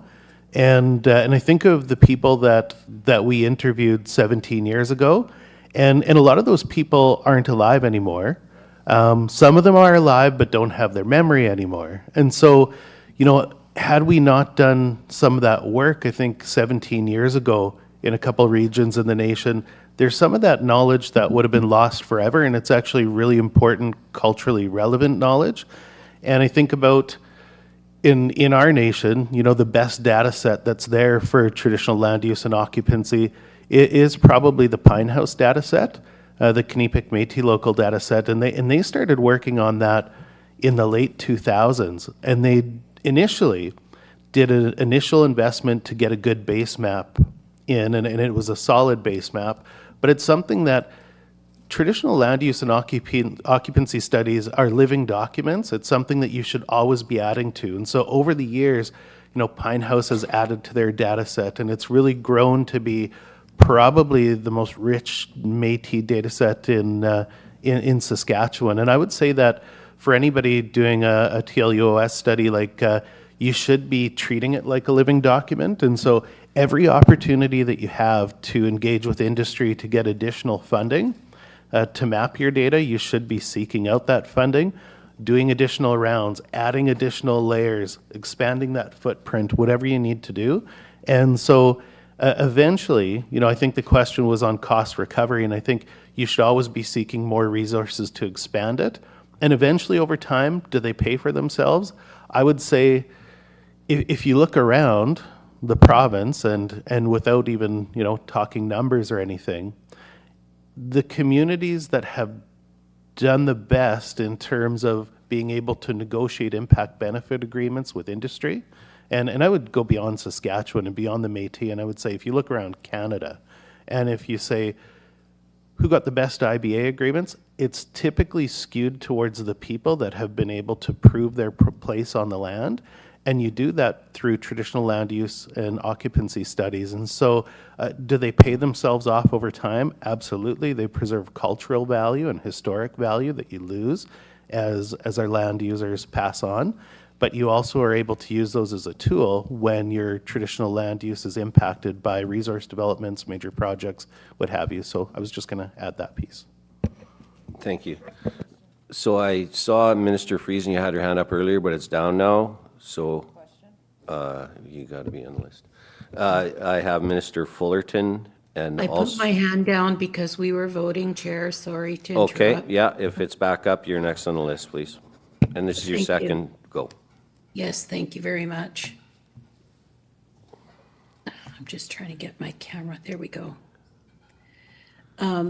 Getting back to traditional land use studies, I think it's really important to acknowledge all the work that has gone into TLU, whether it be formal data studies or informal. It's important that we start somewhere. And I just want to say how important it is to collect those oral histories and stories of families that have made those sacrifices and have been displaced from their traditional harvesting or their traditional land use by being forced to leave where they were born or forced to be relocated, such as the Rotelans people here in the Qu'Appelle Valley. I think it's really important. It's not just about duty to consult. It's so much bigger than that. It's identifying our Métis footprint and how the Métis have contributed to the fabric of this province, contributed to the economy and the cultural diversity and the history of this province. That goes without saying. We're all part of that. And the TLUs will help to not only identify the footprint or the geography of the Métis collective, but also preserve that oral history.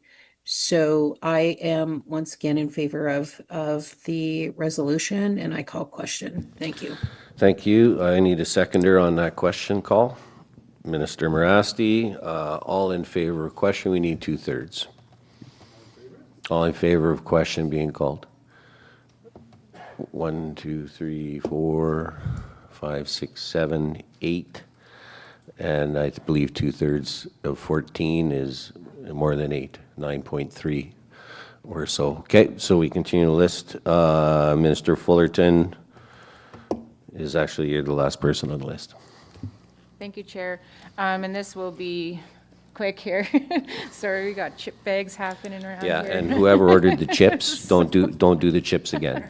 I guess what I would like to request from the mover seconder, and I guess this would also be directed to the interim CEO, Matt Vermette, and Director Brent Larocque, if this region, or myself as a PMC member, could receive a commitment that once the formula is created, it'd come back to PMC, and also a commitment that each region determines, how the funding that is within that formula for the region, because the priority of the occupancy studies could be different than maybe, Northern Region 2, just throwing it out there. So being able to really move forward. Yes, we're going to follow, we want to get to a place where we have the provincial, just that commitment that once that funding formula is created, it comes back to PMC.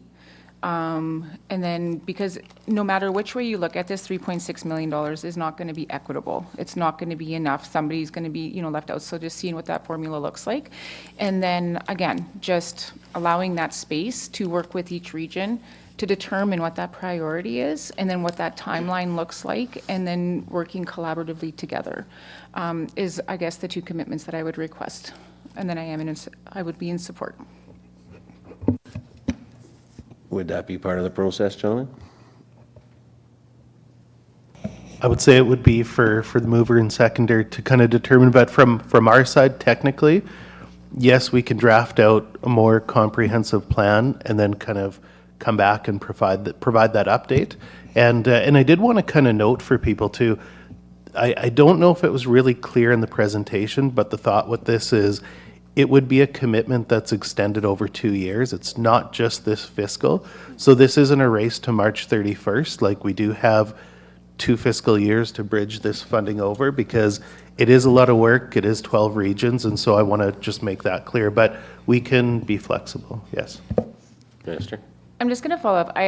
My apologies. I hadn't realized that it was already changed on the resolution, that it was divided equally of the 300,000. Yep. My apologies. So I'll retract that commitment, and we're good to go. Thank you very much. CNSL, yes. One last comment, Mr. Chair. Can we include something about deep freeze hunting in there? No. Why, Mr. Chair? I'm just kidding. All right. Sorry, that's the end of the speakers list, folks. So let's have a vote here. All in favor of this resolution? Please, hands and hands up and held up. Higher. 1, 2, 3, 4, 5, 6, 7, 8, 9, 10, 11 online. Thank you. All against? Laura, are you against?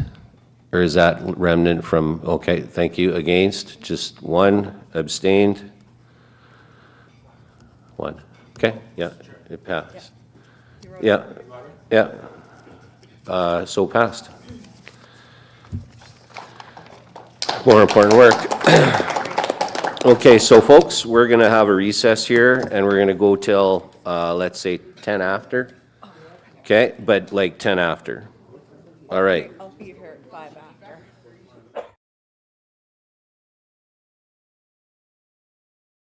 In this province, when we talk about power, we're really talking about people. Families, entrepreneurs, communities, and future generations. Power is what enables their plans and ambitions, and for Sask Power, that's more than a mandate. It's a commitment we carry with pride to provide secure, reliable electricity for everyone who calls Saskatchewan home. Some of our communities face real energy insecurity. There's not a reliable grid where they are. Our projects now are coming in at over 50% Indigenous equity, and that is real economic reconciliation and action. At the end of the day, this is about responsibility, responsibility to the land, our people, and responsibility to the next generation, because everything we do today is going to affect tomorrow. Because when we succeed, like I said before, Canada wins, communities win, individuals win.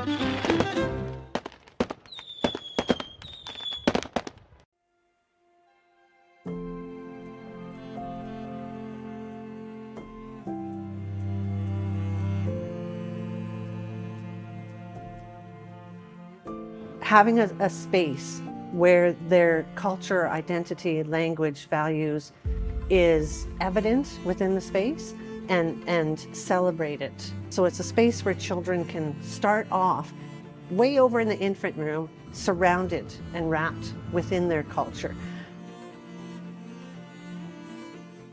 And that's going to instill pride and connection in the community. So not only are we working with these families, but we're bringing families in the Métis community together in Saskatoon. It's very important for children to grow and learn in their culture. This will be a community-based center. So it'll be a large center, but we want to have that feeling of family and connection and unity. I can't wait for the center to open, because once those doors open, we're going to have families coming here. We still have families that are struggling to find reliable, safe childcare. So this is going to fill that need. This center is almost here. We're almost ready to open, but it took a whole team to get us to this point. Two really important partners are our federal partners and our provincial partners, because really without them, we wouldn't be here. And so they've provided not only financial support, but also support and guidance along the way so that we could successfully open a 90-space childcare center, which is an incredible thing. We are connected to our Métis community, and we're the ones that can do this best for our Métis community. So without those two really big partners, we wouldn't be here. And it has taken, other than that, another small army of Métis Nation staff and other people to get where we are today. My name is Jason Hurd, architect, partner, and CEO with AODBT Architecture and Interior Design. I think a big part of Métis culture is that sense of welcome, or that sense of family, or that sense of kind of conviviality. And if you can bring that into a space or a building, I think that's where it kind of comes through. I think that it's key for Métis folks to be able to enter the building and see themselves reflected in the space.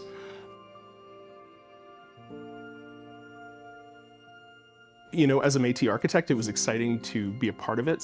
The collaborative process with the nation, with other consultants that helped bring this together, I think was pretty important, and I'm pretty proud of how that went. I think if I could describe the project in one word, it would be pride. And this is kind of our first step. And we want to continue to grow to support other citizens and communities. Having 90 children and 90 families in here, and if we can all work together and come together, we are making our own little community and inviting others to it. I've heard reconciliation talked about as being traveling together, and this project is an example of that.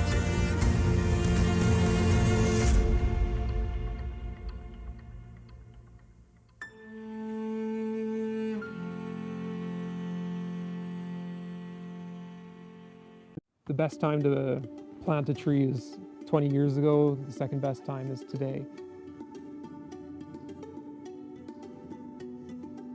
My name is Brent Larocque. I'm the Director of Environment with Métis Nation-Saskatchewan.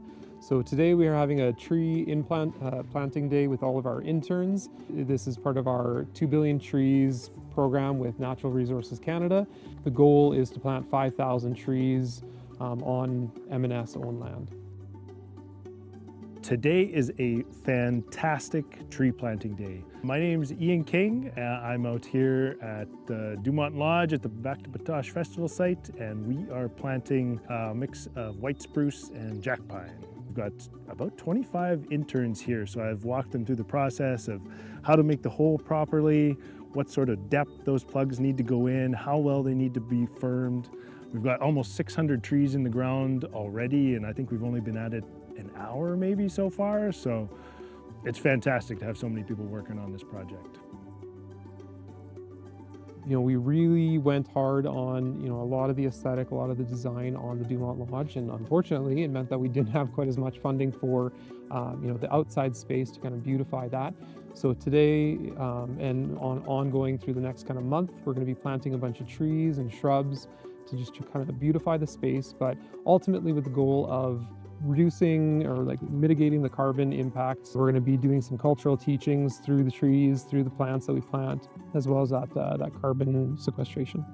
So one of the things that we're hoping to do here with the planting as well is to kind of make this side of Dumont Lodge, so we're on the north side right now, to give it more of a spruce and pine feel, give it more of that northern feel. When you look out on the south side of Dumont Lodge, you're looking out on buffalo herds, on open prairie, looking out onto One Arrow, and beautiful open spaces. So it already has that very prairie feel, and so we have the cartwheel out in front of Dumont Lodge that we're going to be filling with native species, native prairie plants. We want to ensure that when young kids are coming here to Dumont Lodge summer after summer, that they can see themselves. They can see the prairie that they grew up in, or they can see the northern forest that they grew up in.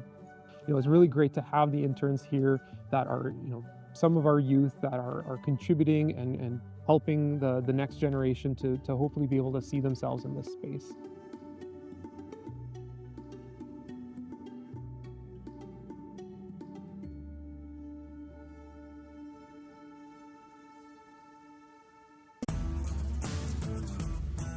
We're putting meaning behind the word reconciliation by bringing people together of all identity, culture, values, and our languages. First Nations, Métis, non-Indigenous, all together competing for cash prizes and just, hockey in general. And so it's just been really good to see these communities coming together, supporting one another. It's all about coming together and understanding that we live here together in Saskatchewan. The more that we can connect together to be able to use sport. A lot of people don't realize how important sport is. The biggest takeaway is to understand each other so that we can break down those barriers that have been dividing us and boxing us into these spaces that don't allow us to live together, work together. And that's the vision of what the Métis Nation-Saskatchewan is doing here. It's more than a game, it's bringing all of us together with that excitement and that sense of success.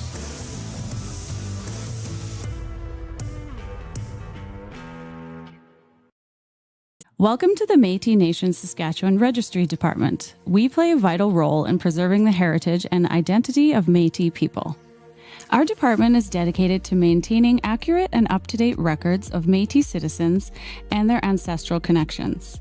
We are here to help document family histories and ensure that Métis citizens can access their rights and benefits.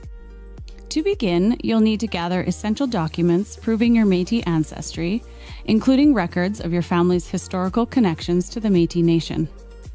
Once you have these documents ready, follow the next steps listed below on the Métis Nation-Saskatchewan website or contact the Registry Department to start your application process. Once you submit your application, our team will carefully review your family history and verify your connection to the Métis Nation. We ensure all records are accurate, confidential, and protected through secure data measures. Once your citizenship is approved, you'll gain access to the benefits, rights, and services available to Métis citizens, including cultural programs, healthcare support, and more. Being a registered Métis citizen means you are a part of a community with a rich heritage, proud traditions, and a shared history. We are committed to providing efficient and reliable services to Métis citizens. We invite you to join us in preserving our heritage and culture. For more information, visit our website or reach out to our registry department. We're here to help.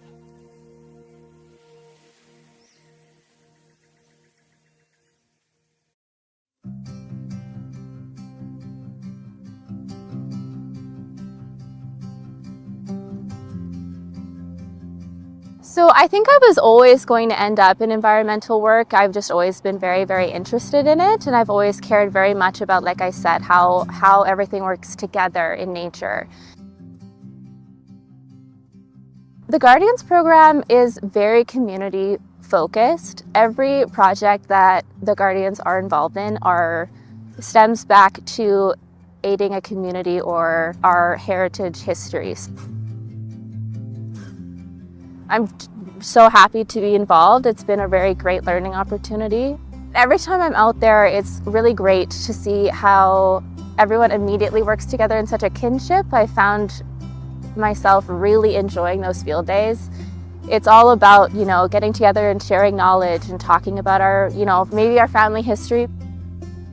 I've been involved in a few different projects, such as the Sturgeon River bison herd hazing project, which has been very, very interesting. And that's, to aid the farmers in that area from having bison in their cropland. They're the only wild bison herd in Saskatchewan, and I was very lucky to be involved in that project a little bit. As a reconnecting Métis person, a lot of the elders in my family have passed now, so I had to find that community, I had to kind of outreach to the other communities to find that. It was a very immediate interest when I found out that the Métis Land Guardian program even existed. So I wanted to have the opportunity to learn a little bit more about my heritage and to have that sense of community. And I found that at the program, and I think that if anybody's interested, they should absolutely apply.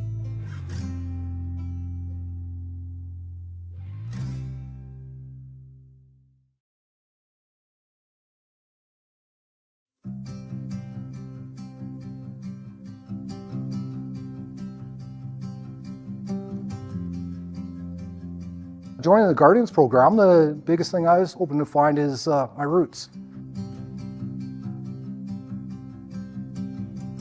the pride in seeing the development of what Métis Nation-Saskatchewan's become through programs such as the Guardians, professionalism, the family, the attitudes of actually feeling a part of something that I never felt a part of before.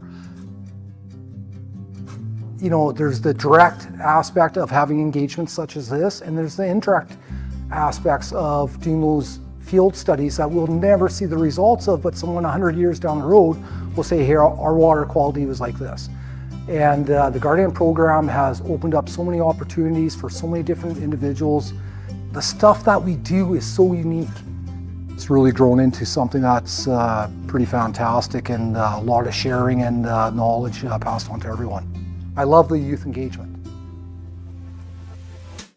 Biggest draw to the Guardians program is that I've been a lifelong outdoors lover. You know, we can develop to teach these kids not just basic survival skills, but teach them some medicines, take them for nature walks, teach them to love the outdoors. And that's why I think Guardians is we're jack of all trades, and we can be utilized in so many different aspects to better our Métis community by passing on our information and stuff like that on to others.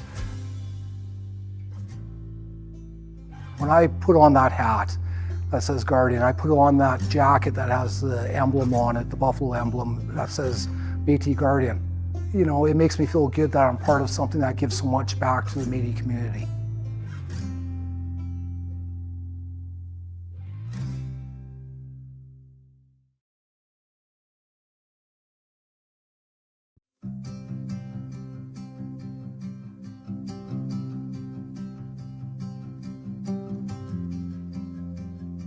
I teach a workshop about the snow and how it may look clean, but it's not. And the same goes for fresh water. I have become Indigenous environmental management student, so this is exactly up my alley. And I love also learning our traditional ways as well combined. And that made me become interested in the environment. Indigenous knowledge teaches us the why, and Western science teaches us the how. And I think them together is a perfect combination. My whole life, I've always been that little girl in the backyard mixing muds, playing with the sticks and stuff. So I always had an interest for nature.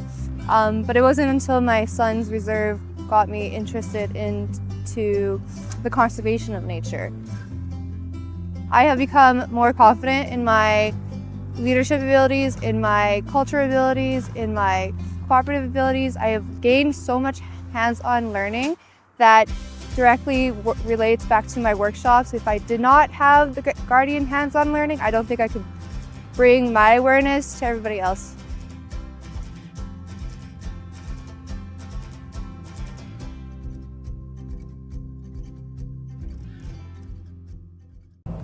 Living on the land and just walking it with the animals is amazing, and just coming out here, you know, it's being with nature.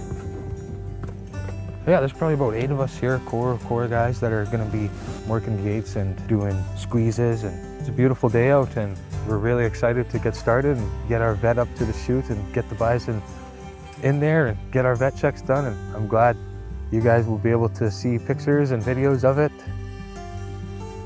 Today we're going to be running our bison through our handling system and doing vaccines and pregnancy checks. We're bringing the herd through our corral system here to check them all for overall vet health. If they're pregnant, we'll take a weight on them. Today we're also grabbing DNA samples that we'll use as part of a long-term genome tracking with our herds here at M&S. If we make it through the day, we finish our processing today without any injuries or incident, then that's absolutely a success. Even if it takes us all day, I'm happy to go slow and steady today because it's our first time and we're learning. Doing something like this is important for a couple of reasons. I'd say the first one is just to be able to maintain your herd's health. An interesting thing I've been told about this herd is that they are almost entirely plains bison genetics instead of plains and woodland bison genetics, which is relatively uncommon in the modern bison populations. Being with the animals and it's just a sense of home for me. Bison were almost extinct, and to have bison roaming on our Batoche grounds is really amazing. In a couple of weeks here in December, there is going to be a group of 50 young bison coming from Grasslands National Park, and they're going to join the herd here at Batoche. This herd that we have at Batoche right now of 26, 25 of them also came from Grasslands National Park, so these are the cousins and younger siblings of the buffalo who've been out here, so I expect they'll get along quite well. And those 50 bison are going to stay here for about a year while we finish building a bigger and better bison farm in Lebret, Saskatchewan.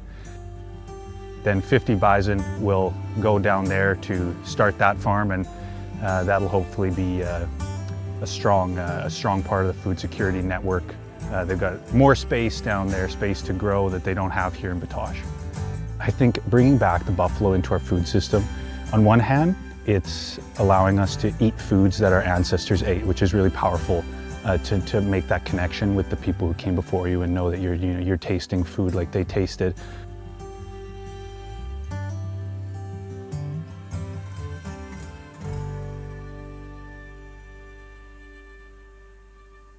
The most rewarding part of my job is definitely the ability to get in touch with my culture and to be able to be on the land. The energy is amazing everywhere I go, and it's really fun to go to different places but see how our culture is spread out throughout the whole province. I get to do something that I think is important, that I see the value in, and other people see the value as well, so it's great. Most rewarding part of my job is going into the classrooms. I want to see the kids. I want to see what's happening in the classroom, how the culture and the language is being used between the teacher, the kids, the language keeper, the elder. Your work is really fun to do. Like, I have fun doing my work every day here. I'm not constrained to just working with my team. I'm constantly collaborating.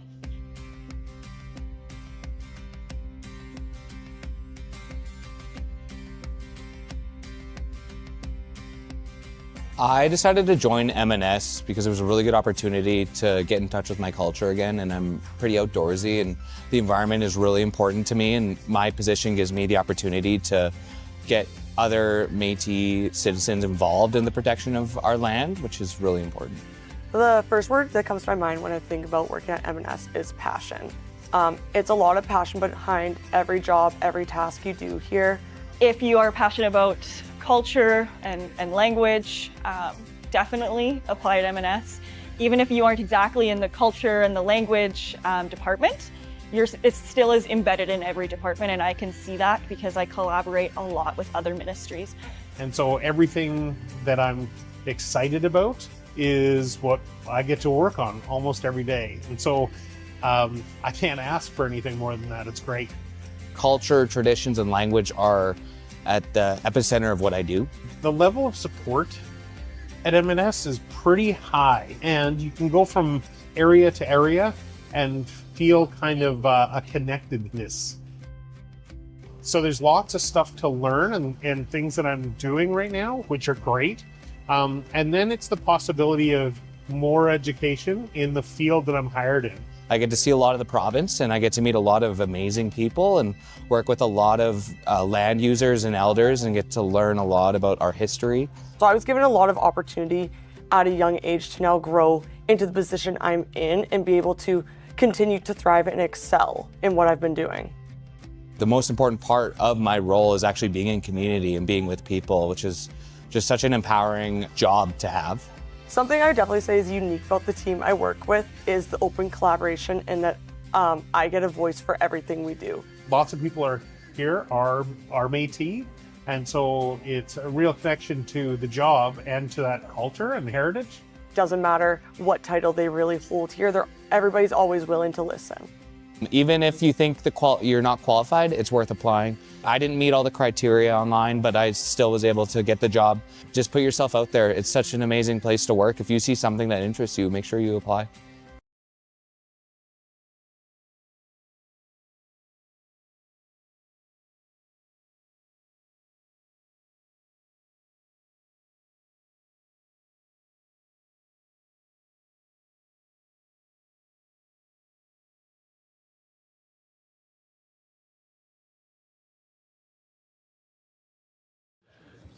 All right, thank you, and welcome back to the last count, exactly 100 people that had joined us for our meeting today online. Appreciate your interest in the governance. So we're going to do a quick roll call, and we got one more motion to deal with this afternoon. So President McCallum, no, we know he's traveling. Vice President Leclerc. Here. Secretary Hansen. Here. Treasurer Denemy. Present. Thank you. Minister Burnoff. Ota. Minister Mongrand. Minister Mongrand. No. Minister Morasti. Minister Carrier. I'm here. Thank you. Ms. Eckert on behalf of Mr. Dignas. Here. Thank you. Mr. Lepwick. Here. Mr. Friesen. Here. Thank you. Mr. King. Hi. Thank you. Mr. Kennedy. I see Yes. you. Thank you. Mr. Fullerton. Present. Thank you. Youth President Heiser. Present. Thank you. Interim Lafite President Langen. Thank you. We're at 14. And just FYI, folks, on the agenda, 8.7, the motion regarding governance renewal process by Vice President Leclerc has been withdrawn. I think we have to formally withdraw Okay. it. Vice President? Because it was tabled over. I'm going to formally withdraw it. My seconder was Darcy Lepowick. You agree? Yeah, okay. So it's formally withdrawn, and just so you all know, I'm taking off, but I'm going to join you by Zoom right away. Thank you for the heads up. And then also item number 9, the CEO update is not supposed to be there. It's actually going to be in camera. So that means we go to 8.6 now, and that's that. Did you guys have the motion for them? It's ready? So if you got, well, there you go. Okay, so 8.6, defining and affirming the role of Métis women in MNS governance. Whereas the Métis Nation-Saskatchewan MNS recognizes the distinctiveness of Métis identity, culture, values, and language, inclusive of knowledge keepers, Kiteact, Les Vieux Monde, the old ones, or elders, youth, women, and distinctive resources, which is incorporated into proposals and decisions of the Provincial Métis Council, PMC. Whereas women are the heart and soul of Métis communities, historically performing cultural and economic leadership roles essential to Métis ways of life, such as healers, midwives, and caretakers, gathering food and medicine and maintaining connections, should that be to the land and its resources. Whereas Métis women historically have held positions of power within governance structures, holding decision makers accountable, advocating for peace, and when necessary, participating in active resistance. Whereas the Constitution of the Métis Nation-Saskatchewan formally establishes women's representation across government structures, including designated roles on the Provincial Métis Council, in the Métis Nation Legislative Assembly, representation on committees and commissions established by the Métis Nation Legislative Assembly, and more. Whereas the PMC and MNLA have supported constitutional and legislative amendments to provide for the provincial election of women representatives, ensuring formalized and democratic participation of Métis women in governance, MNLA 1904-1412 and PMC 2410-1509. But these amendments have not yet been realized. Whereas the Provincial Métis Council established a Women's Ad Hoc Committee in 2023 and approved terms of reference for the committee in 2024, PMC 2405-2103, with the goal towards clarifying the relationship between La Fille de Madeleine, Métis Women of Saskatchewan, and the MNS. And whereas it is necessary to renew and refocus efforts to define the relationship between LFDM and the Métis and the MNS, and to clarify the status of women's representatives in MNS governance through a working group within the Ministry of Self-Government and Self-Determination. Therefore, be it resolved that the Provincial Métis Council, PMC, affirms the essential role of Métis women within MNS's governance. Further, be it resolved that the PMC directs the MNS to prioritize the development of Métis women's legislation to further define, affirm, and protect the roles, authority, and jurisdiction of women's representatives within the MNS government, and to ensure the protection of women's status and their equal participation throughout all governance structures. Therefore, be it resolved that the PMC directs the formation of a working group which will be led by the Ministry of Self-Government and Self-Determination in collaboration with the interim president of LFDM, dedicated to the reviewing the roles of women within the MNS government and assisting with identification of constitutional and legislative amendments necessary to ensure the status of Métis women is upheld within the MNS. Dated this 19th day of May, 2026. Moved by Minister Brendan Morasti, Northern Region 3. Seconded by Darlene Langen, Interim LFDM President. Minister Morasti, still so moved. Mr. Chair, a couple changes. I would ask that because the work needs to be led by our Métis women, our matriarchs, I would ask that Interim President Langen be the mover and I be the seconder. We can accommodate that. Interim President Langen, do you still so move? Minister Morasti, still so second. I still so second with a couple other amendments, Mr. Chair. Okay, so we'll start with that.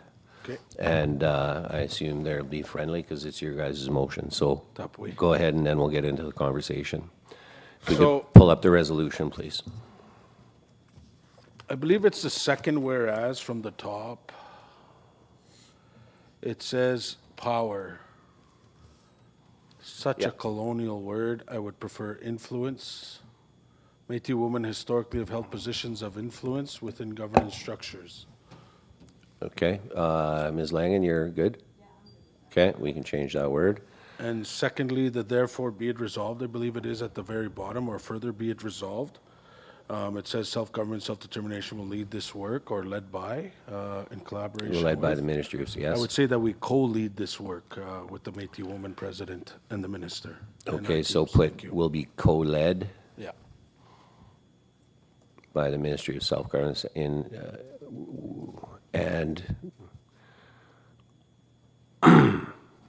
perfect. Works for you? Okay, thank you. So, anybody want to speak to this? I see Minister Friesen had her hand up already. We'll start with Minister Friesen. Thank you, Chair.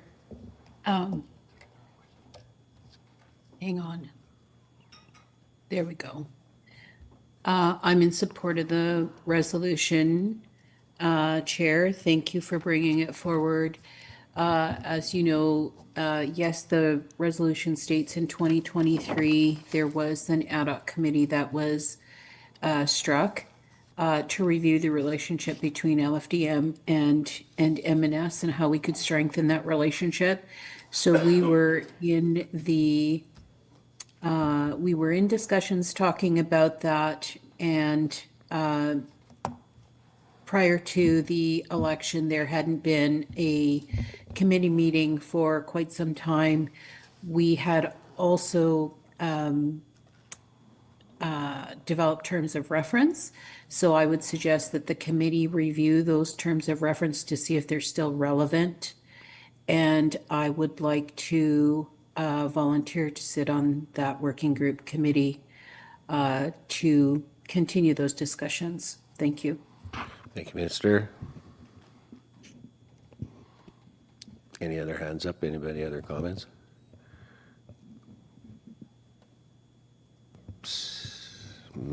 Treasurer Denemy.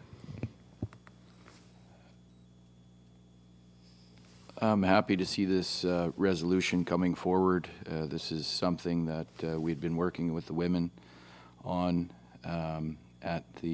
with the Resolutions Committee, and we had committed to forming this working group, and it's good to see that the Provincial Métis Council's following through on the promise that they made to La Fille de Madeleine. And so with that, I would say that I would support this, definitely in support of this resolution. Thank you, Treasurer. All right. See. Oh, yeah, Ms. Interim President Langen. Okay, Brendan, when we were discussing this, who would determine who would be I would determine who sits on this committee? You and I? Okay, that's all I need to know, and yes, I'm good with it. Thank you. Can I have the gallery up, please? All right, Minister King. Sorry, just wondering, how many committee members are we considering for this? Has that been thought about yet?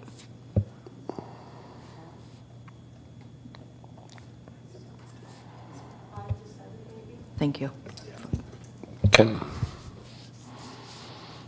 Minister Fullerton. Sorry, can you just pull the resolution up really quick? I just have a question. What is the timeline that this working group would be formed, and would you be coming back to PMC after the summer break for that? I guess I would just like to see a timeline added to this. Minister Morasti. Thank you. Maybe we should include the number of committee members. There will be us two as the co-leads with 5 members. And I would say we'd have something prepared for PMC pre-November MNLA. So I guess where it says in the working group, should have said it's upheld with the MNS committee of 7. Sorry, Chair. So I just with friendly suggestions. So the committee, as you said, the 2 co-leads with 5 members. And then I would like a suggestion that PMC would be updated in 4 months. So that's the September PMC of that working group in lieu of, prior to the MNLA. And a report back, sorry, what did you say, 4 months, Minister? September? Okay. I have to do some counting for May, June, July, August. Is that the...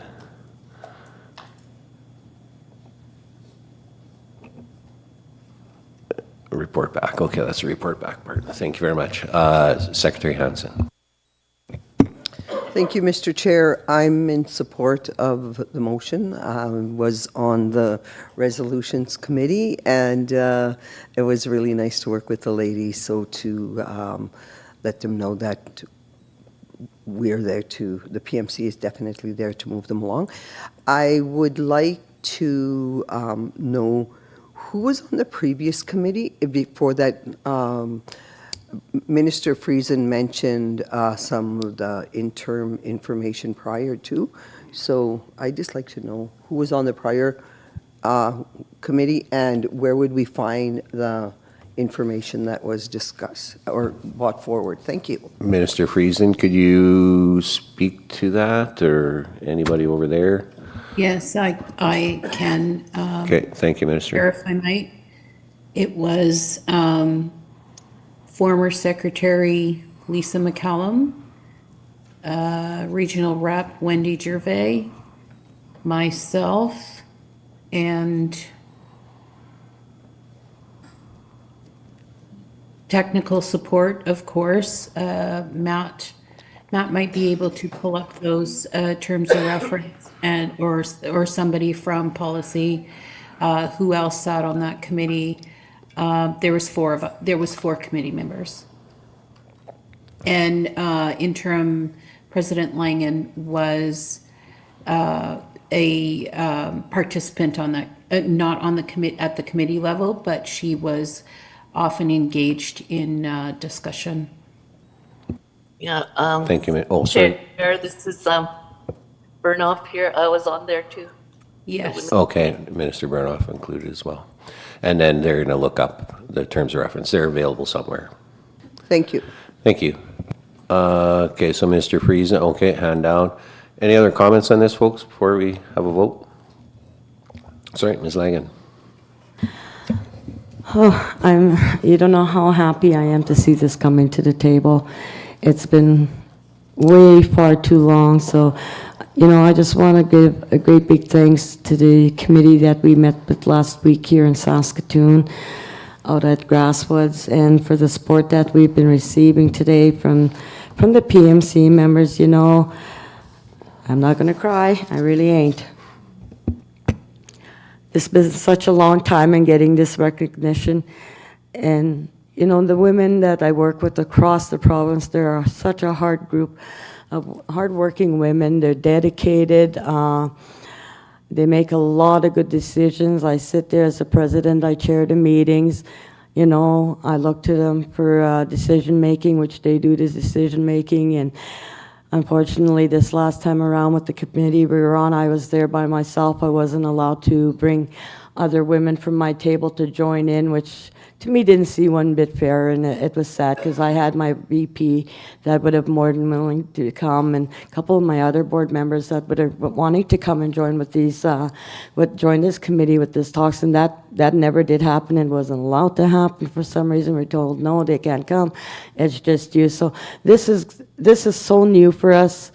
I could tell you the women that sit on the field across the whole province, each and every one of them are going to be so thankful and so thrilled that, you know, not only me, but they are all getting the recognition that they all deserve. So thank each and every one of you guys for supporting us. Thank you. All right, seeing no more comments, we will now proceed to vote. All in favor of this Women's Committee? 1, 2, 3, 4, 5, 6, 7, 8, 9, 10, 11.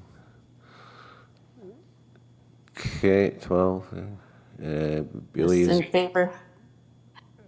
Ms. Bernoff just voted. Okay, well, passed unanimously. Okay.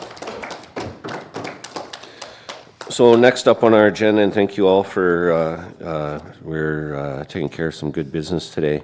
It's Kaskastaswan Judiciary Act presentation. Okay, so Kendra is going to come up here and do that.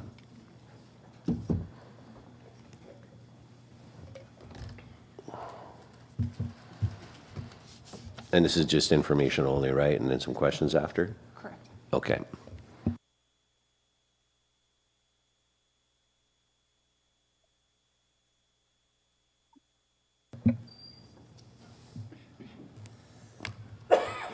Good afternoon, everyone. As the chair indicated, this is a presentation for information only. There is no resolution or voting associated with it. I will be walking you through a few things. So we're going to cover how the legislation has been drafted, and I'm going to give you some primary updates on the newest version, which has been included in your PMC binder, as well as a briefing note that summarizes the key parts of the legislation that are updated within this latest version. Then I'm going to go into an overview of the judiciary structure and the proposed appointment processes, and an overview of the proposed judicial process itself.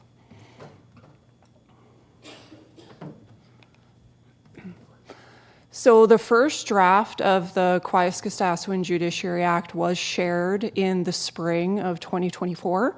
At that point in time, the final report for the proposed model for the Métis judiciary was released at the same time, and the first draft of the legislation was based on the model contained within that report. During 2024, 7 public engagement sessions were held and feedback was collected on that first version of the legislation. Main areas of feedback focused on appointment processes and potential options that would align with the M&S governance structure.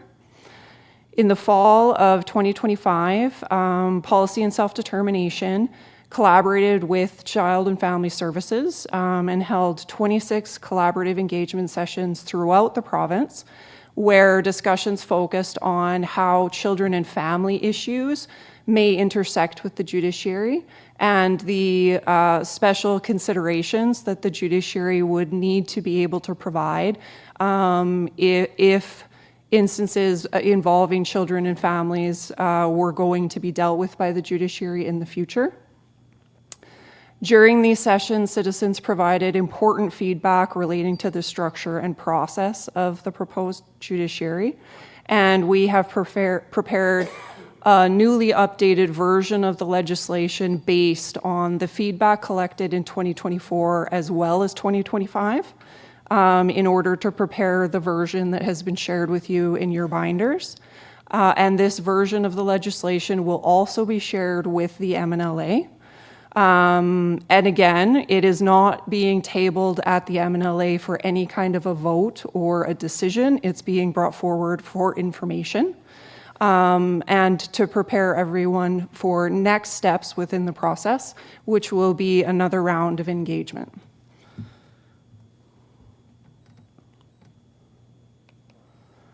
So key changes from the first version of this legislation, which was released in 2024, to this newest 2026 version, include a simplified panel structure. The initial proposed model included 3 panels within the judicial body. They were called the community panel, the facilitation panel, and the hearing panel. In speaking with community about these panels and the purpose or intention behind each, it became clear that the goals of the community panel, which is meant to be a restorative action focused on bringing community together and restoring relationships, could and should be pursued consistently and at the local community level. So the community panel then has been removed from this latest version of the legislation, and work is underway to find ways to support those goals and initiatives locally and through locally driven programs and priorities instead of tying it explicitly to the judiciary. The second key change relates to increased neutrality and independence.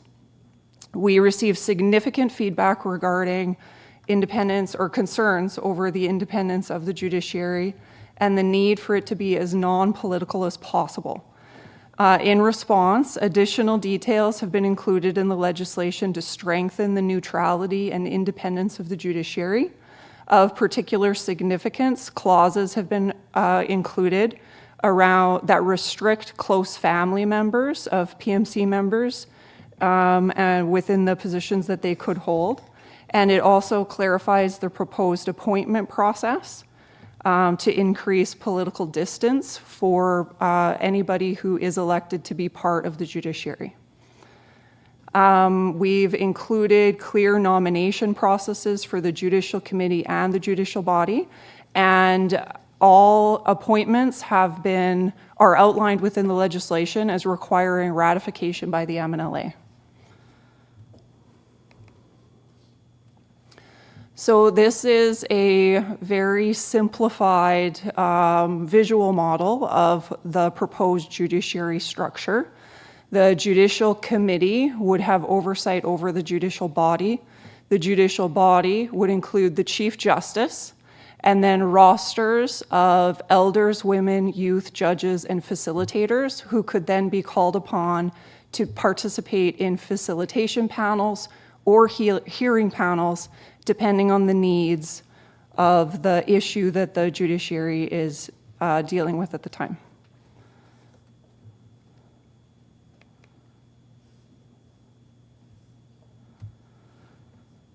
So the purpose of the Judicial Committee would be to oversee the judicial body, which is where the judicial adjudication would actually occur. That would be done by the judicial body. But the committee would be established first in order to then build and implement the judicial body and get things going. So the Judicial Committee would recommend people to hold positions within the judicial body, and they also would be adopting rules and procedures for how people would apply to be part of the body, the compensation, and they also would be involved when complaints are filed against the judiciary or its members.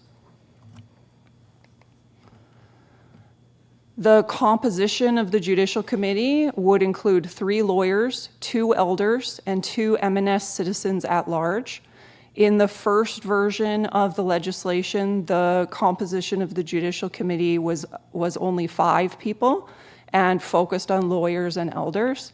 And so in this version, we've added 2 M&S citizens at large that then could represent different demographics or bring forward different issues for consideration within the committee.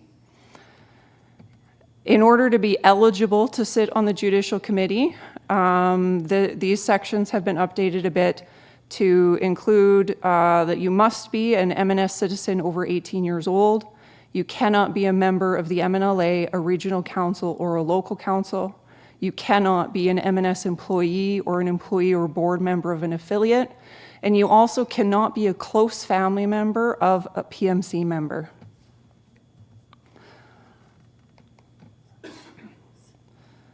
Another key revision within the legislation is the appointment process on how the Judicial Committee would be selected.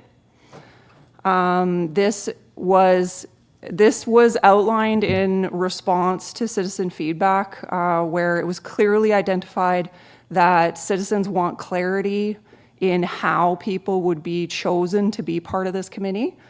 So the updated legislation includes a much more detailed process than the first version. So the process would start with a public call for nominations being launched. And nominations would then be for any of the 3 judicial committee categories: lawyers, elders, or citizens at large. And nominees can be from any region in any part of the province. And once the nomination period closes, each regional council would sit down with the entire list of nominees and select 3 that they want to endorse to be on the committee. So those 3 nominees could be from any one of the 3 categories on the committee, or a regional council would have the freedom to choose 3 citizens at large or 3 elders, or to support whoever it is that their council wants to see on the committee. Those 3 nominees from each regional council will go to PMC, where PMC would review those nominations to select 7 in total to recommend to the MNLA for ratification. So the PMC could be reviewing up to 36 nominees if every regional council nominates 3 different people. But regional councils also, there could be some councils that nominate the same individuals, which then would have a smaller pool that PMC would then be considering from. And PMC would need to take into consideration geography and diversity in their 7 recommendations to MNLA.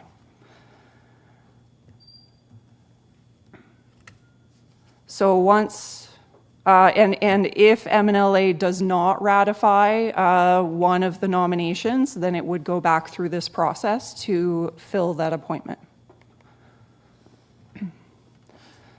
So the next component of the judicial structure would be the judicial body itself, which is where matters relating to M&S laws and disputes would be considered.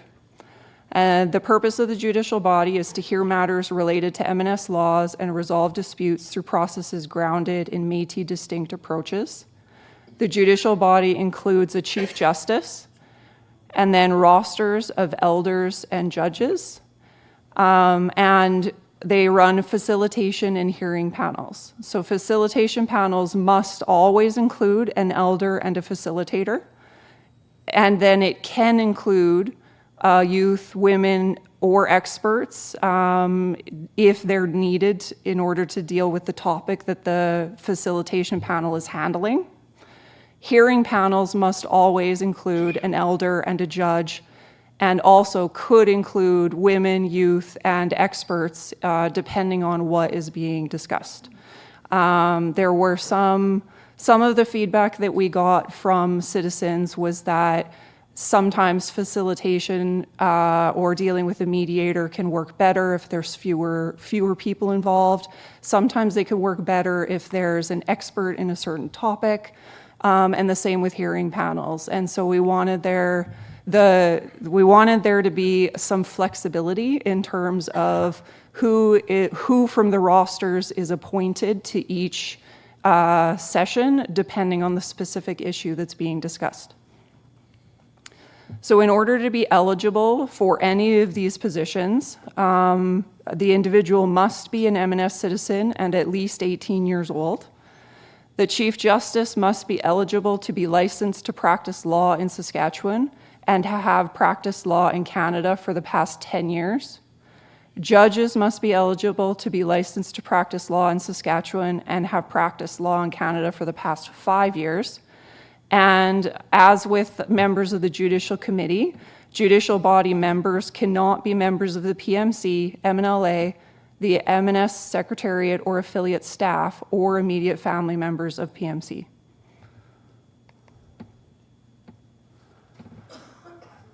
So another revision in the latest draft of the legislation is how members would be appointed to the judicial body and to the roles of Chief Justice or onto one of the judicial rosters.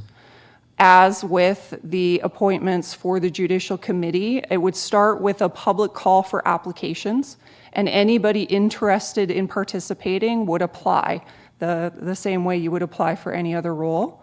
And then all of those applications would go to the Judicial Committee to review. And the committee would then recommend a Chief Justice and members for the judicial rosters to the MNLA for approval. The MNLA would ratify the appointments, and if the MNLA chose not to ratify an appointment, it would go back to the Judicial Committee to decide what to do next.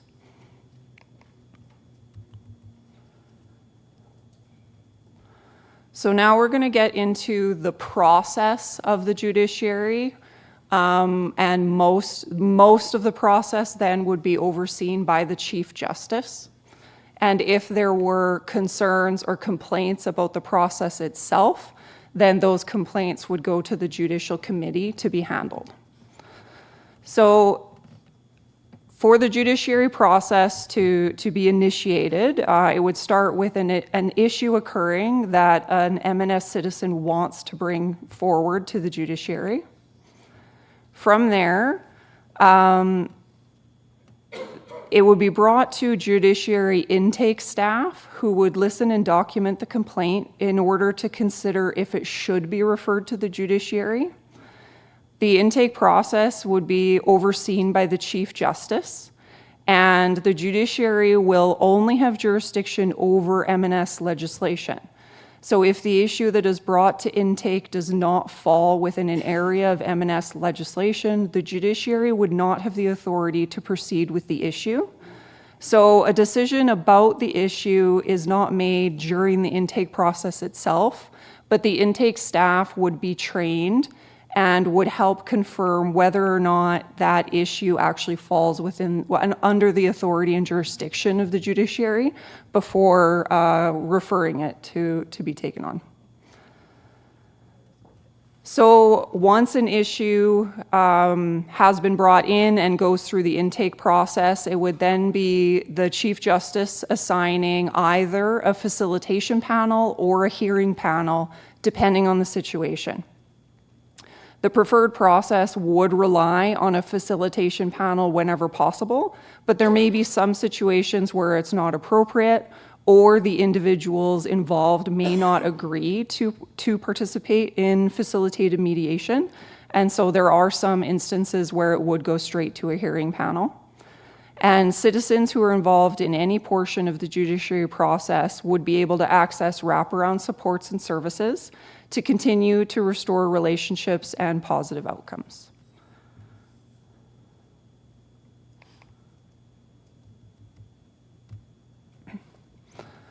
So in the instance of a facilitation panel, this would be active mediation over the issue. Wherever possible, issues that are heard in the judiciary will start with a facilitation panel, with the goal being that all parties involved in the situation would work together towards a shared solution, and whatever those parties agree to within the facilitation panel would be the decision on the issue. Facilitation panels would include a facilitator, an elder, and a youth woman or an expert if required.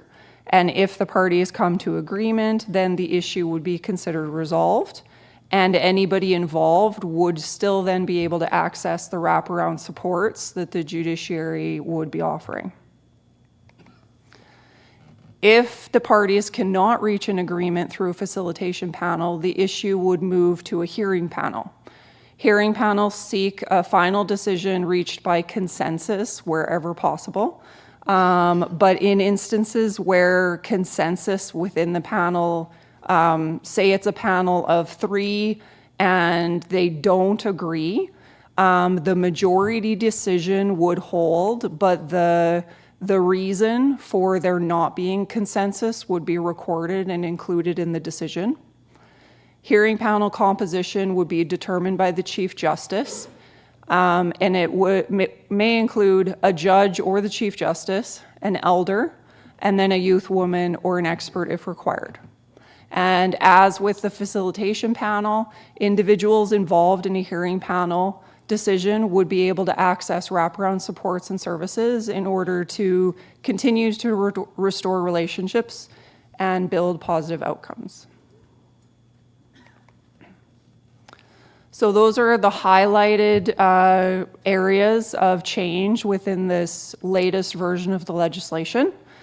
So it's being shared with PMC and will be included in the MNLA binder for the spring 2026 MNLA for information only.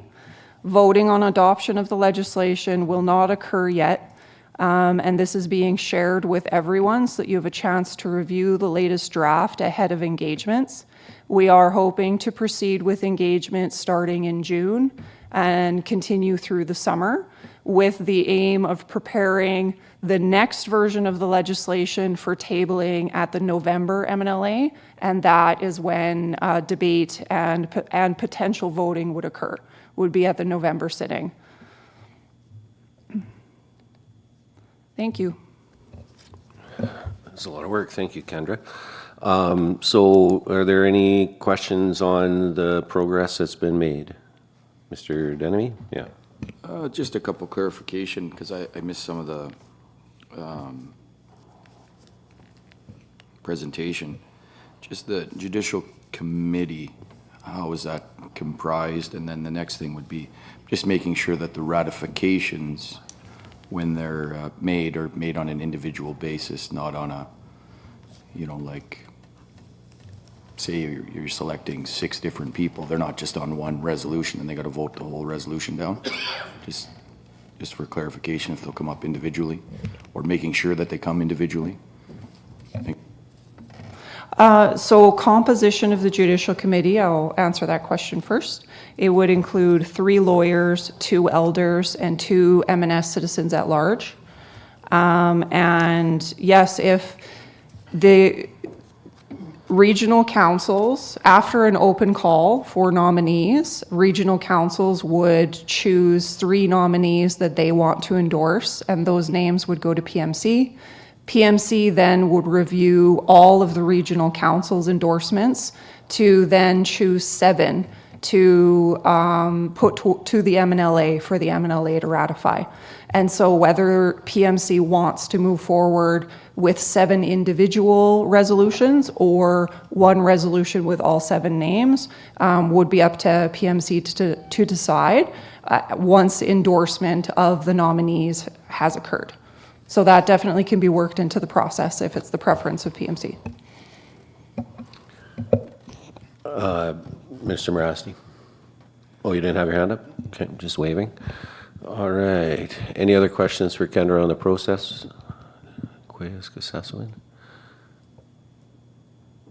All right, and it continues on. Thank you for the presentation, Kendra.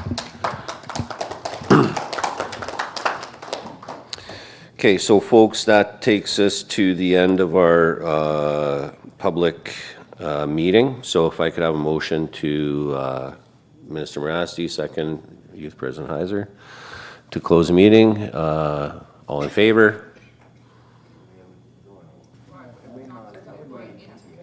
And yeah, and then I was going to say a motion to go in camera. And okay, Secretary or Treasurer. Treasurer Denemy moves for in camera. Minister Fullerton seconds. All in favor? Thank you. Thank you to the folks that joined us today. Have yourselves a great week, and we'll see you at the MNLA. So.